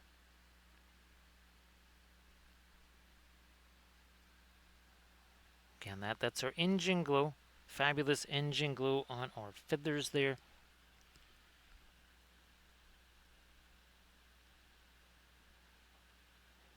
Bring in some more of my light there. Bring in some more light over here.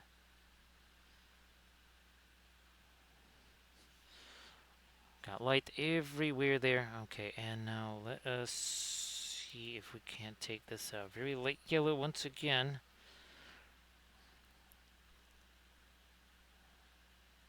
And this is where we're going. Let me move this over here. Gonna see if we can get our lights a little there. Gonna do it on this side now. We also do need a bit of light here on this part of the superstructure. That can't be quite so all just kind of mid-tone or dark there.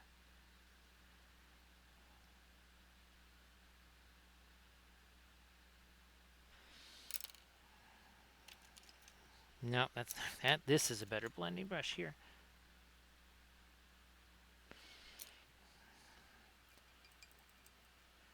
The asphaltum that we were just talking about, we're going to bring some of that out. Maybe a little bit of the Mars black in there too. And that's where we're going to try and do some of this here. To really sharpen up some of these. I guess we need a little more thinner in that too.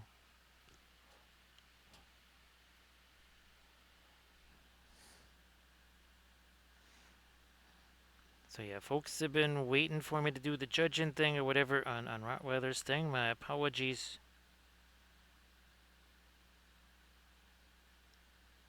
I mean, I use Discord so seldom, it actually takes me... Sometimes I just have to ask Rottweiler for the link because I can't even find it. That is how infrequently I use Discord.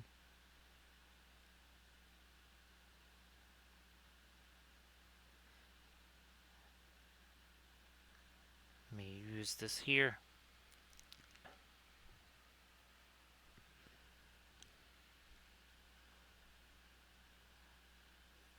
Taking all those in. And then here, of course, again, this is where we're going to start to bring in almost a little bit of panel lineage over here.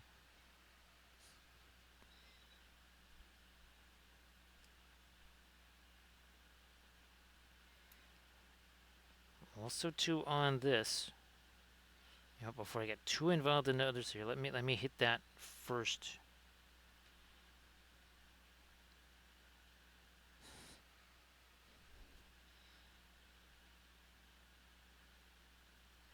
This way.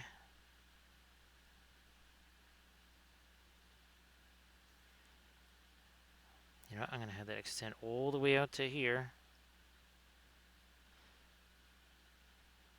Panel lines that maybe look more like feathers.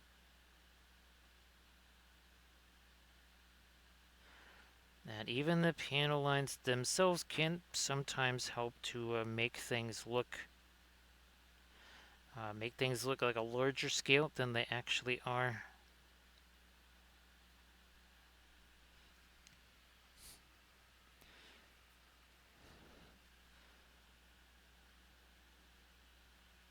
And this here, let me darken those up a little more. So move that ship over a little bit. I was kind of getting in the way there.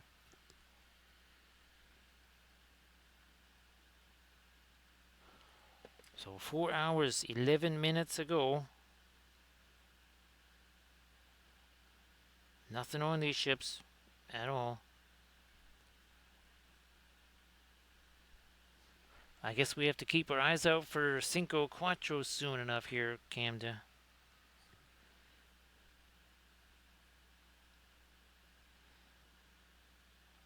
Light there, or dark there, and now here. Let's get more definition on these.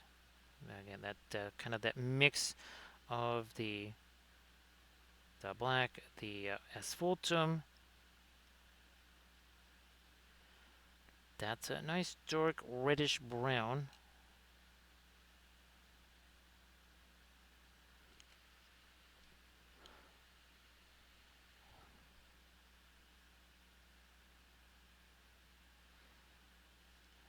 So Veilfair, hopefully not too much of the insomnia stuff going on there. I know that you've been able to hang out with us, kind of deep into some of these streams here. So hoping that you're able to get yourself some sleep there.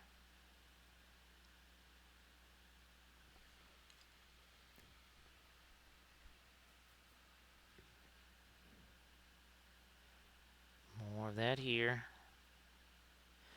And pretty sure that, well, like all of our colors, there's Pigment Red 101 in there, right, Canada? Because we are all Pigment Red 101.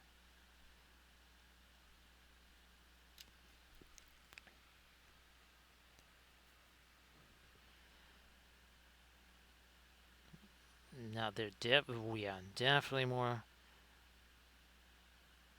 We could have added maybe a little more light there, but better to do this bit with the dark here for sure.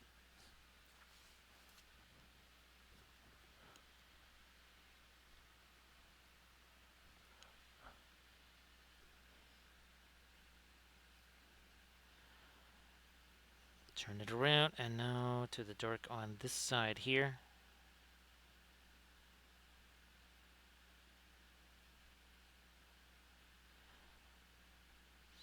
And sometimes too, candid. Well, sometimes the body just says, "Okay, this is when I'm sleeping."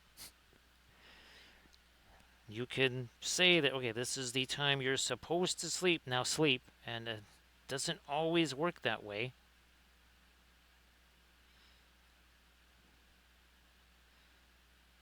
Let me bring this in here.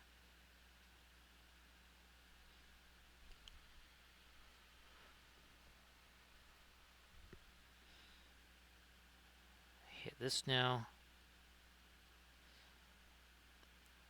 So again, for the Friday, Saturday set of streams, one of them is going to be painting our basically 30 some odd, maybe say 32 mil corrupted Cyberthurian characters, and then the other would be painting the figure version of the Morrigan. It just kind of depends. I'm not sure which day which is going to be on, but those are the things I was planning on doing. The Morrigan is completely prepped and ready to go, so that's why we're trending towards maybe that being the Friday thing, so it gives me a little more time to get the stuff ready for Saturday. Also, too, the Saturday challenge, right, kind of was always about multiple figures. Well, I might be painting upwards of 7 or 8 of them, I don't know.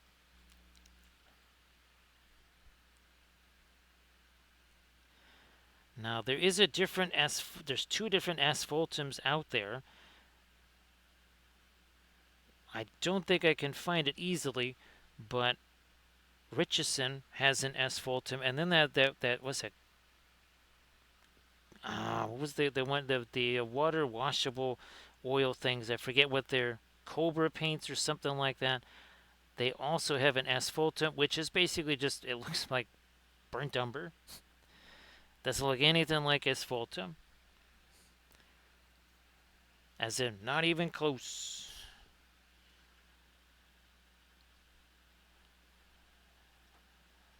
Put this over this way here, and again, more panel lineage. Nope, too much paint on there. Let's take some of that off.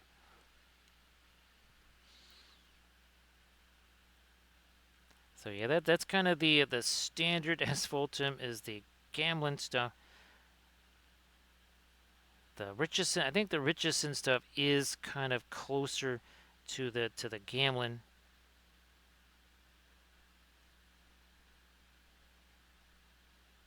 Okay, there we are. This is some of the stuff we wanted to do in here. Had to kind of wait on that a bit. Again, yeah, not really sure where that might be, unless this is it. Oh no, that's the Van Dyke Brown. Never mind. I thought I had it for a second.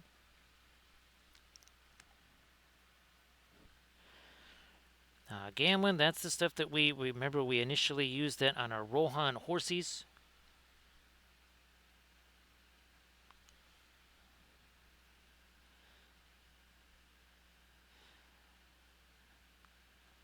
Well, not quite, unless these are all shards.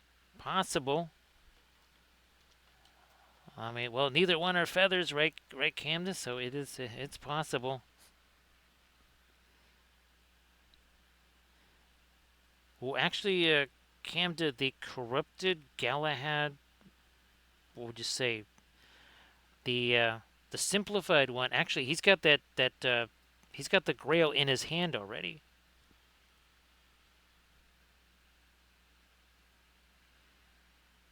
So yeah, that one I was again pretty excited about that, Camden.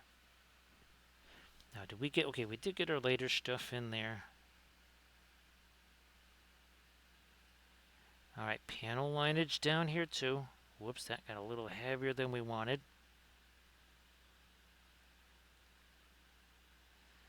All the way along here.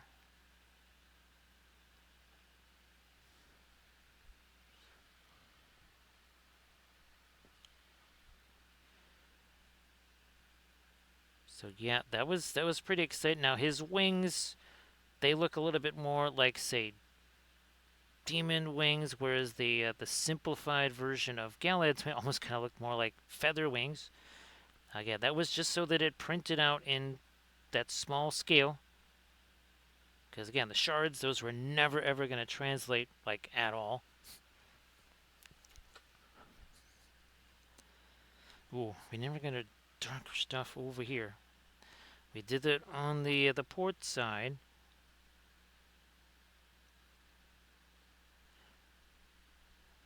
It is nice. There we go.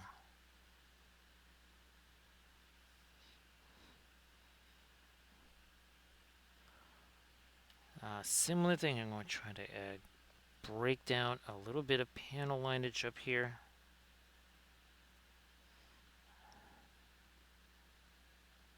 That way first. Nope, not enough.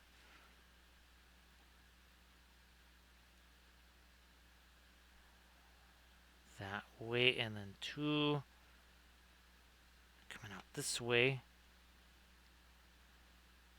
and one there.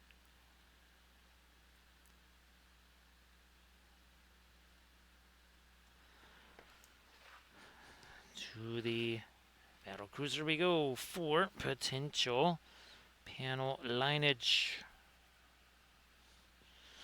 like we did on the other one. Then we can maybe start thinking about our lightest stuff right on the so-called feather parts or armor parts.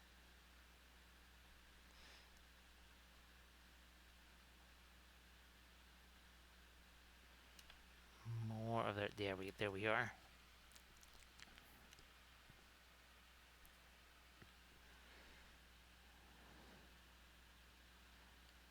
Nope, I'm going to darken up this line first. And now we're going to try and break this into panel lines. A bunch of different places here with panel lines.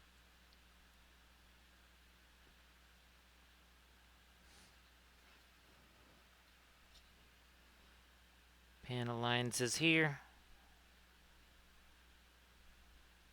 Getting that set up.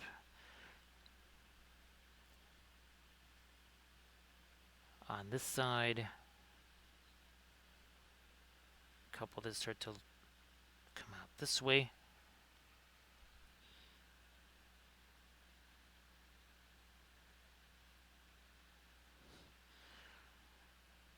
And again, I can't wait for folks to see the TerraForce ships, because those were the very first ships that I was designing with the, okay, you take these pieces and parts and you kind of mix them and match them together.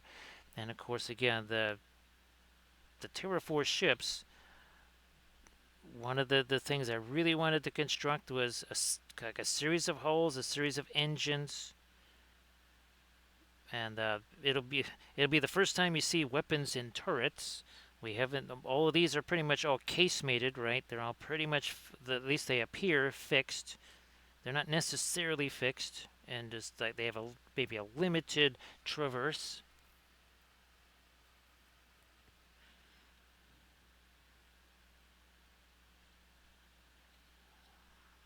Again, starting to think about these panel lines right here. Now we gotta definitely do some of that over here. Comes out and then down. Same deal on this side.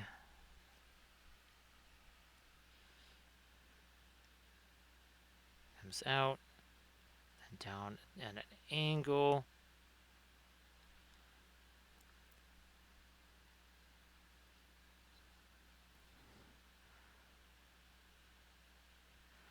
And hopefully, again, instead of like a wide open space there that makes it look a little bit on the smaller side, hopefully,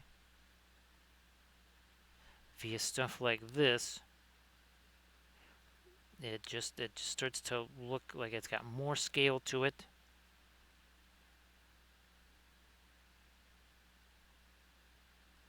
Larger than it seems.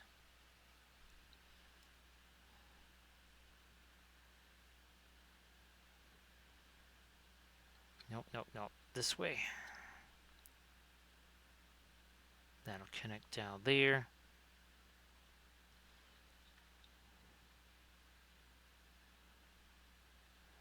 Nice. Now there's plenty of sponsons. There's sponsons all over here. We've got sponsons over here. There's sponsons everywhere. Sponsored by sponsons. Sponsons. Sponsored by sponsons. Brought to you by more sponsons.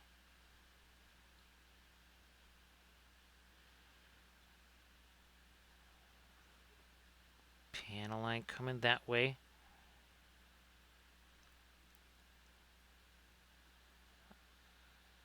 Actually going to have the panel lines go like that. Whoops, wrong way.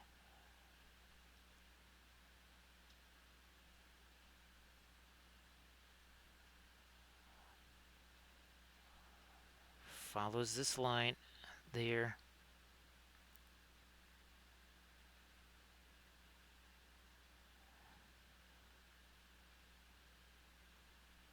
Panel line from that to here.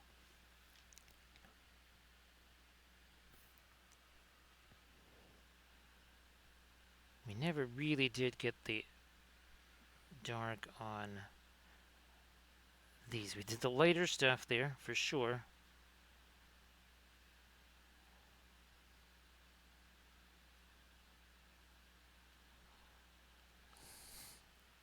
Back to it with our dark around some of the engines here.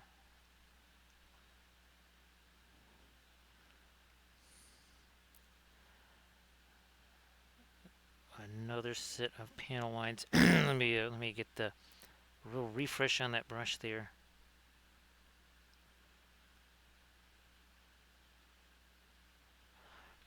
Panel line that way.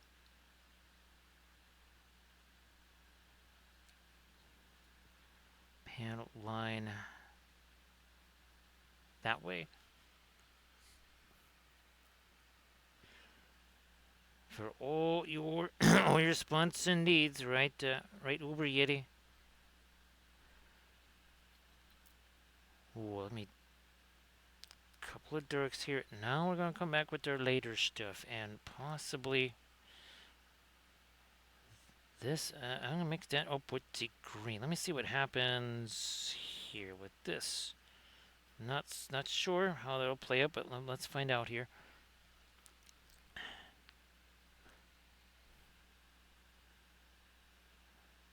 On the top edge here of our wings. Now let me support my thumb with the other thumb, or the pinky finger there.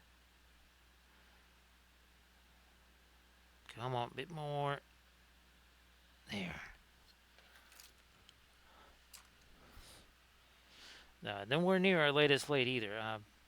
We'll actually get some more of our fast mat weight back out here, I think, in a bit. Don't need it right now. So there again, that's some of our lighter green. Minus that piece of fuzz on the brush there.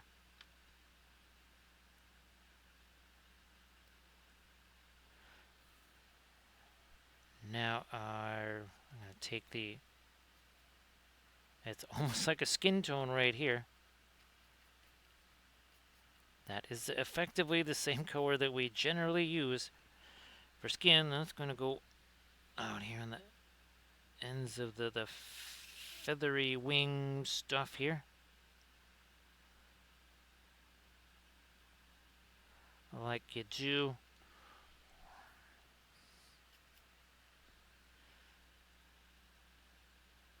Man, 4 hours, 28 minutes ago.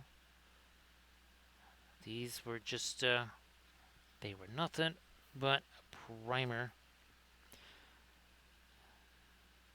There was no space cape on the base, that's for sure. There was no glazy stuff. There was no, well, no panel lineage, now that we've got some of that on the ships here. There was no engine glow either. Alright, let me stroll on over here and grab some more of this.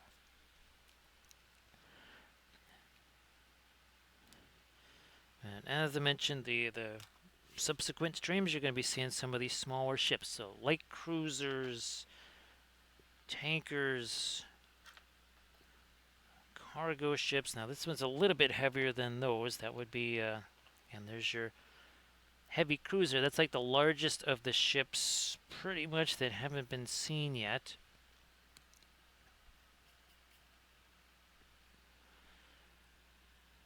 Then ships start getting, they start getting smaller.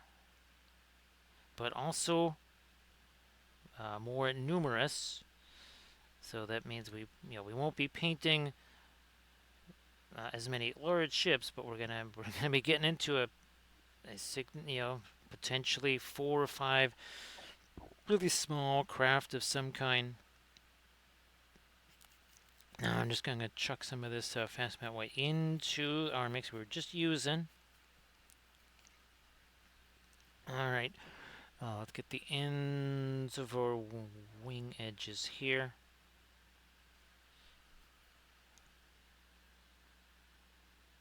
Oh, there we are.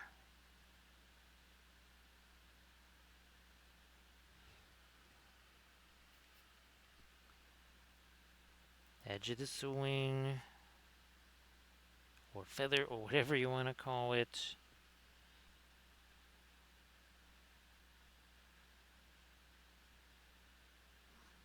And then let me really try to hit these even lighter. So even more of our fast matte white in there.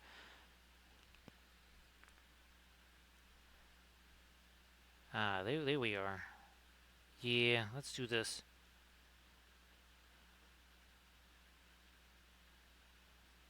That really does bring those out significantly more. Possibly even. Maybe even a little semi-highlight on some of the edges of those panel lines there. That kind of makes it look more like plating and less like just, I don't know, a tube of cardboard or something.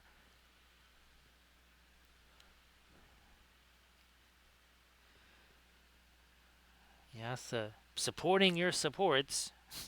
All right, the sponsored by sponsons.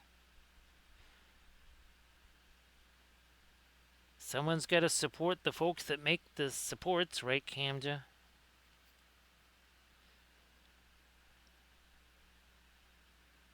It's an infinite chain of supports.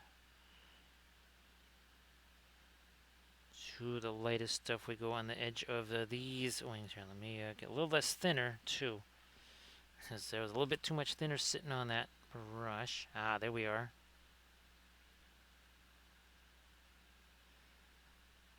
Yep, these were a little shy on some of that lighter stuff on the edge of the wing. And let me move our cargo, or that's our light cruiser and our tail. Let me move those out of the way.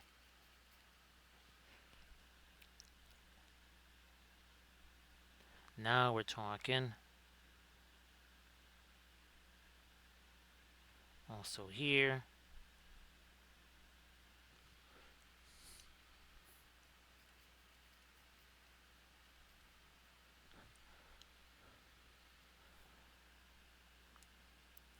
Back to my... No. I'm going to actually take the fast map. Well, we'll drop it over here where we got at least some kind of hint of yellow before we start doing this here. Let's take this. Come on. There we are.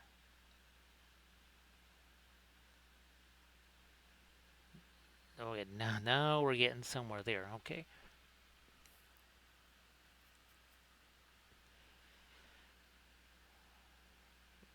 Touch of light here on that weapon there.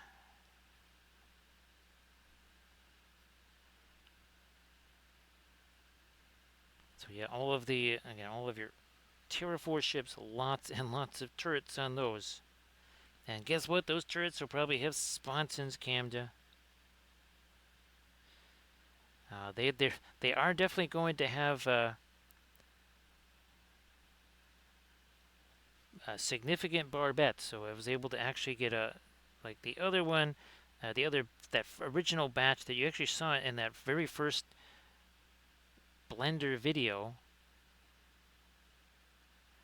That actually had some of the original things, like the original turrets and barbettes. Well, we've expanded on that significantly.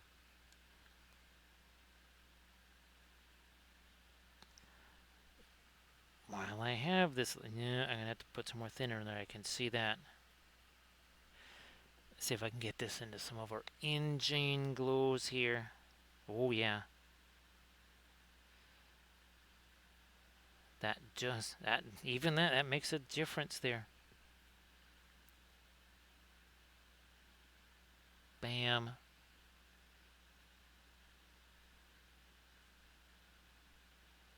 Hit these later too, the smaller thrusters there.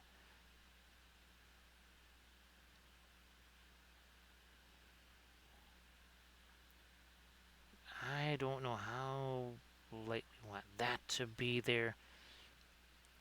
Maybe not too much of the light.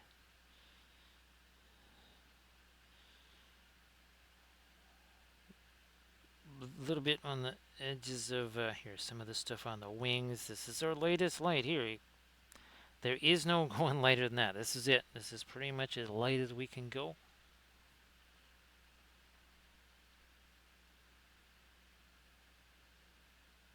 Is nice there. Okay.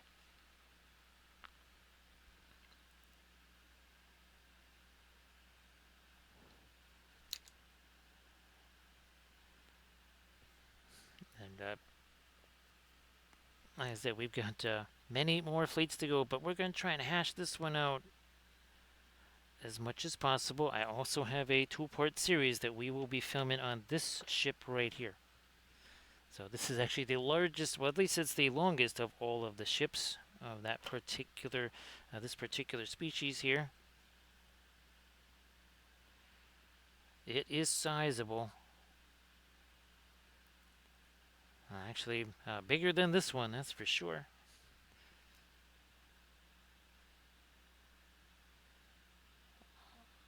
Another hit there, yeah, sure.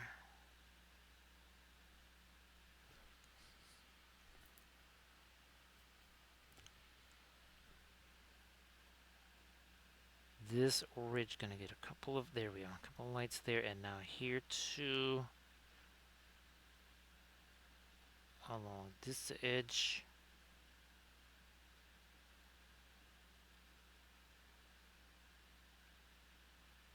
Top one there.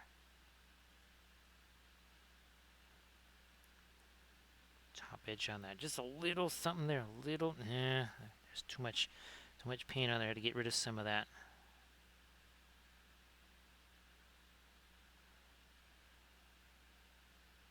And here.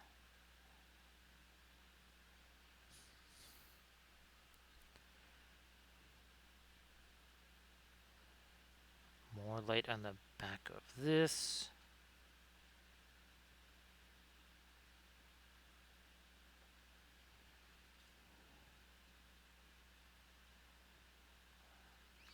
Do I want to? Let me see if I can do this here. Not sure if we can. I'm going to take this here brush.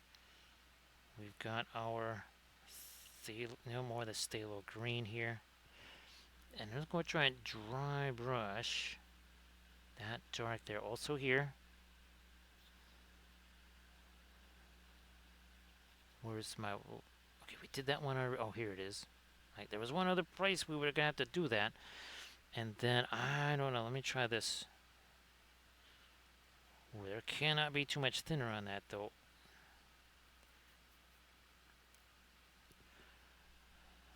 For around some of these engines here, maybe less of the bright glow like there, because that, again, that's good. The darker this gets, the lighter the actual engine glow gets. Yeah, I think that made sense.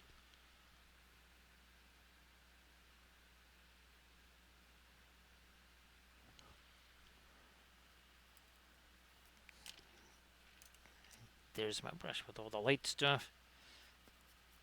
And we'll continue to do some lights here on the edge of this surface. Then we'll go back to the transport and do the same thing. There's a bunch of areas there that could also use this latest light here.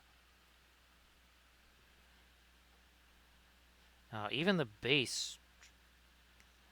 No, that's not what we want there. There's a piece of fuzz on here that's trailing around there. Okay, that's better. Like, where'd that fuzz come from? Oh, that's probably some of the hot glue stuff.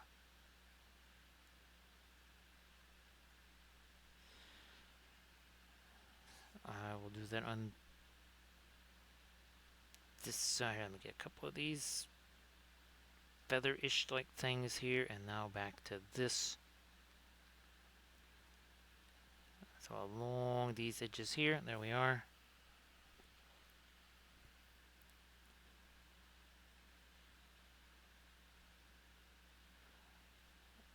Also there.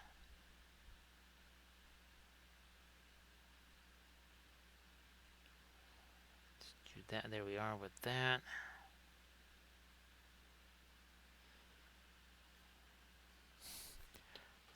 Oh no, wait. Let me see what's going on here with our little stars down here. See if we want to make you a little brighter, and maybe you.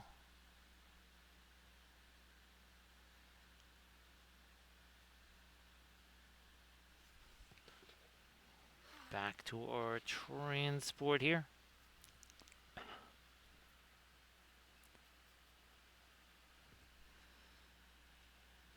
This is the area that I'm really going to target. Up here would be these things.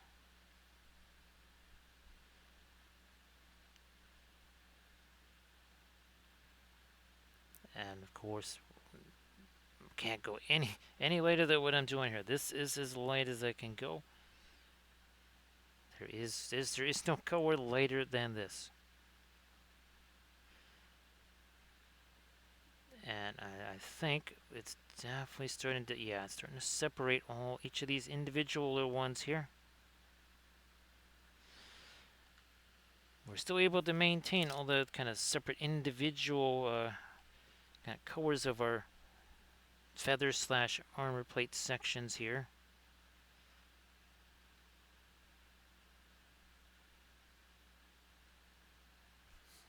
Where are we at? This way here.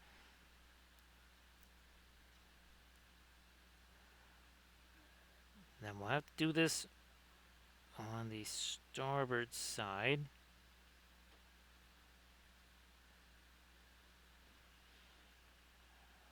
Let me see if I can drop in a couple more lights on the wings out here, and then maybe some of this stuff back here.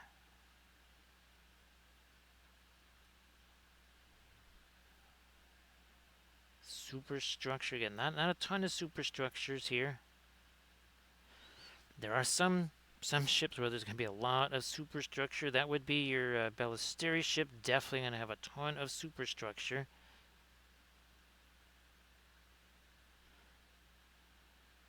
And those, again, those would be the ring ships.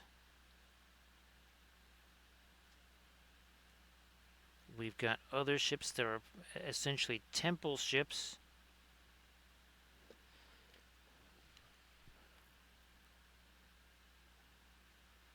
That would be the Iridanians. Also, again, that's kind of one of those breakaway worlds from the Jolaren Empire.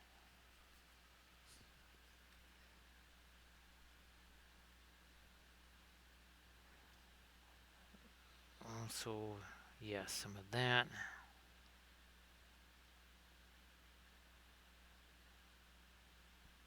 Boom.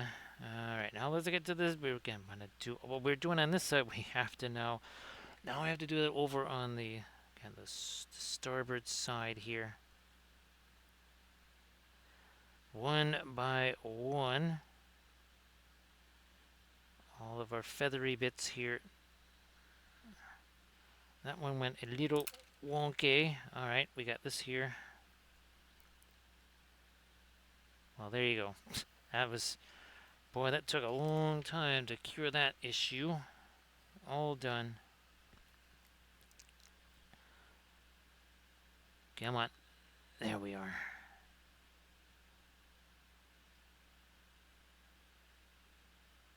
That one also not quite where it was supposed to go. We'll just take some of that away.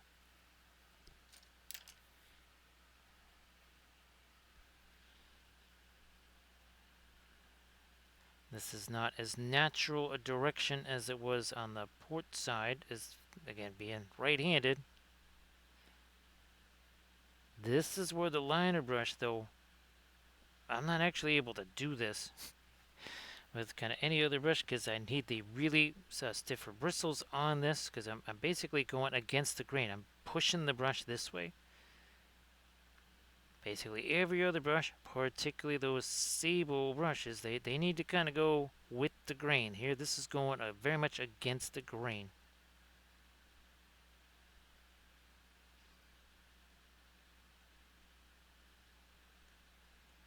Bingo.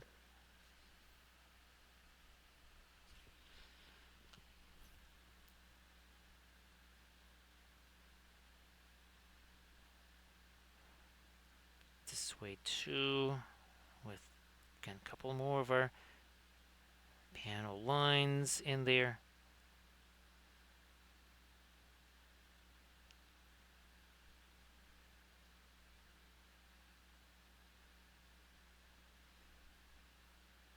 Also there.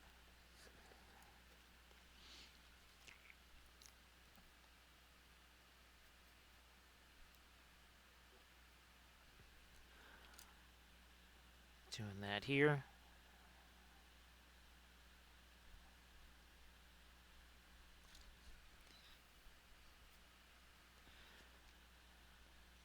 Up over the top of this.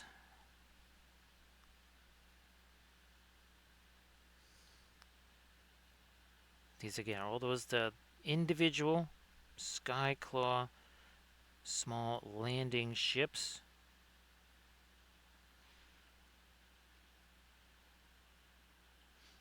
I think what I'll do is maybe for the what would you say the final Armada Monday of our Seri Republic, we might get down to some of the much smaller ships, and those would probably be maybe for that kind of stream. Also, all the little fighters and bombers, that sort of thing. Most likely would be some of the smallest ships.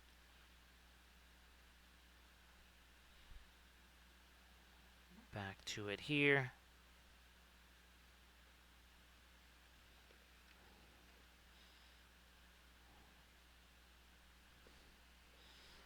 Now I think we pretty much did get our lightest light down in here. Let me do a little double check. Little bit of a double check here. No, we can still make that a little lighter down in there. I am going to catch a teensy bit of the lighter, so right along the edge of that. Yeah.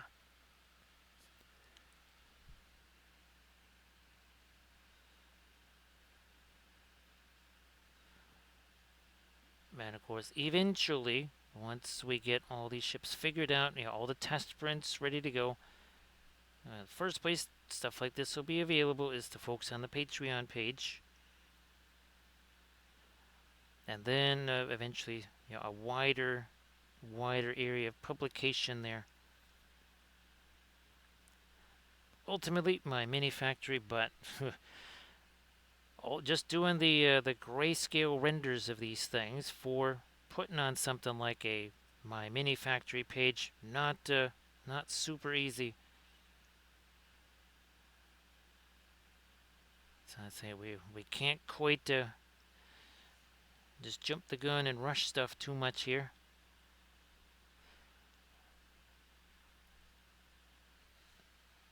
Let me look at my other base. Okay, so that is, yeah, we're gonna get this stuff later down here. Let me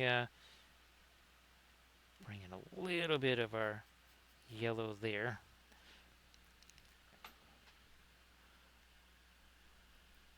Some of this again. I don't know how much you can see it. I was worried that the ship was gonna pretty much block your entire view. It doesn't really seem too bad. All right, good. Then we can hit these.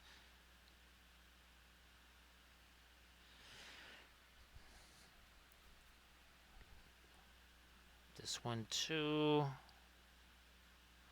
Around the edges we go.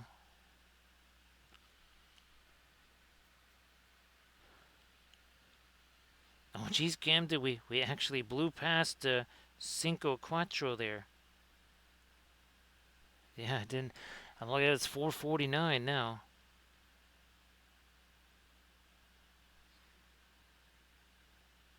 Time flies when you pan a line. See what I did there?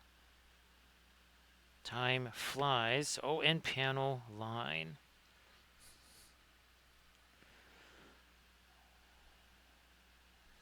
I'm going to go more with, again, that's the effectively Mars yellow Jeep there, ironically enough. Apparently yellow comes from Mars, which that's kind of, like, wait a minute, what?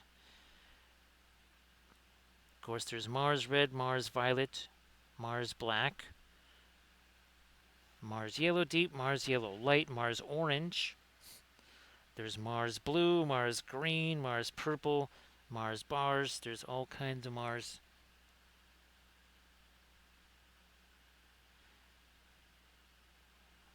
We are all Mars.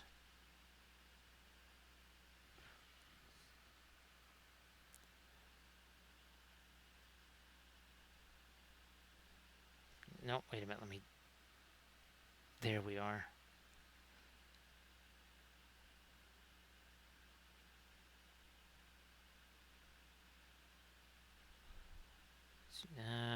Yeah, here too.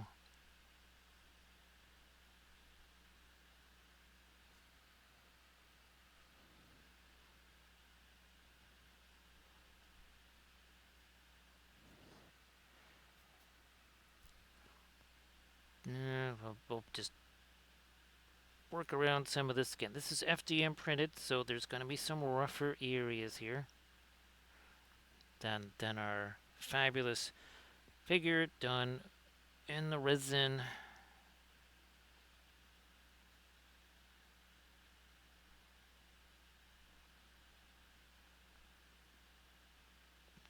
Let me see. Did I do the edges on those? I did do the edges on those. So we'll do the edges on these. Let me get the paint out of here.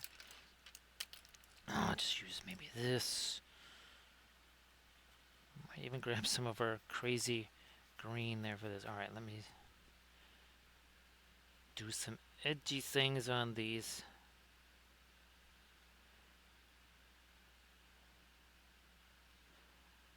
There's really no base-to-base contact with stuff. If ships are that close to each other, something has gone horribly wrong. When the measuring, basically from this point right here on the base itself, that way not having to worry about how the ship is placed, because if you measure from a bridge, then that could have a big effect.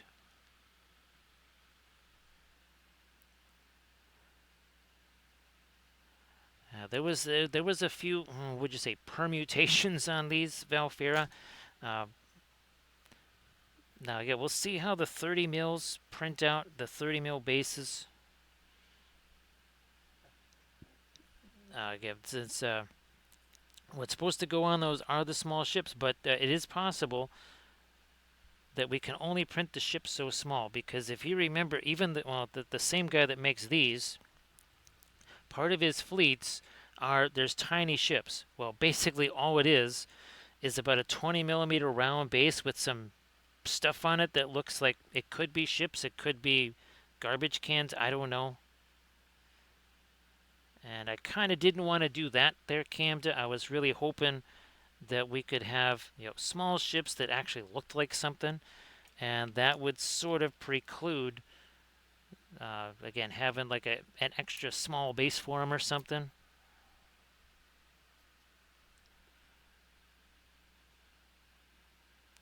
So that we'll see how that plays out. I'm not so sure.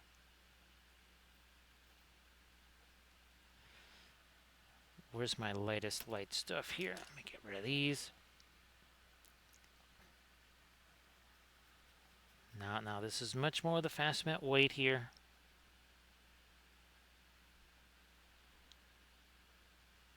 Edges, like you do.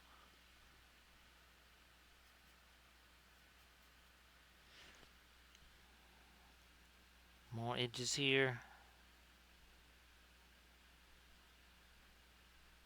And then back to our larger ship.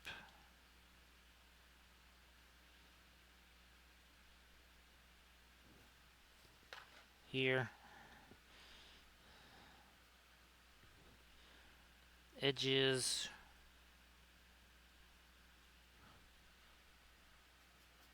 Not too much thinner there.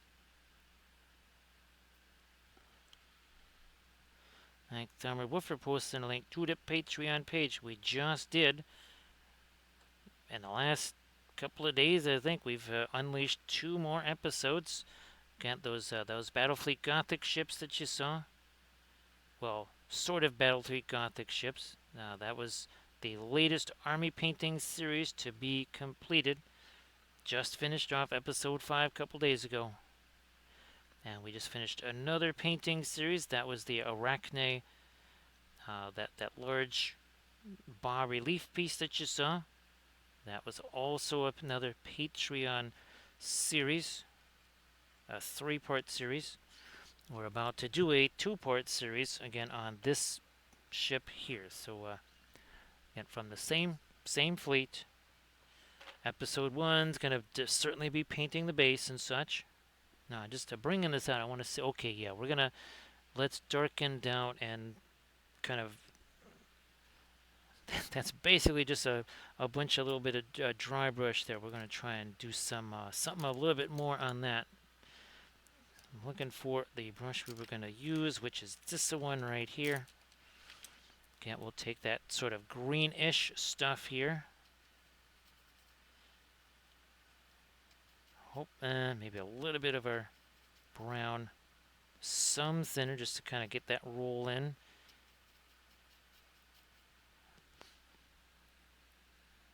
That's it. That is what I was looking for.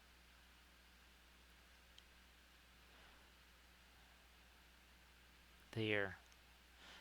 We've pretty much been just using all alkyds on our ships here, because it'll be easier to kind of handle them and do the photos and such.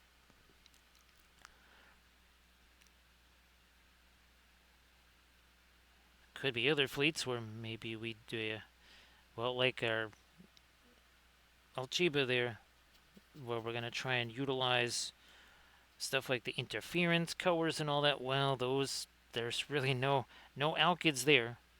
We could even mix our own we even have floral alkyds, but there will be no alkyds when it comes to that. So with those ships, that is going to have to be regular oil paints. All right, let me get my 60 mil base out here. How about we move that out of the way?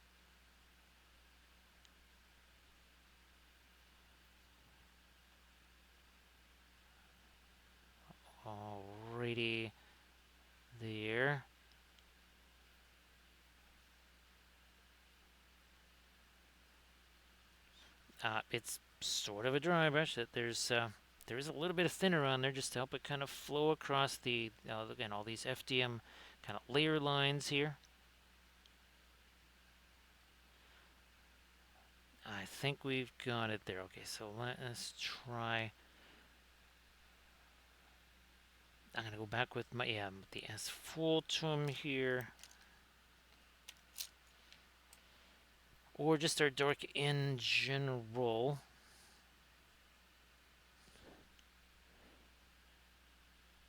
Couple of these might need some cleanup here.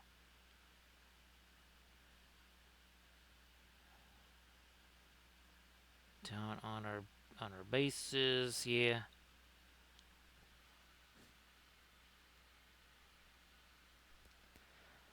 I mean, well, and you really needed it for, because that's what you were using, right? With the kids and stuff in those in the games there. Well, I can't if you wanted to share link stuff in the chat. Well, you kind of did that like 5 hours ago.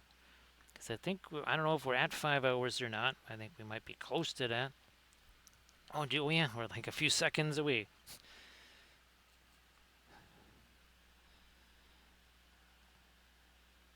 Down here and like that. Just to tighten up these edges. This one too, a little wonky right there.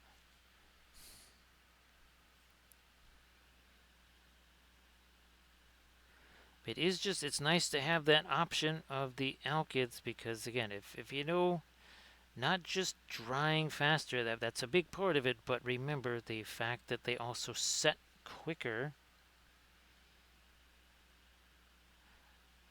Trade-off, of course, is going to be the fact that the alkyds do not have the pigmentation of your regular oil paint, and well, they shouldn't because they do cost less. But check out the Instagram link that Camda just shared. And of course, give Camda Paints a follow because Camda paints with the oils.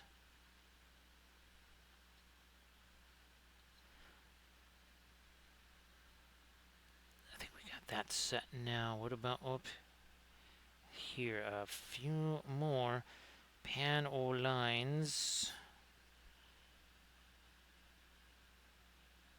Here, never did get these.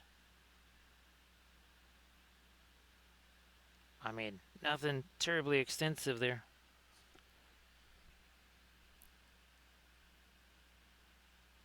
Up over the top of that.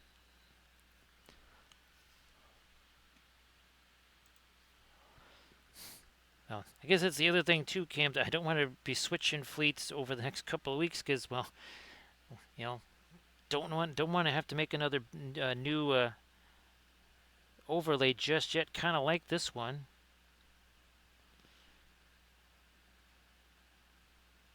Yep, sort of like this one here. Although, oh, that's right. Actually, I think next Monday might be beginning our Battle of Midway commemoration. So we do have to. Well, that overlay is already made, but yes, next week might just be our Battle of Midway observation.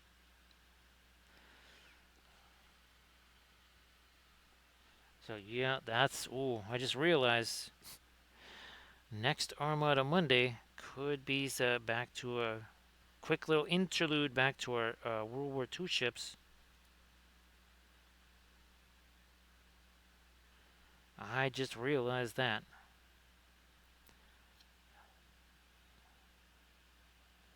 Let me try another little set of panel lines here. Trying to get that sharper.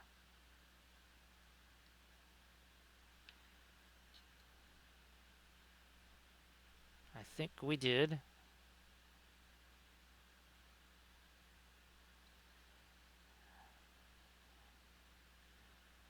Another one here. Zoom. There we go. Okay.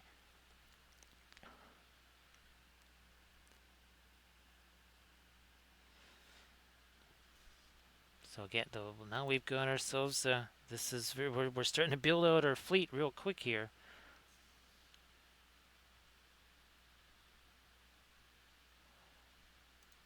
It's happening quick here. Yeah, there might be a little bit of a an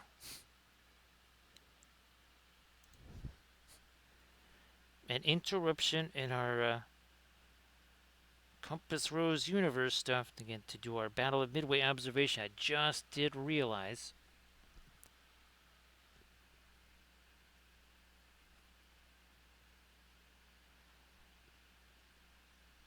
Refine that a little. This too is a little funky there. And this was one other area where we never really got a chance to do our panel lines. So here comes down there.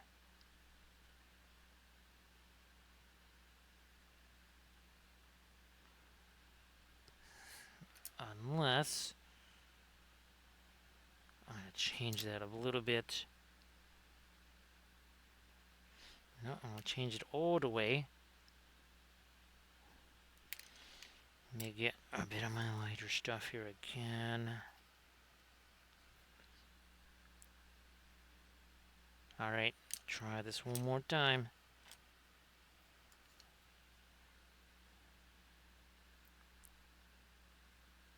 Ah, now we got it.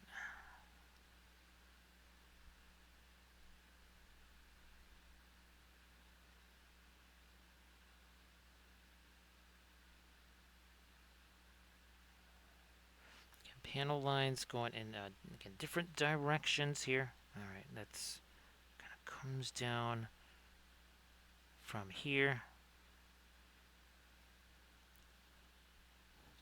Straight across. That one goes down a little. Comes down this way. Another panel line straight here.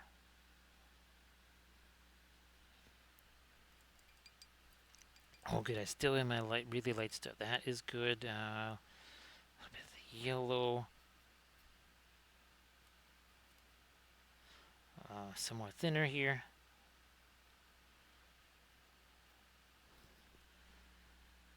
What I was hoping to do is get myself a nice little chain of my lights here.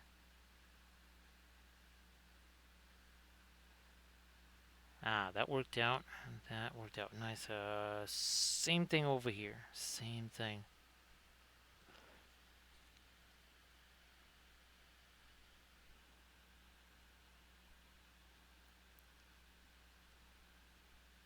Bingo.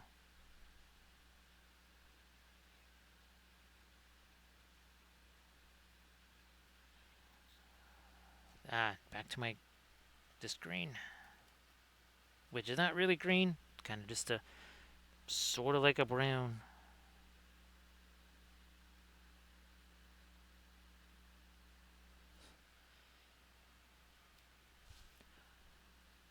More, yeah, we definitely need a bit more of that right here again along this ventral side here of our ship.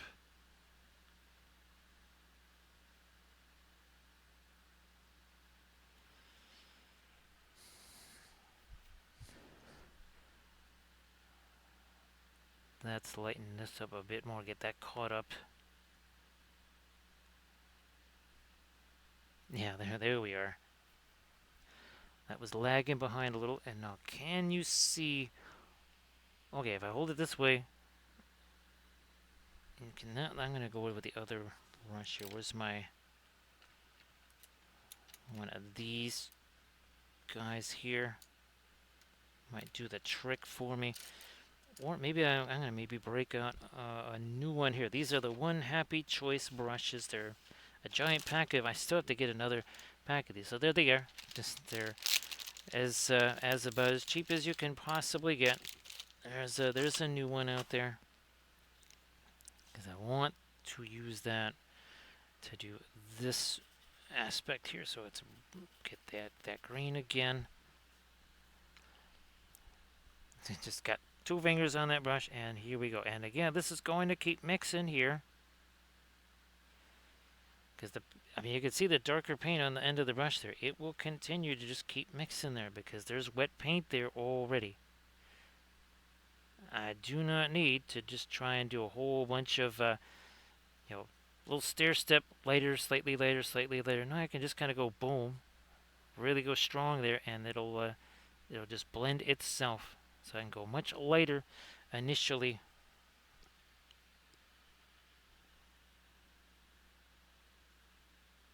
Let me maybe try to get a couple little lighter things in these sort of feathers, not really feathers.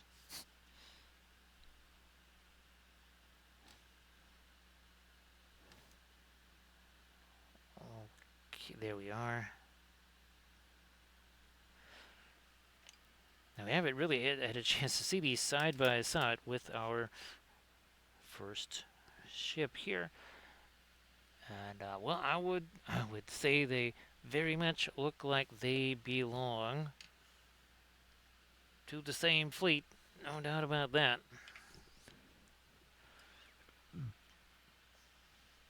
That's for sure.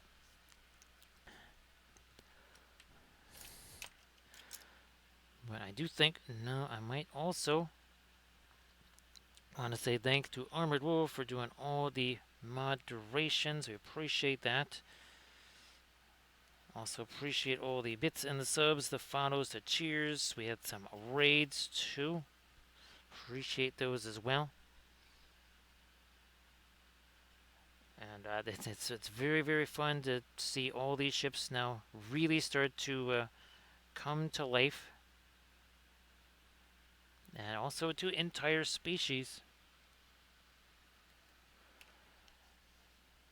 So again, here's their place in the in our universe. They're off to the lower left-hand side, next to the Void, other side of the Great Union, New Terra.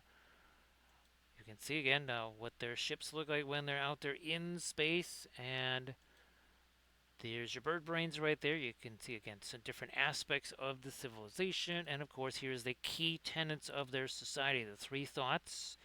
Most societies kind of fall in that middle thought right there. There's some, even in our universe, that they would say fall in the low thought area, and then of course they themselves see themselves in the high thought area there of the spectrum. So again, we had a lot of fun with our ships right here. Let me zoom out one more time so we can see both of these. 1 second here. There you are.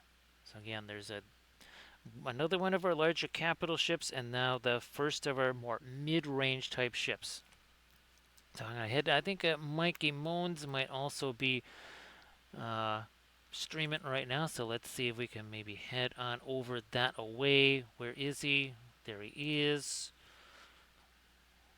So again, this has been super, super fun, and we got a ton more of these to do. I mean, tons more. We've got the light cruisers, tankers, and all this good stuff. We will be getting to those. So I'm going to get this raid countdown underway here. Appreciate everything. So again, 5 hours ago, these had Zippo paint on them. And even these right here, these Skyclaw transport dropships here, those we will be painting versions of those too on our stream eventually here. So thanks again, everybody, and I'll hopefully see you on Thursday.